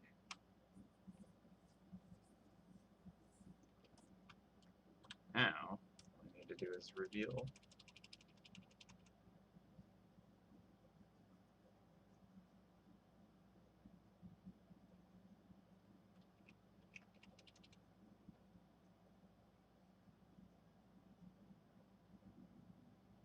just a hint of it.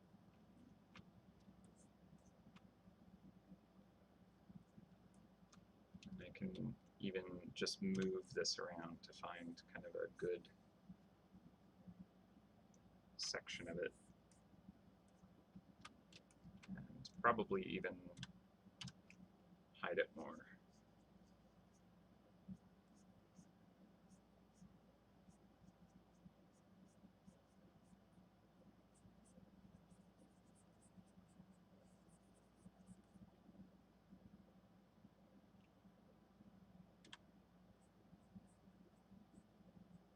I'll make this kind of like the big part of it, and I'll have a bunch of small, and then maybe one medium.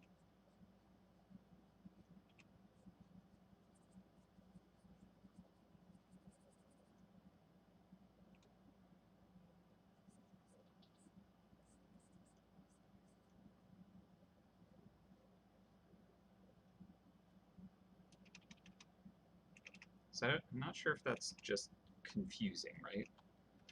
Like, is this just a distraction? Maybe if it's all kind of, you know, just one section of it where it's all connected, that might at least kind of read a little more clearly. If I maybe make it look like one piece of fabric.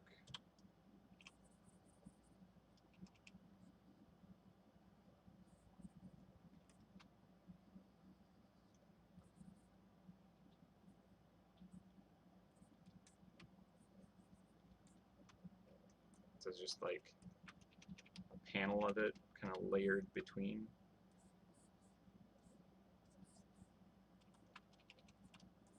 Maybe. Then it's just kind of like, I'm not sure why it's there. Might need to be darker and less bright. Yeah, it could be. It could also be like a piece of jewelry maybe that just has that same glow that's off the hip. Or just a weird kind of crystal, let's say, just kind of, let's try this.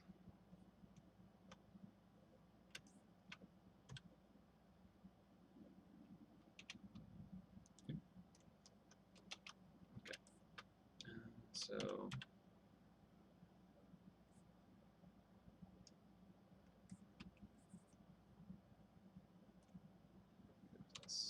here. If it's just like a shard of it, just kind of leaned up against the trunk there, or the chest. And it's just like, okay, that's just a shadow crystal, I guess.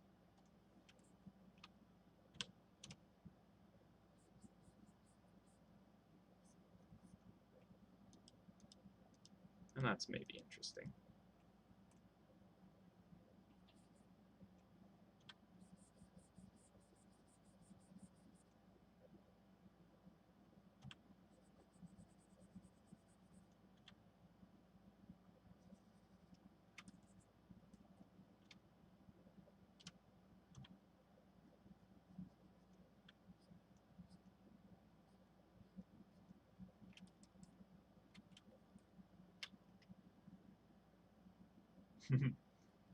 Nice, I like that.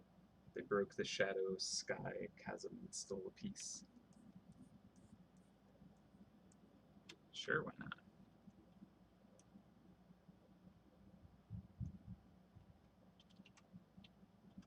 Mice are always defying reality.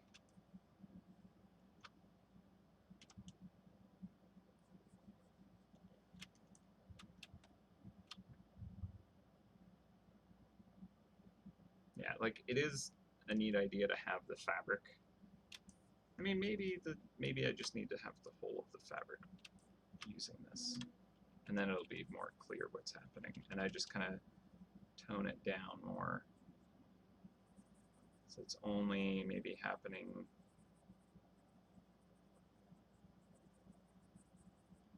in the darkest shadow areas.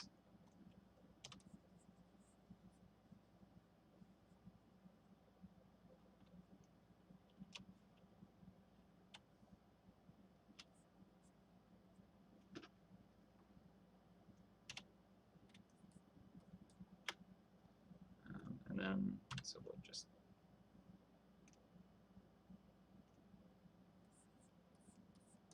kind of knock it back.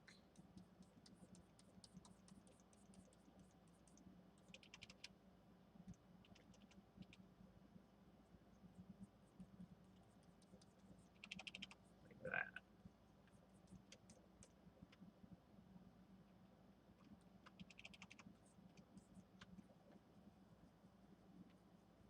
Right? So there's just a hint of it. Just a hint. Oh, the effect on the hat was totally accidental. Hello, friend.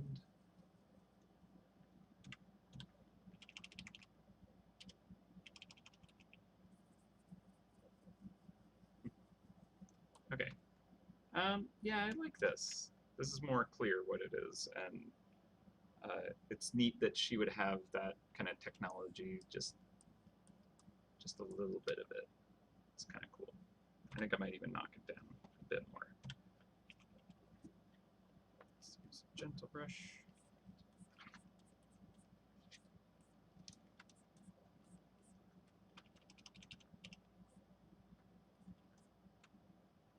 It's just enough that you're kind of like, wait, is that? Just enough. That's kind of cool. All right, neat. I'm happy with that. So that feels like this shadow that they stole.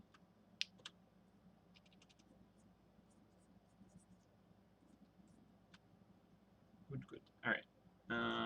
So we have forgotten, we have shadow, we have physical.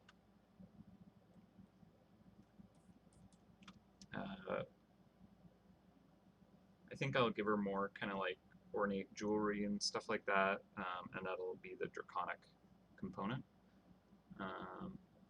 And we have the vase, which is going to be the hydro. Let's see what the announcements are.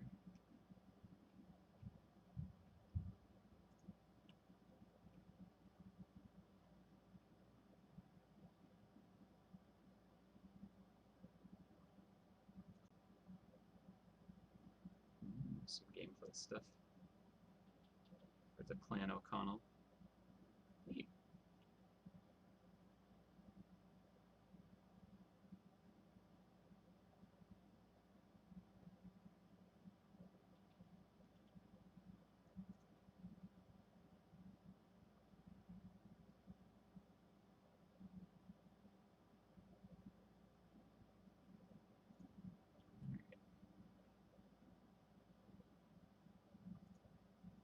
Looks like it's going to be some good, fun, challenging levels, which is exciting. Ooh. Cool, cool, cool. Sorry, you can't see this internal game stuff.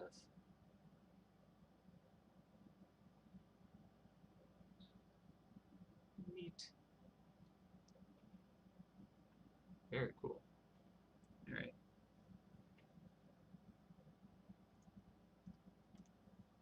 That's enough. I don't want to leave you kind of just hanging there this whole time. All right. Sorry, where were we at? Orb half buried in the sand in front of the forgotten slab. Hmm. That would be the arcane then, wouldn't it? I like that. Yeah. All right.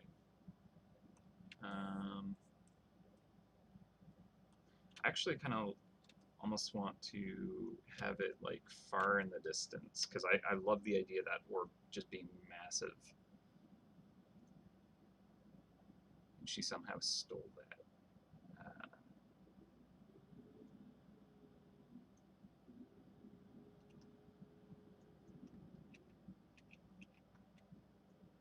Let's see, can I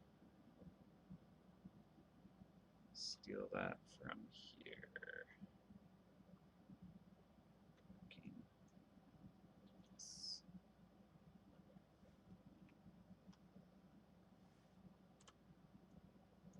Just messing around with this on the map layer or map file. Yeah, basically taking this orb here and just kind of hucking it into the side of the dune could be kind of fun.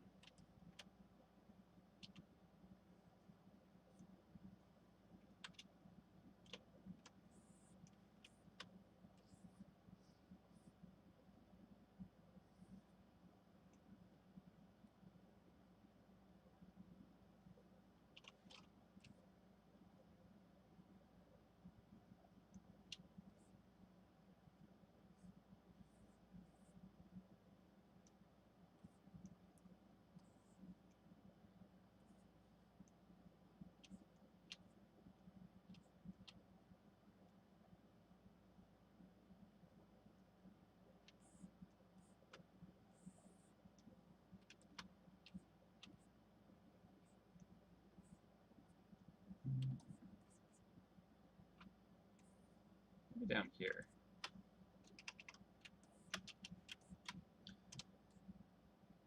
But it's like very buried.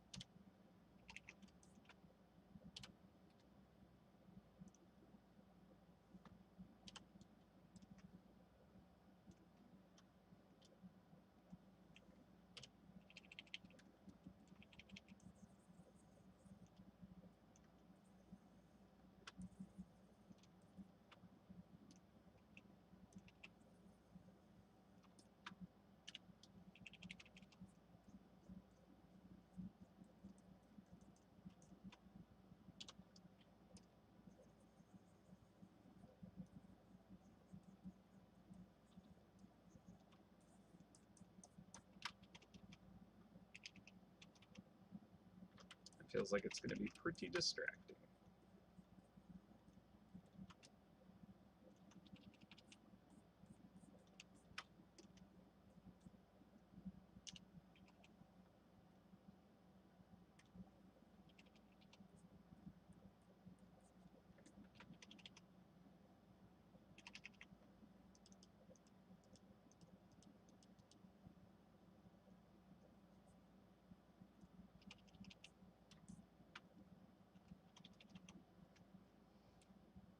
Yeah, the physical had like red heavy cloaks, I believe, leathers.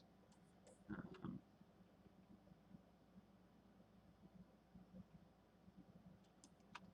Maybe I can move this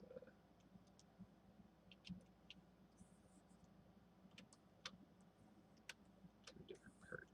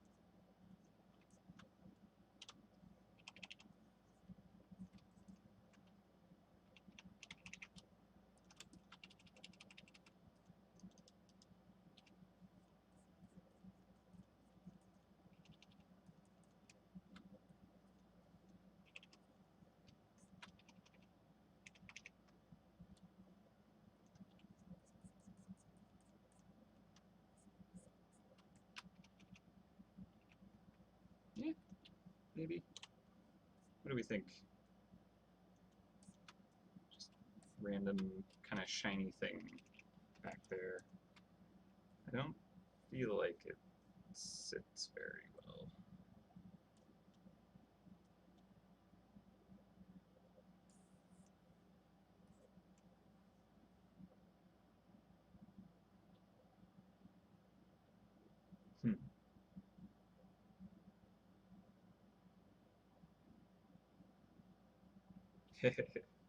Yeah, I mean, I was talking about kind of like not wanting to put the cheese as an element in the mouse because I don't want to create perceptions about dropping that in with that mouse, and here I am kind of like hucking all this other stuff that's like, wait, does this mouse have all that as loot? Should I be getting that from them? So maybe not the best.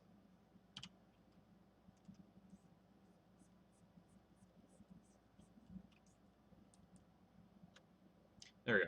People can interpret this as either a hidden kind of, lookout point in the dunes or the arcane orb. Either one works.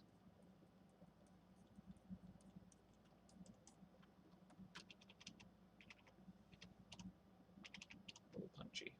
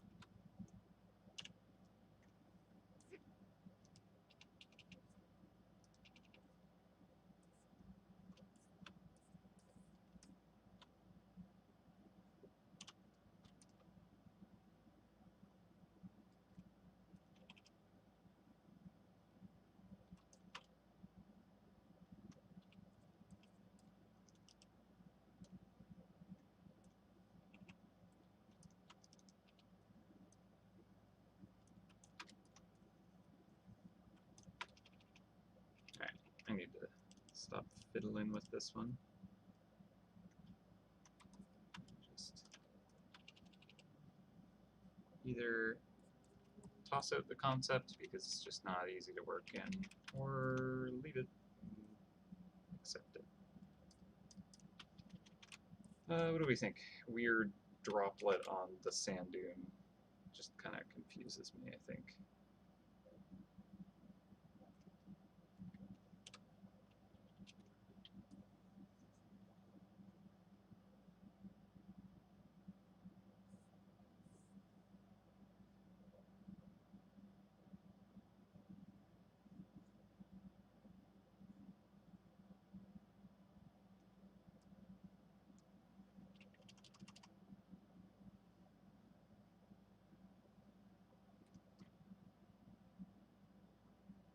Yeah, I think I want to not go with it.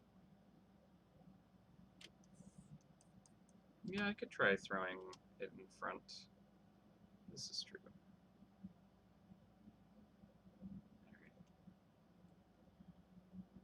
Let's just do a new layer here. It's just like, if I was to have that to scale, that would be monolithically huge.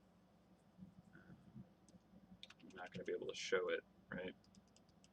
So I think I'll just have a magic orb. I don't think stealing the center of their island is necessarily the most doable.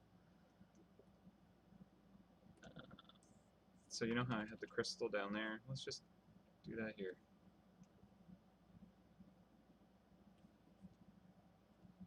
What's that? Oh, right, the mouse is the crate. Let's just give this a magic crystal. Be like, yep, got the arcane. Cool.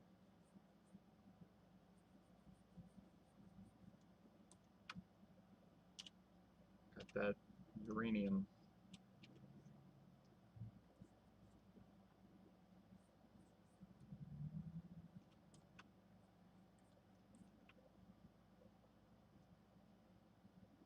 And I kind of like it being dull anyways.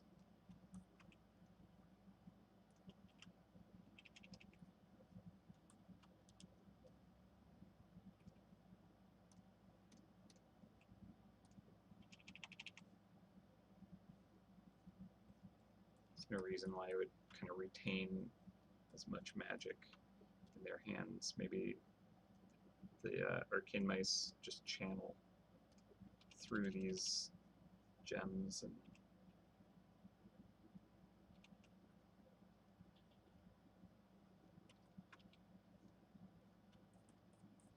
still valuable, but perhaps not as powerful anymore. And then even then, if people don't get that it's like, oh, that's like some kind of arcane crystal, it's kind of like, oh, okay, that's some kind of precious stone that they've collected in their pile of loot that they've stolen. So either way, this fits. Like just some weird water drop looking thing on the sand dunes.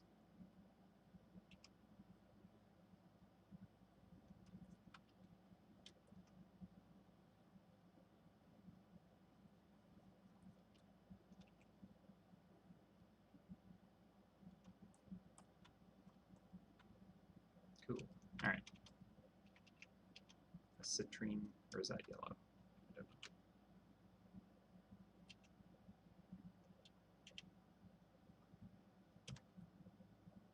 Good enough.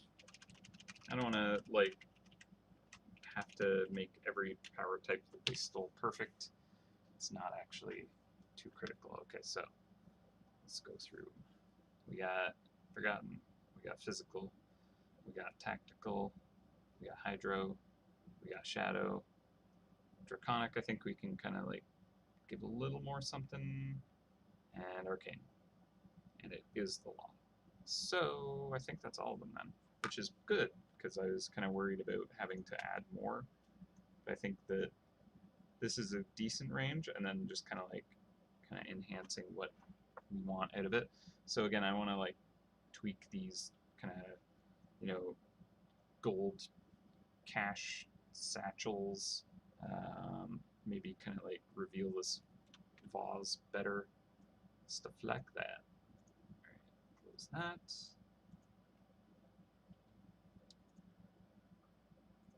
Okay.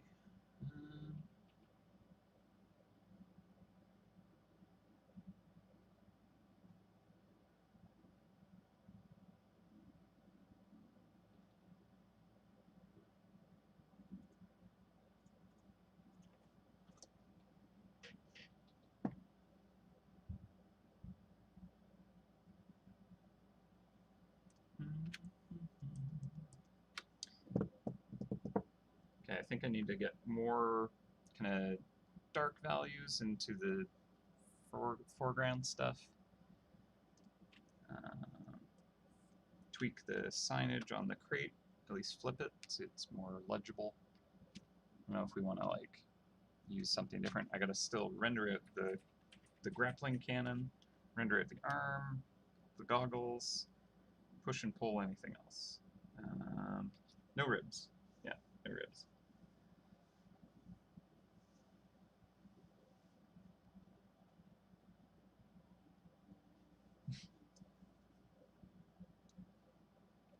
Treasure maps. I feel like treasure maps are gonna be pretty fun on the island.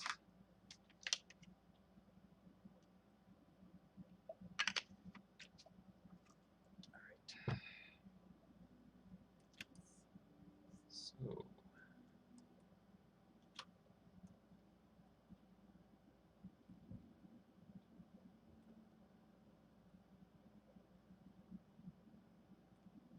background is done.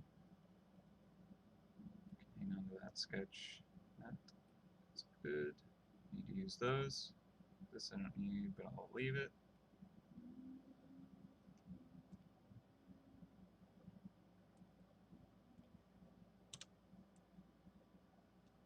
Kind of like that pile of different colored gems.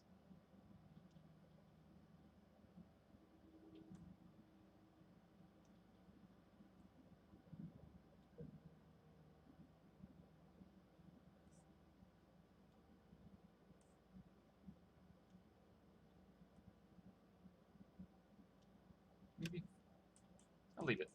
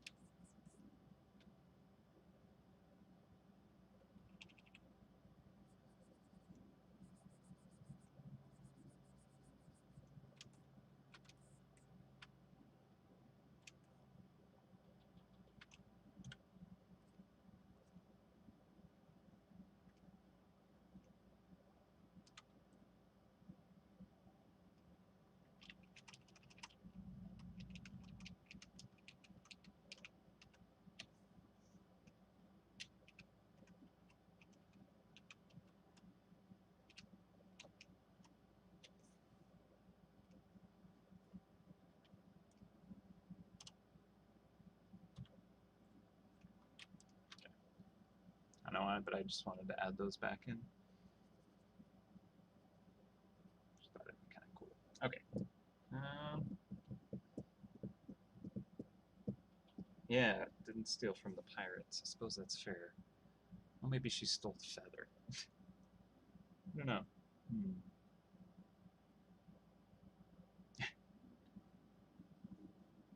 Having color in the background. It would be interesting. All right. You know what? I'm gonna take a quick break. Uh, very quick. Just need to stretch my legs. Use the washroom. So I'm just gonna save right now, though. It's been a while, as I do. And I'll be right back. Don't go anywhere.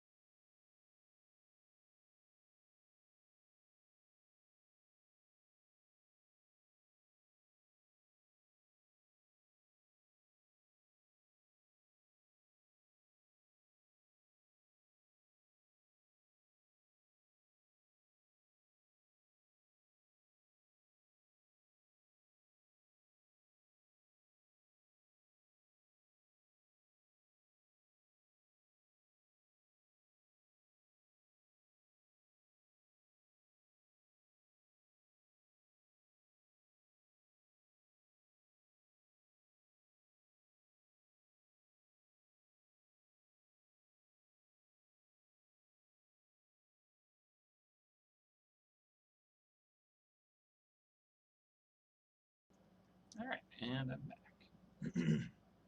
I did save. Thank you. I did remember to, but I'll do it again. Huzzah! It is done. All right. So.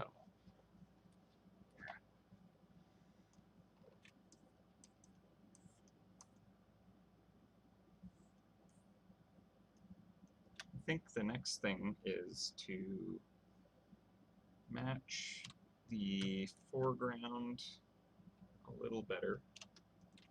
So I think we need to go a bit darker. And maybe use this.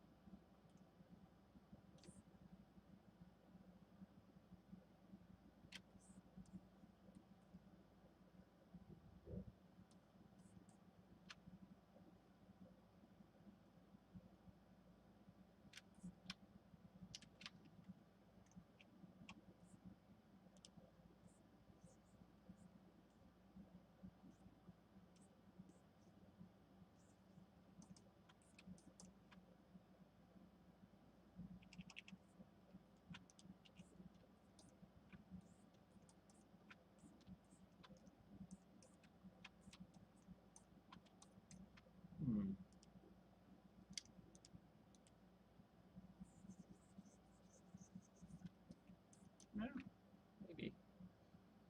Let's see that with color. I think it's too rich in color.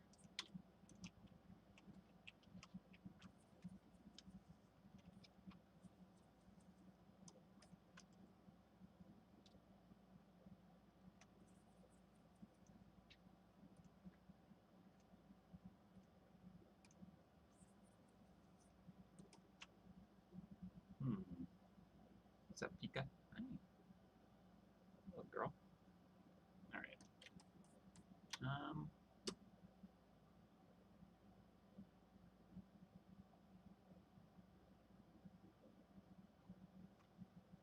Pika's just kind of like sitting with her head over my monitor. Oh, there she goes.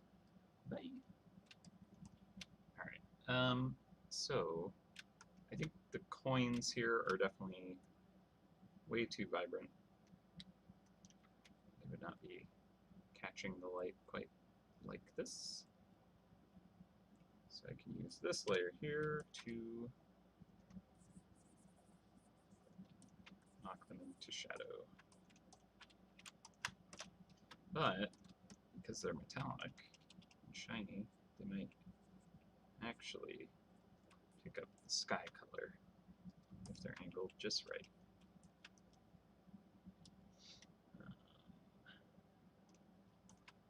I'll actually just use a different layer for this.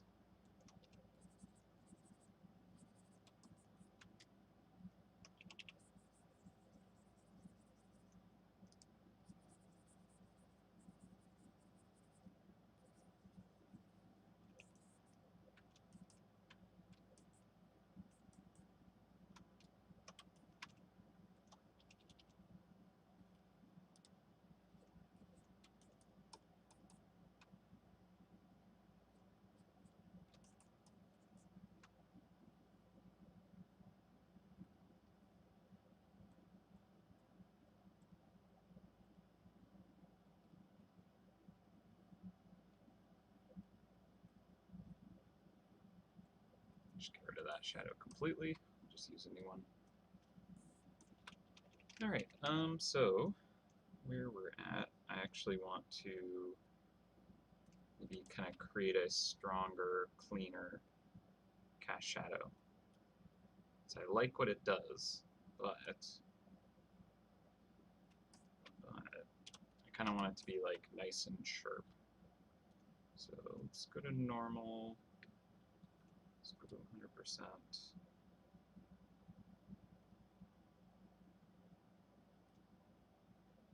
Let's just grab this color, Okay, knock it back down to 80%, put it back down to darken, and let's just see if we can push this a little bit more.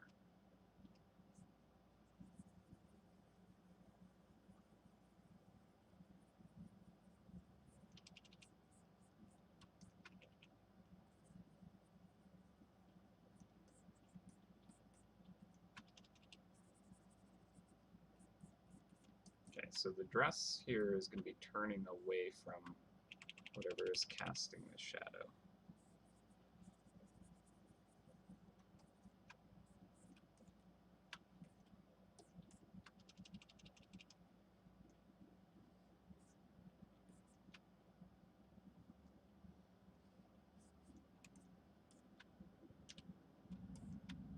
I mean, we can make this kind of like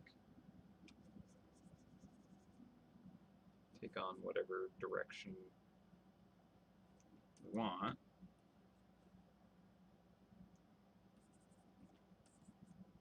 But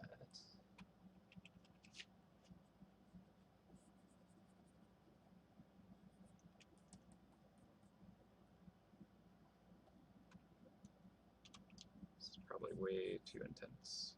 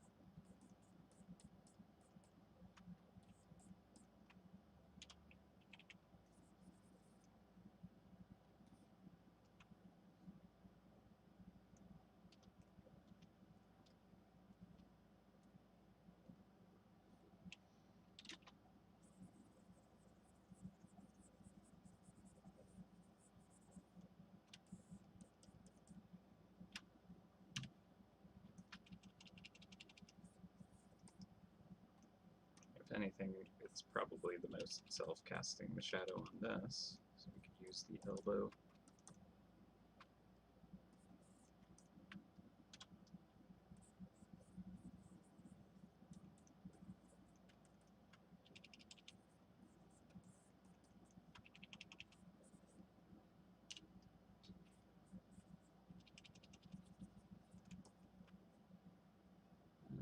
Or just make it nice and vague.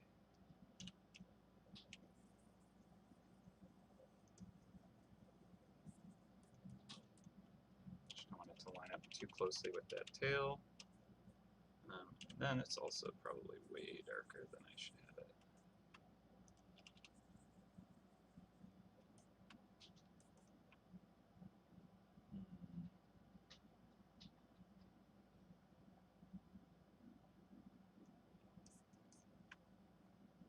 Okay.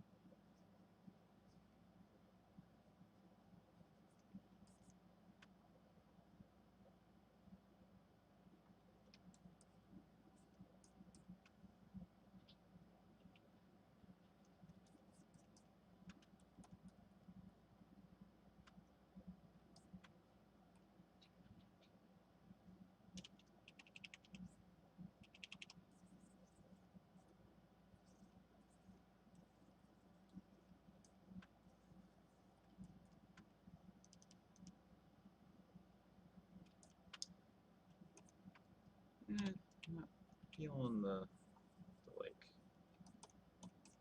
shadows working quite well enough. This is maybe a little more the angle and aggressiveness it needs to work.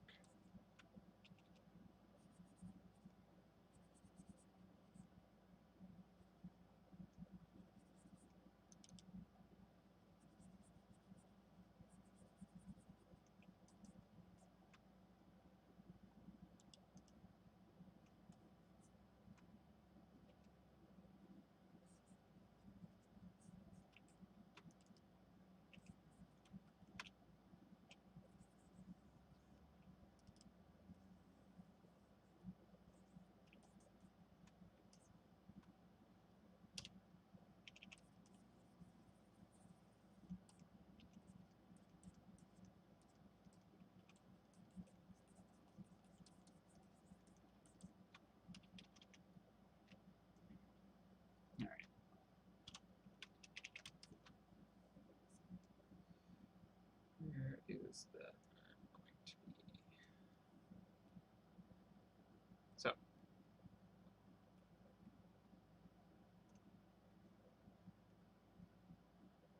let's just go for it.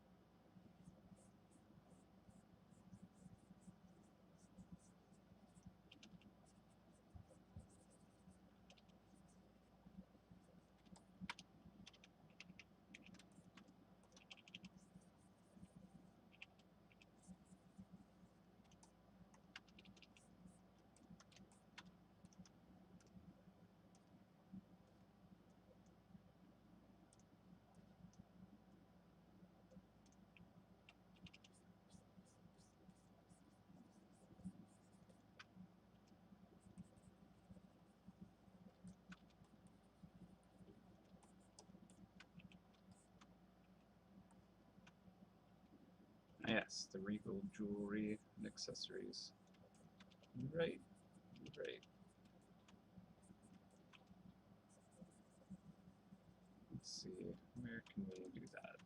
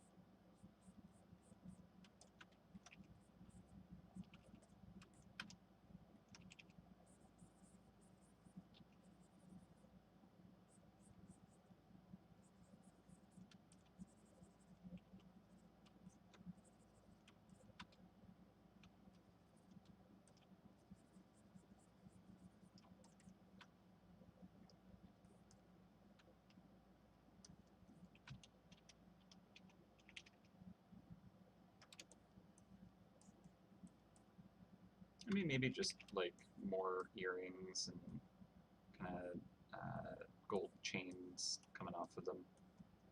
That is kind of like a thing they have. Maybe even dressing up the rifle butt or something like that would be good.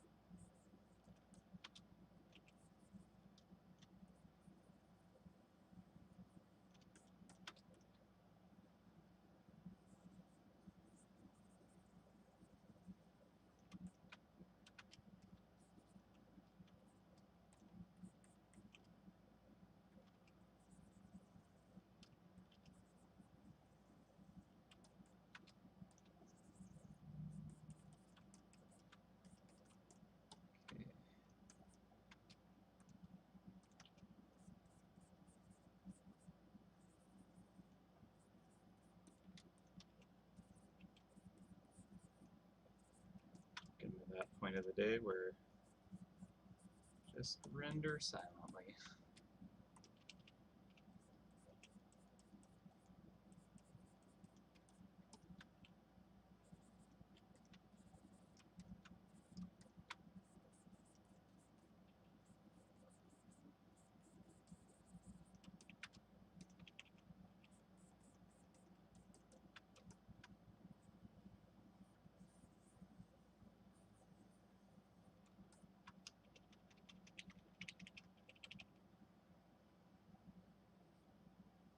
Oh yeah, did you guys figure out where we can put the law power type symbol?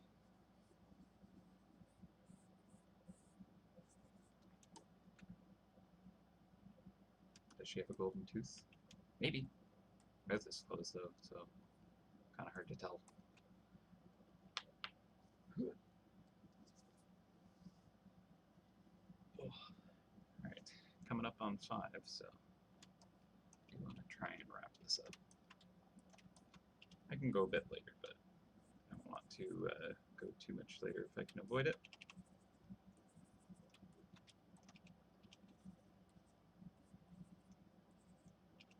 Plus, I do need to definitely work on my time management deadline stuff, so try and push that.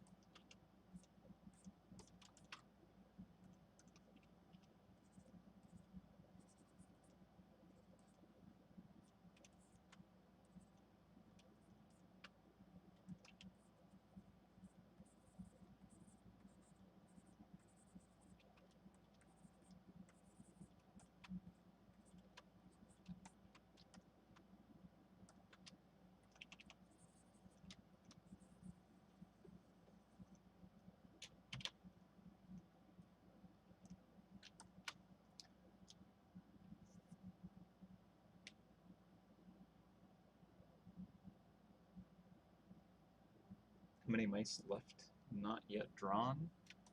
Very, very few. They're pretty much all created. There's kind of a few that are like, if we have the extra time, we would like to add these, but they're not like required. So those are kind of in the potential zone, but obviously we want to make sure that we get all the main kind of, we definitely need these elements in first. Yeah, basically the artwork for the mice is pretty much wrapped up for the floating islands.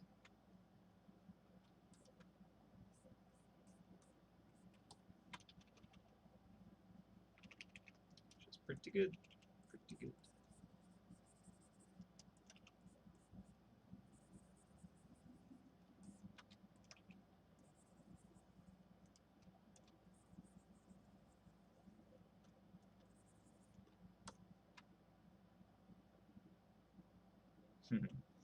As for the traps that are done as kind of like rewards in the zone, that is actually one of the things we're starting next week.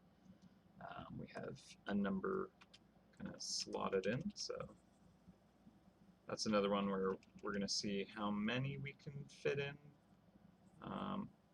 I don't want to go overkill with it by putting in like too many, but also, you know, having enough that there's some decent content for you guys to try and earn. That's currently kind of being figured out, so can't give you any sort of specifics. But we do know what ones we're starting with, and they should be pretty welcome, I think.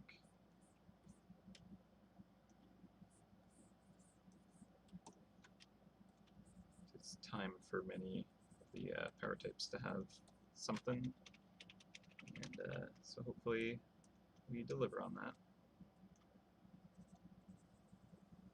Alright, so that arm feels okay. I think I should get a sense of the actual dress reflected into it, so what I'm going to do is create a clipping layer on top, and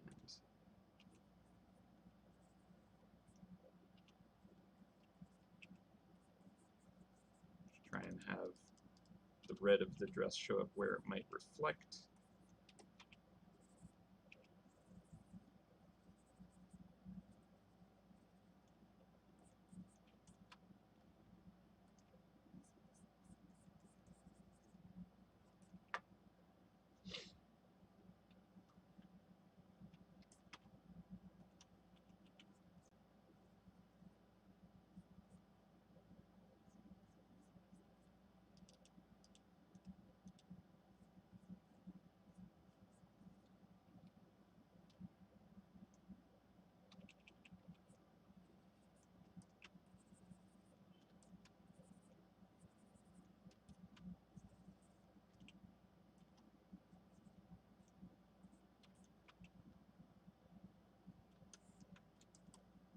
Cool.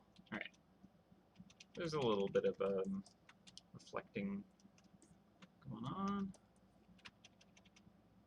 Okay. Feels like there's still that cast shadow a little bit. I think I could maybe push that in the background a bit more. But let's get the this kind of rifle grappling cannon sorted first. So this is going to be a mixture of wood and copper. So the stock here is going to be kind of the wood grain. Let's go for kind of like a maple, maybe like a more red and warm.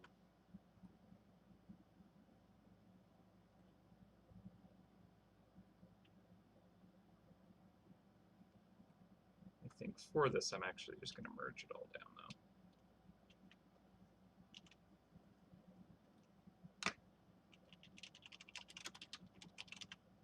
Grappling cannon. Now I can do a layer on top. Alright.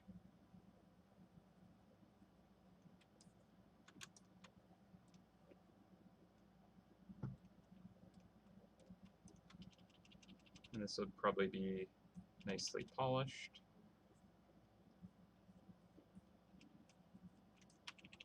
So it'll be a little reflective.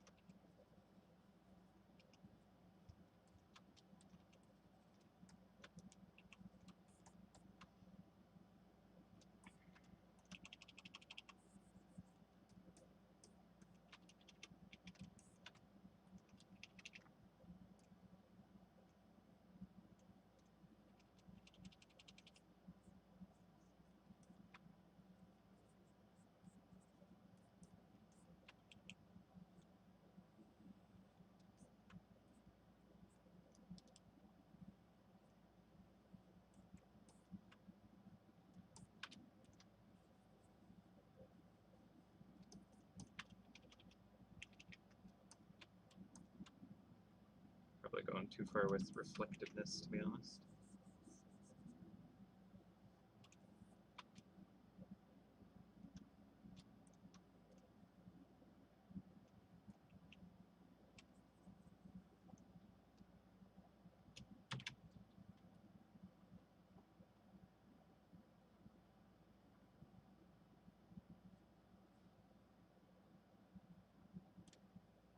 Okay, so I want to focus on the kind of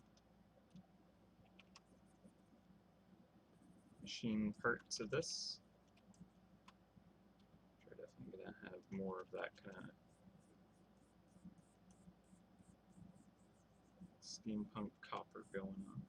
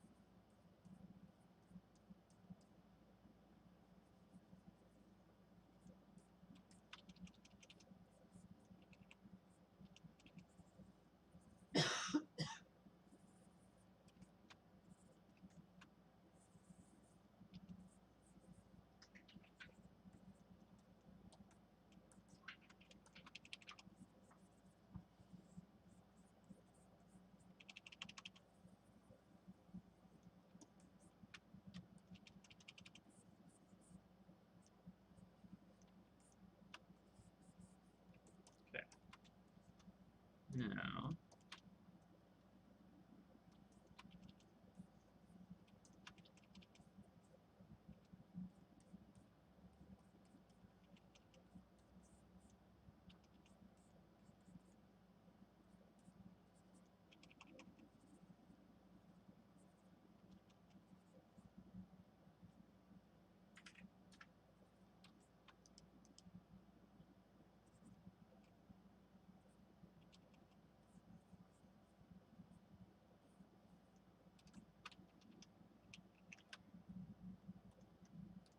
this can be a little lighter, but gray instead.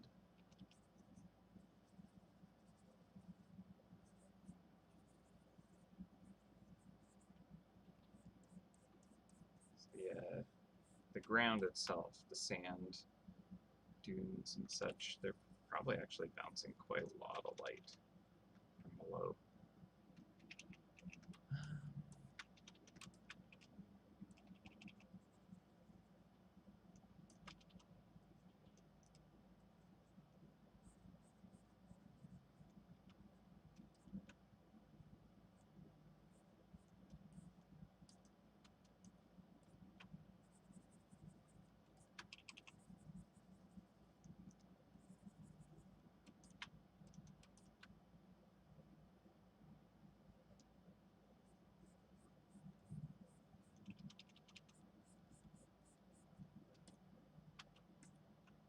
Alright.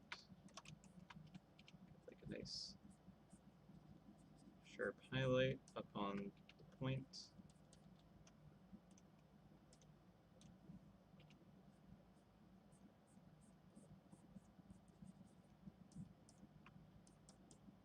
Just want to make sure that it kind of has a sharp, punchy feel to it. So that's what it's good at. Fired at a pirate ship, it's sharp and punchy enough to go through the side of it. And she can reel herself in and punch some pirates. Or, you know, like, grab other islands and kind of grapple her way onto them and steal all their stuff. Doesn't need any fancy wings or magic.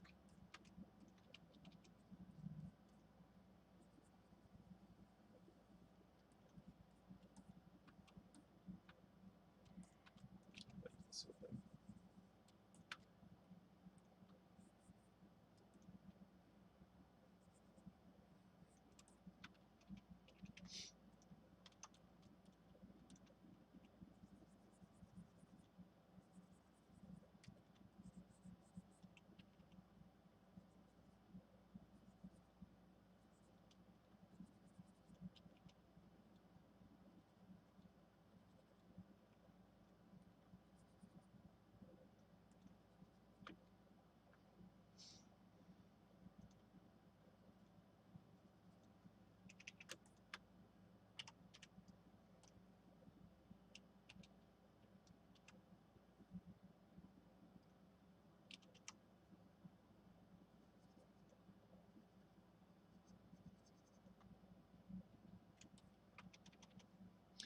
Power type on the stock. Yeah, I think that is probably the easiest place to put it. Saved me a lot of hassle putting it here, I think. Let's just do this.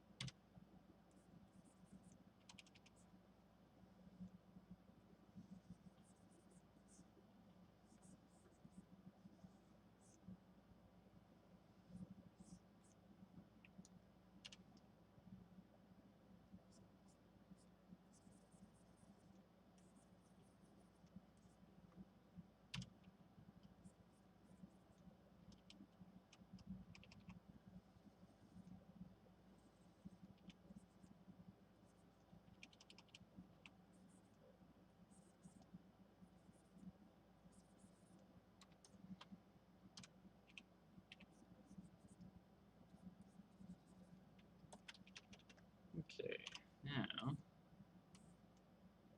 can just toss this on and rotate as needed.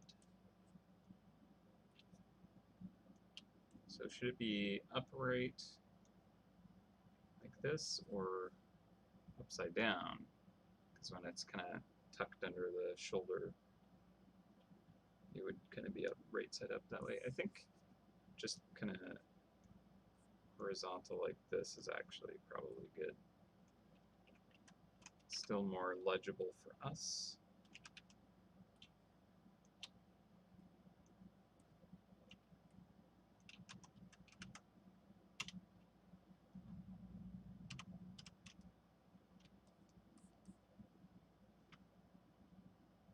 Hello, Jess.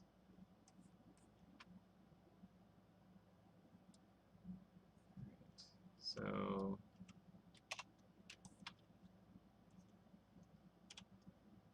it doesn't need to be like super in our face or anything, right? Just want to make sure that I put it in there. It could be like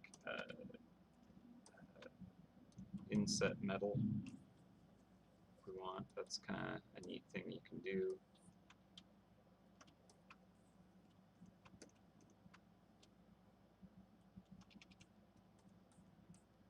Kind of like that, actually. Yeah, exactly.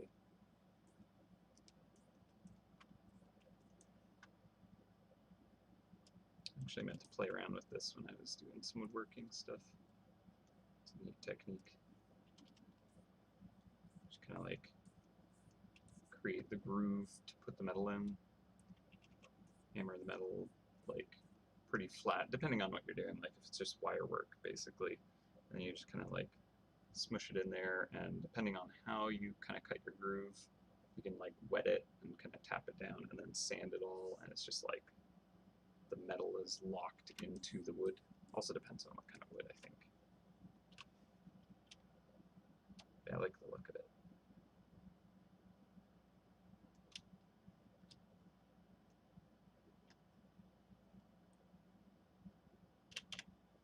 If I do that there, I'm a little tempted to actually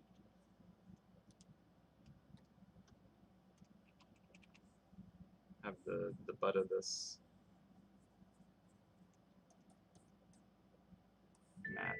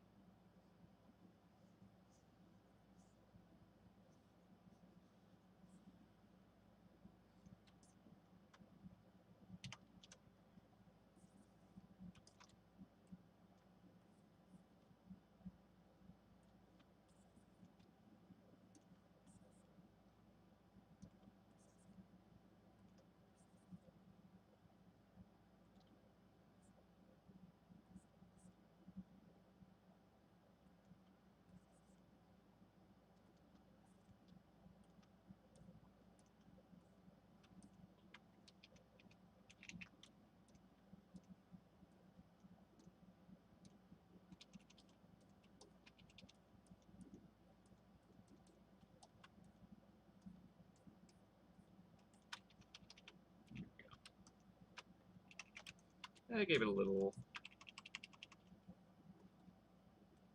something. All right.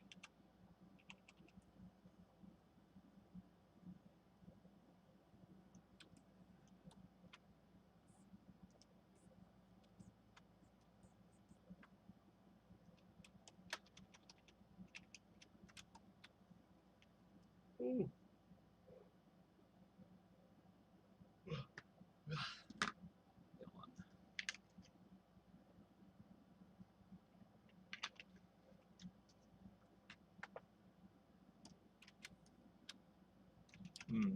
Making it rusty looking. Interesting.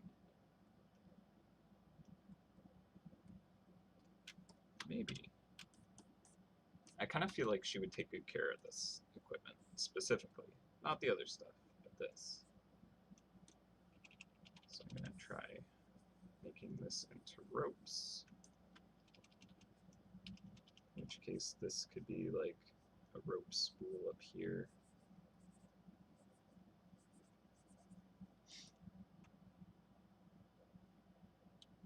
Well, technically I did design this kind of disc here to be the rope spooler.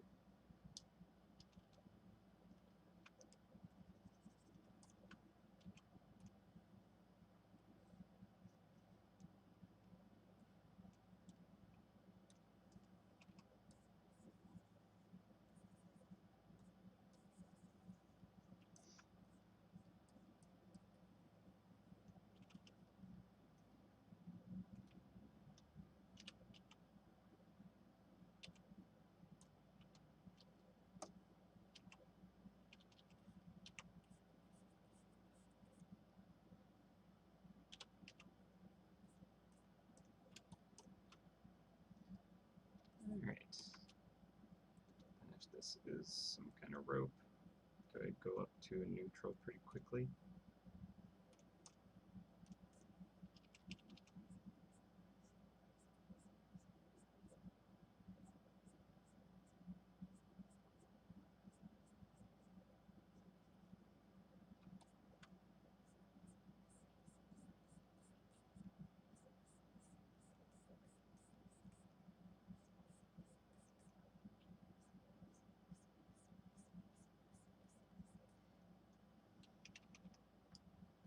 Not sure if that made it any more clear. Being rope, it needs like that kind of almost twisted texture. Oh boy.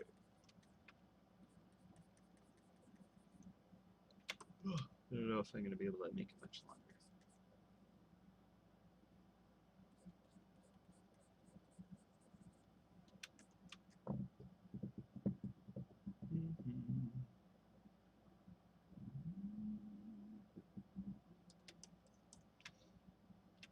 I have a bit of rust on it. We could do it.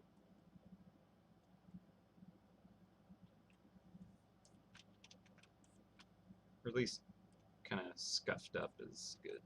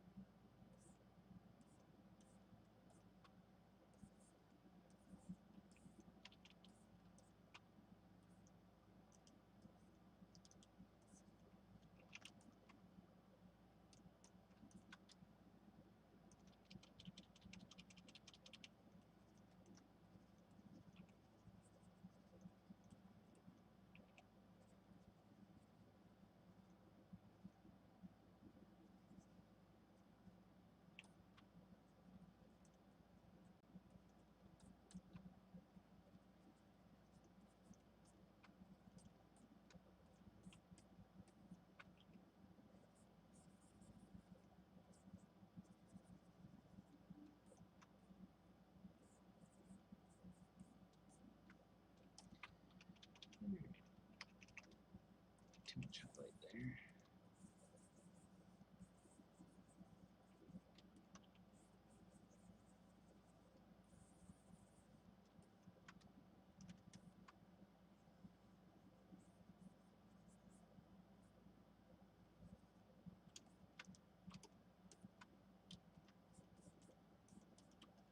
Alright.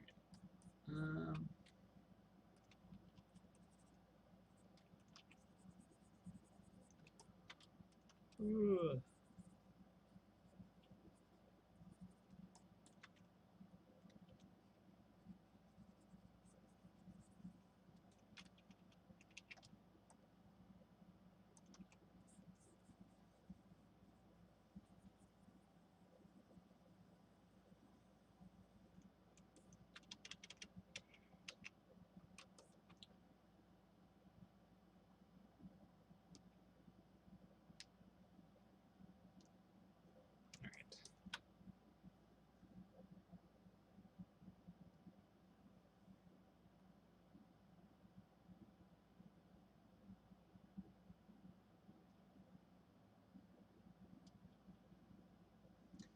to save it. I'm going to flip it. Let's take a look.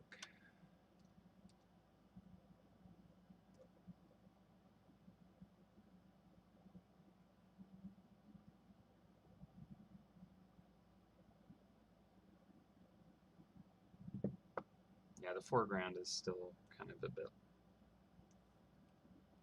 hidden off in the corner. Let's see. This one.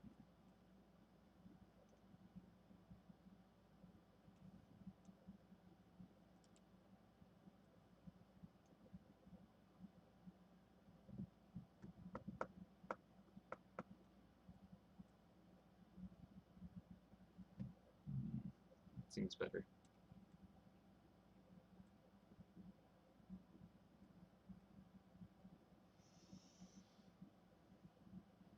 Okay, let's look at the grayscale. It actually feels pretty good. If we kind of zoom out and look at it overall, there's kind of some nice direction going around. I think I'll actually slope this dune even more towards the cloud.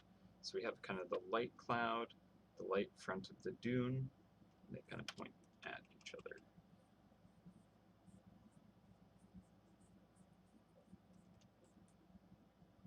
So like that.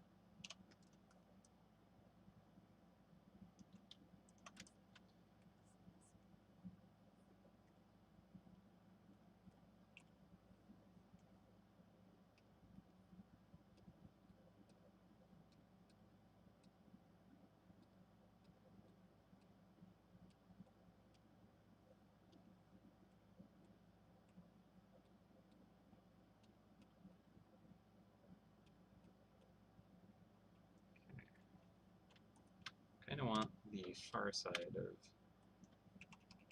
dunes here to be lit up a bit more.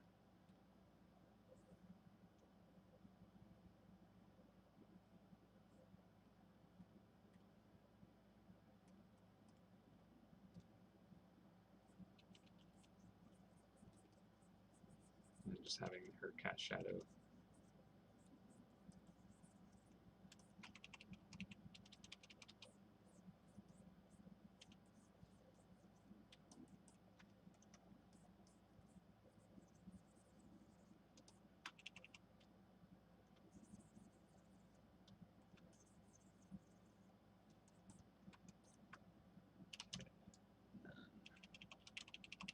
Her blocking that light.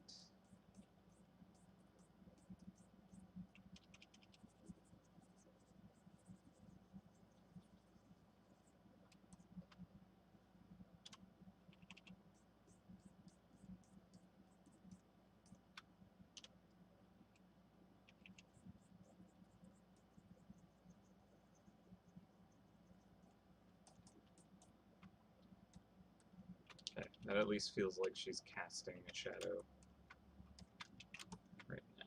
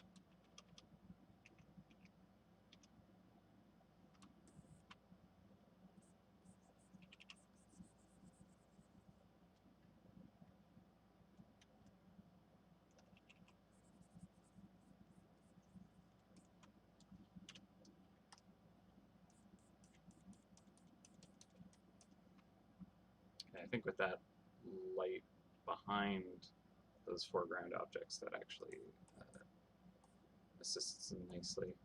I like that kind of embossed detail in the hilt. Feels good. I think this knife boot thing would be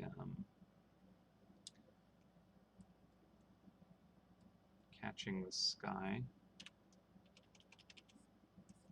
I think that would have a different kind of highlight.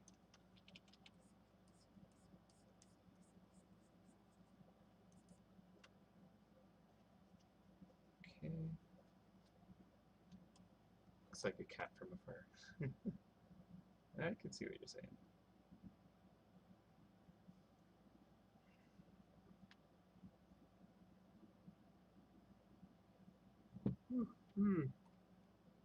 All right. So it can be above pointage. Okay. Just gonna kind of lighten up these canvases, I think.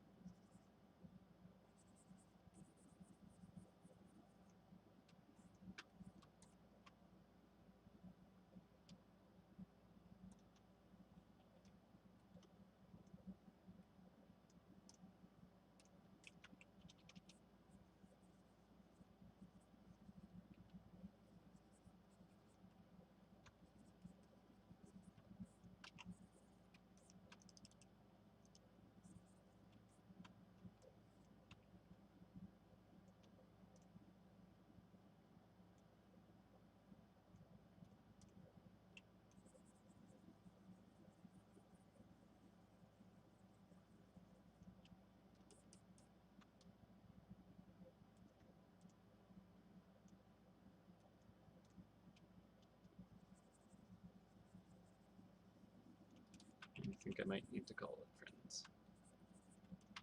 Kind of zoning out to the point where I can't see what I'm doing. This does happen sometimes.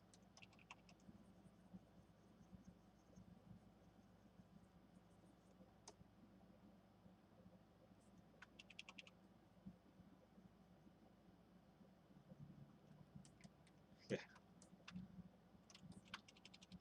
Like, there's still some stuff I want to do on it, but I feel like my focus is spent for the day.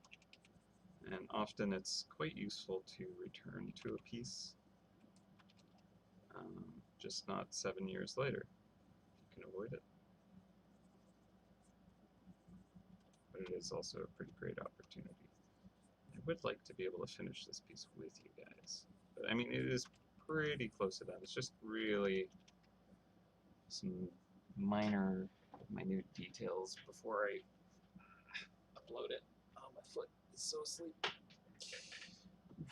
So I did get the cast shadow working relatively well. Maybe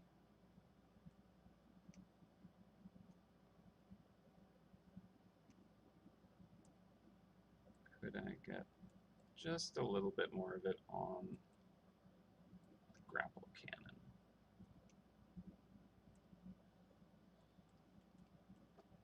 Maybe.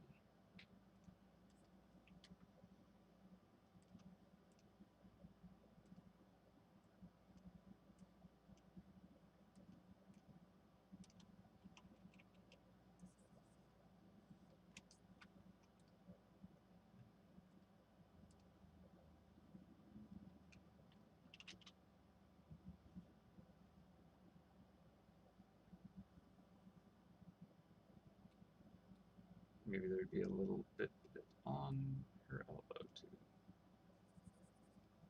Though I think that is another. What layer would that be? It's kind of a mix of layers. Be a bit more difficult.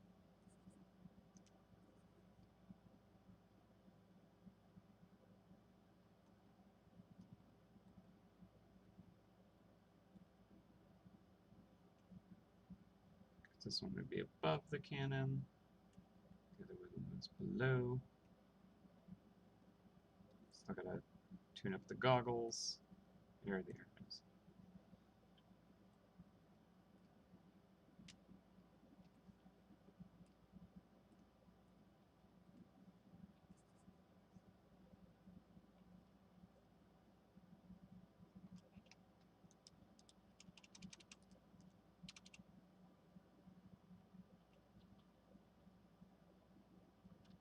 Alright. Well. Ooh.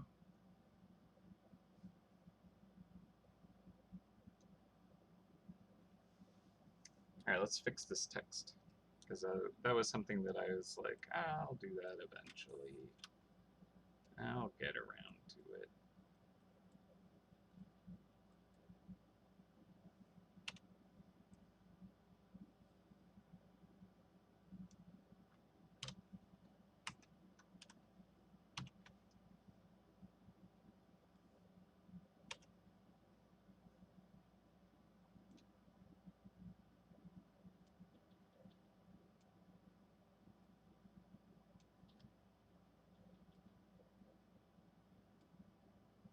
Just need to push and pull a tiny bit, not too bad. But it was drawn in perspective going the other way, so I do need to try and correct for that.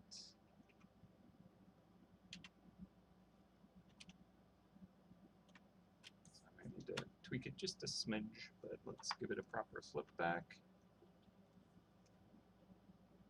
Oh, it's upside down. I'm an idiot. I'm like, this is not what I expected it to look like. Derp. Alright. I flipped it vertically instead of horizontally. Yeah. Can tell that I'm kind of done for the day.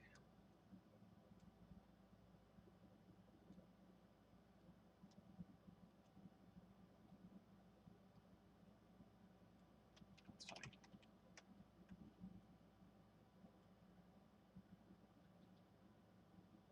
Jay's Fine Footwear.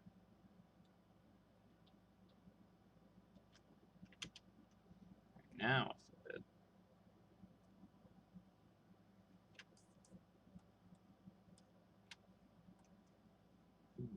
Alright, cool. So this will obviously be the correct orientation, being that you can read signage now.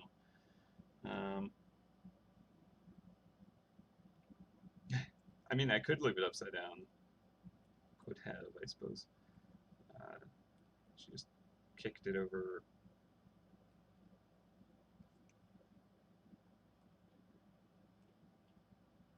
Kind of want the cat shadow going over the forgotten rubble.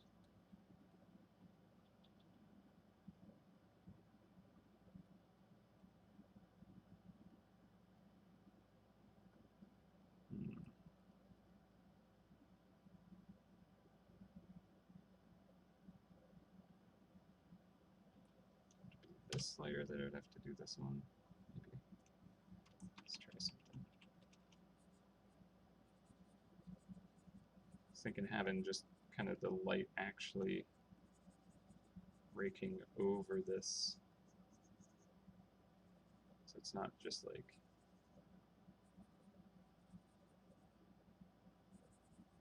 conveniently the light isn't kind of going across it, just to the side of it. I don't know.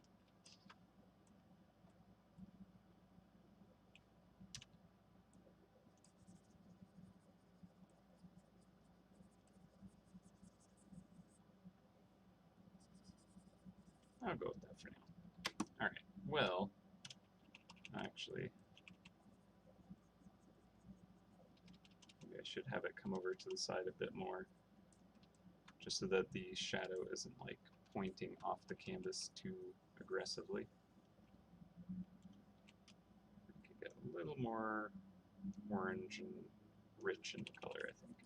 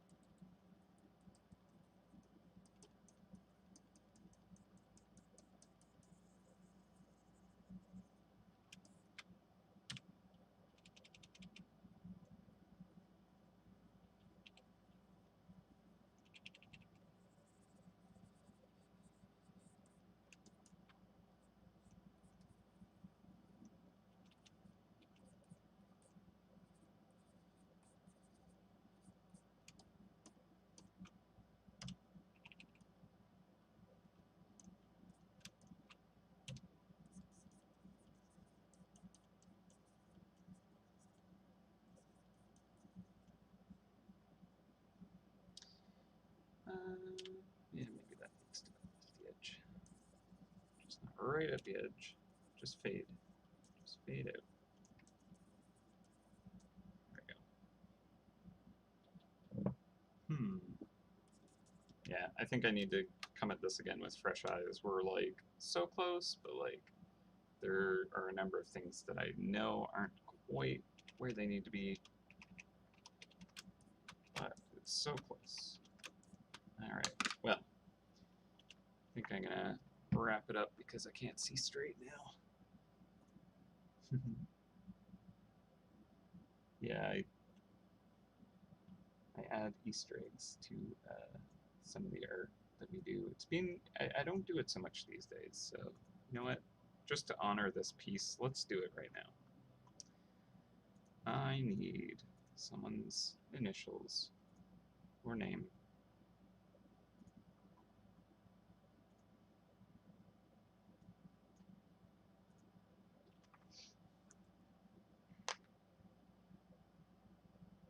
Yeah, no, I agree, Chaotic Memoir. I think that there needs to be a little more kind of flattening of the potential layers.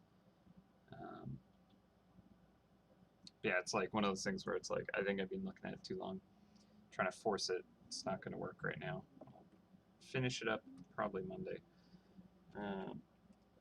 Let's see.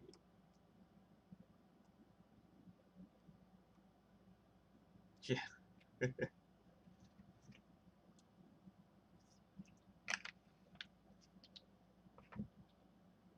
TLF it is. All right, let's see. Where would be a good place? Oh, actually, you know what? I just have this plate right here. And I'm just like, I don't know what this is, but I have it. And now it's going to have TLF like stamped into it. And that's the maker's mark for the artisan that created this very elegant and powerful prosthetic. Use the triangle tool. Oh god, not again. Don't do this to me. Alright. Yes, it's there.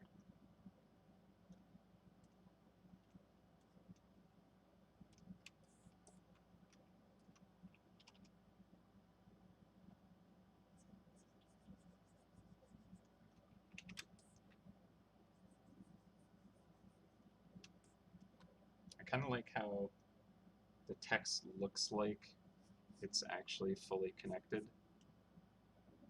So, like the T looks like it goes into the L, which then looks like it kind of comes up into the F here. So it doesn't even necessarily look like text. So I don't mind making this a little more kind of punchy and clear, because it just looks like it's kind of mechanical.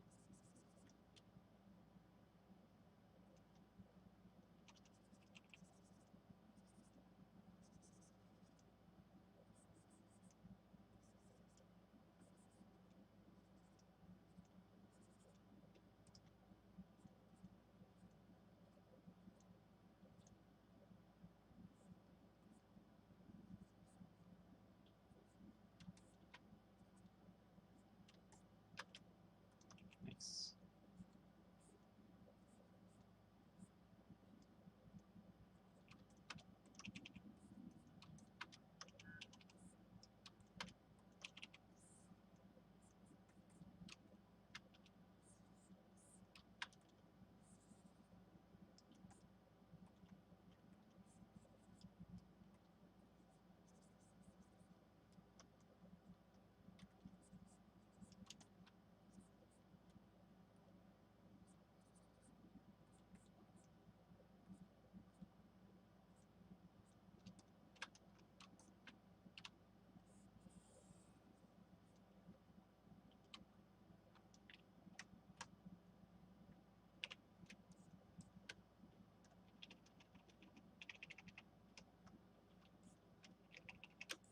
Can you just make that L a little bit thicker right there.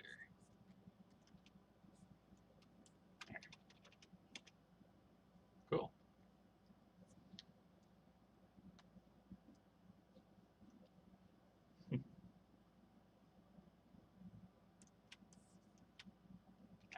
All right, let's see if I can add some triangle tool to this somehow. It's a bad idea.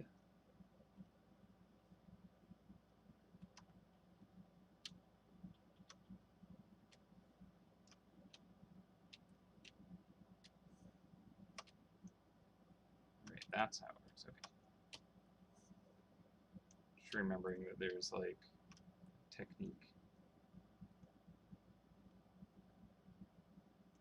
for using the selection, like having it go between regular lasso and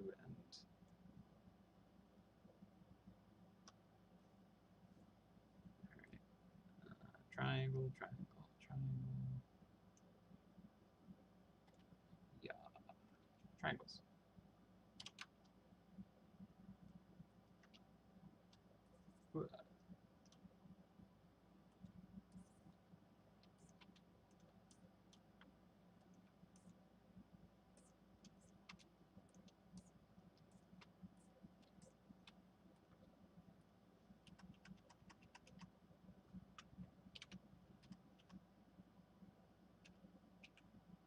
That looks kind of cool. That looks kind of cool.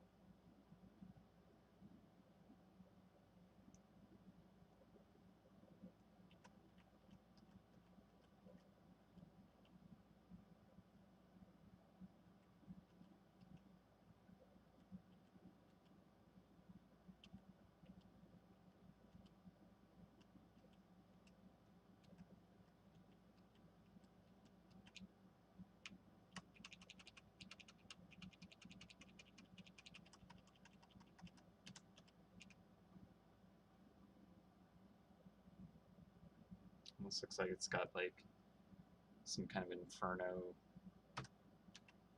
going on there.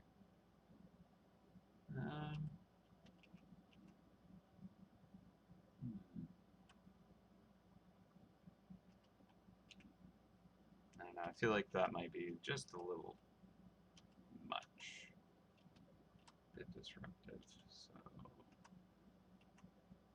I think we'll go with hue, color, and just have to knock it down a bit more. Let's just go through the gauntlet again. Darker is actually good. Overlays, I'll just do overlay. Actually, I like that. That looks good. Okay. Cool. Saved. Oh, the green was a good time. Alright, alright. Dark red, green. You got a good point.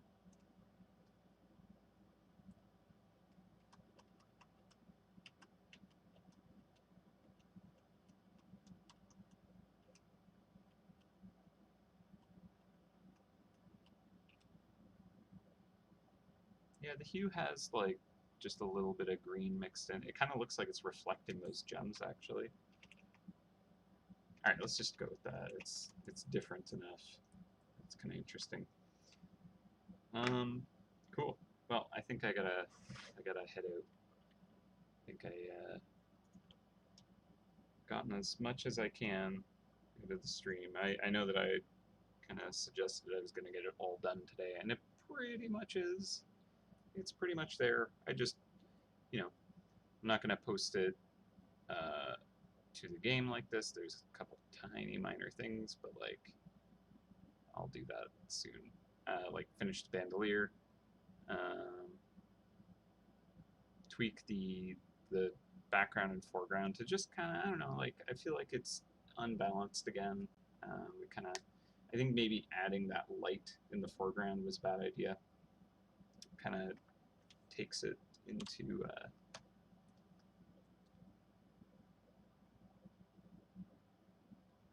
yeah, it just kind of robs it a bit.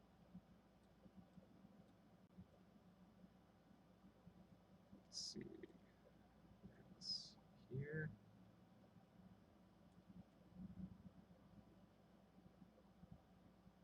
Yeah. Okay. I just erased this.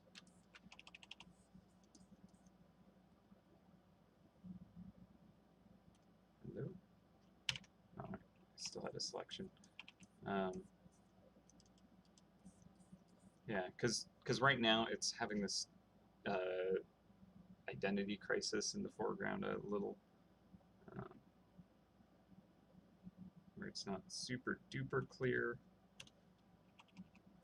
Because like parts of this are trying to merge into the midground and the background and the foreground all at the same time, and that's just not very succinct. So that needs to be resolved.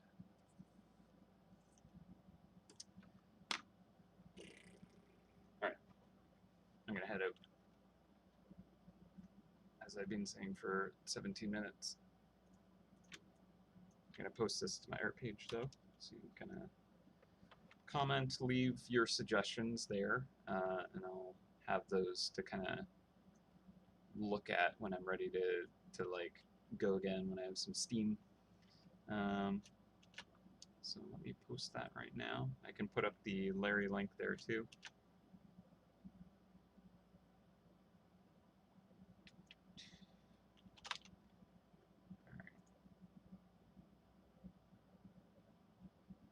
Save and go to my art page.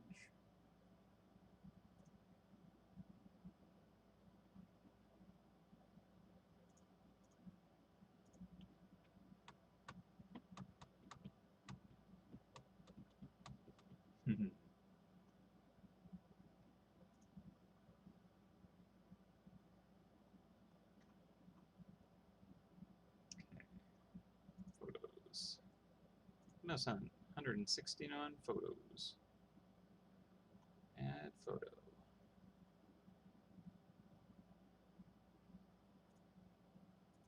Open.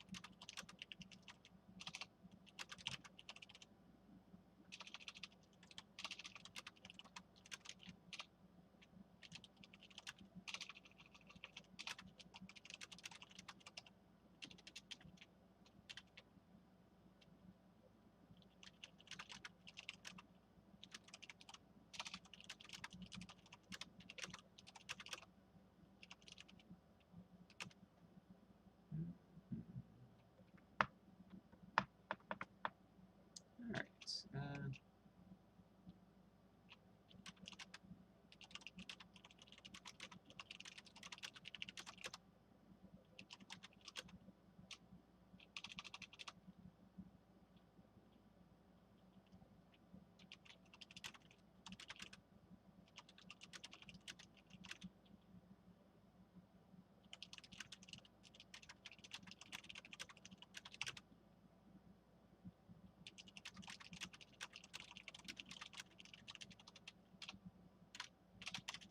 And the Larry loop.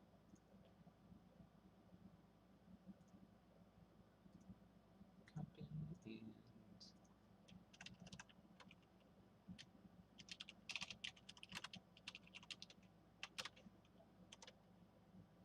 and post. All right. Blech.